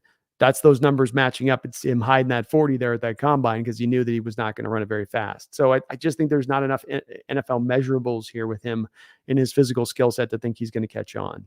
6th, 7th round guy at that point on the other end of it. Yeah. That's where I stand. Right. We got a couple of donations here. I'm sorry, a little behind on, but let's catch up on these and we'll wrap this on up. Ski Nation, thank you for the $5 donation. Says, breaking news. Megan said if we took Carter at 5 and Washington at 20, she would stay a 12. I found a way to sell her on Carter. I demand a raise. You've done what I could not do, Ski Nation. I've been spending months trying to find what is the magical combination to get Megan off the Carter. I'm leaving if Carter's drafted, and I think you finally found it, man. So props to you. I couldn't find the creative fashion to get it done, and you might have gotten it done, man. Thank you, bro. Appreciate all your donations tonight, Ski Nation.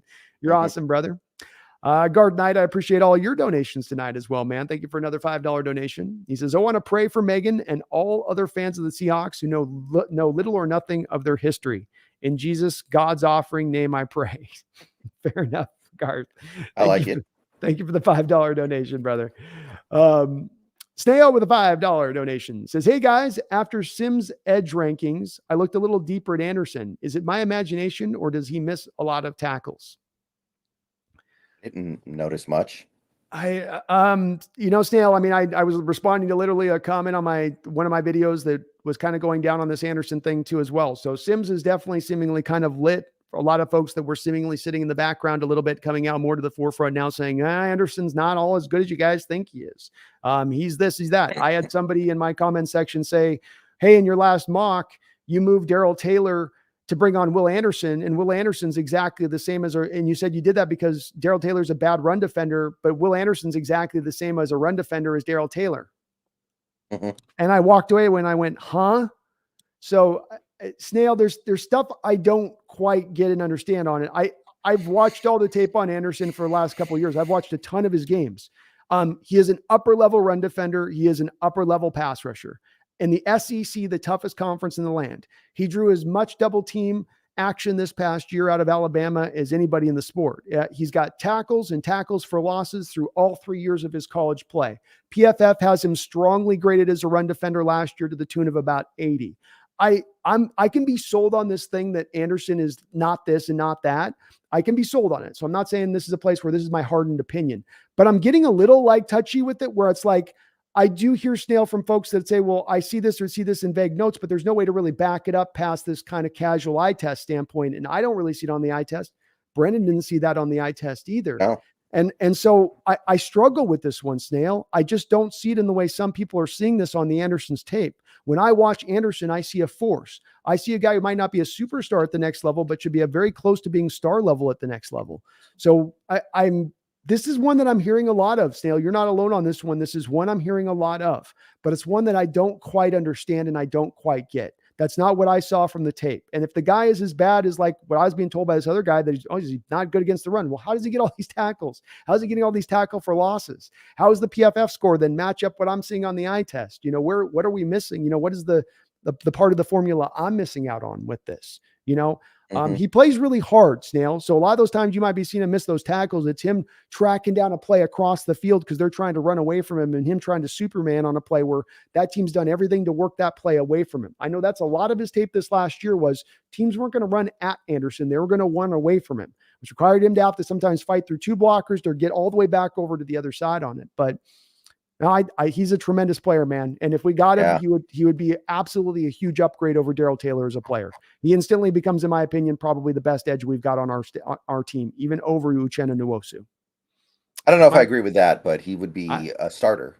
I'm willing to go bold here on this. I trust my assessment on it. So I will say I think he would be that instantaneously. I think he eventually, at the very least, gives you the equivalency to, I think, of Uchenna Nwosu as a complete player right from the jump. And I know now and that's turning into a bold take on Anderson. So I'll own that bold take. So I'll come out looking good on the other end of that one. Garth Knight, thank you for the $5 donation. And we're just wrapping this up, folks, as we can get over to the Mariners game. Thank you, Garth, for all of the donations tonight, man. I really do appreciate all of them, brother. Fellas, I was in USC Trojans chat yesterday, and I heard Marcus Allen went off on Caleb Williams saying he'd never be Jeff Hostetler or Jay Schrader. Interesting thing to say. Well, Super Bowl winners, technically speaking, and Hostetler and Schrader, Garth. Oh, so, yeah. Well, okay. I mean, you see where you went. I guess. Garth didn't say he was saying it. He just said he heard it. Marcus Allen was saying it. So that's hilarious if Marcus said that though, but Caleb Williams is going to be a great player. I think he's going to be I think he's going to be a tremendous player, Garth. And Hostetler and Jay were good players, man. They helped those teams win those Super Bowls. So, those guys aren't anything they're old players, but they're nothing to shake a stick at just because they're the old guys. Marcus just appreciates his roots being a USC guy there. The Snail, thank you for the $5 donation, Snail. I appreciate it. He says he's head and shoulders above Darrell Taylor. I'm just looking at why he's dropping. And yeah, sorry, Snail. I hope I wasn't making it appear like you were saying that. This was just a comment that I was getting right before I posted live that I was responding to because it was just kind of turning my head over in a little bit with it. He's dropping because people are trying to be contrarian to get clicks. That's really the only way I can put it. I feel it's a little bit that way too, Snail. I mean, he didn't test out well, so that gives him a little bit of ammunition on this that, he ran a 4.640 instead of a 4, like, Nolan Smith, he didn't run the 4.38. He ran a 4.6. Look how much slower that is. Well, now he's a bad player, right? I think we sometimes get to the simplified state of things. And I'll give you credit, Snail, is that you were at least referencing film you watched. You weren't doing it off of what you're saying. I'm watching a little bit of film and I'm seeing some of these missed tackles. That's at least got to me some validity behind it versus some of the people saying, like I had gotten in that prior argument about Darrell Taylor being an equivalent run defender to Anderson, which is just laughable. Taylor's one of the worst edge defenders at the run in the sport right now. Yeah, I mean, Anderson's not a speed rusher anyway. He's a strength player. I mean, that should be pretty well known, I feel like. Yeah, he's not going to be as fast as the guys like Nolan Smith who are speed rushers. Of course not. Yeah. That's not how he plays. Yeah. It's not how he plays. It's just not the way he wins. But yeah, I think he's definitely, there's talk of him dropping here, Snail. Let's see if once we really get to draft day, if he's truly the 5th edge off the board. Let's see if he really is going to fly out of the top 10. I would be surprised by any development in this draft if that were to happen, him to fall out of the top 10 in this draft. I think that would strike me as completely insane. But there's talk of that, Snail. You're right. That's the talk right now. And I don't know if Sims kind of kicked this off and it's like a wildfire that's gaining steam or what it is. I mean, I put a lot more stock into the talk of Houston taking him at 2. Like that's starting to be the buzz. Right. Exactly. And then what does that mean, Snail, at the end of the day? A team like Houston with D'Amico Ryans, a defensive-minded head coach who knows he's coming from San Francisco and knows his pass rushers pretty well.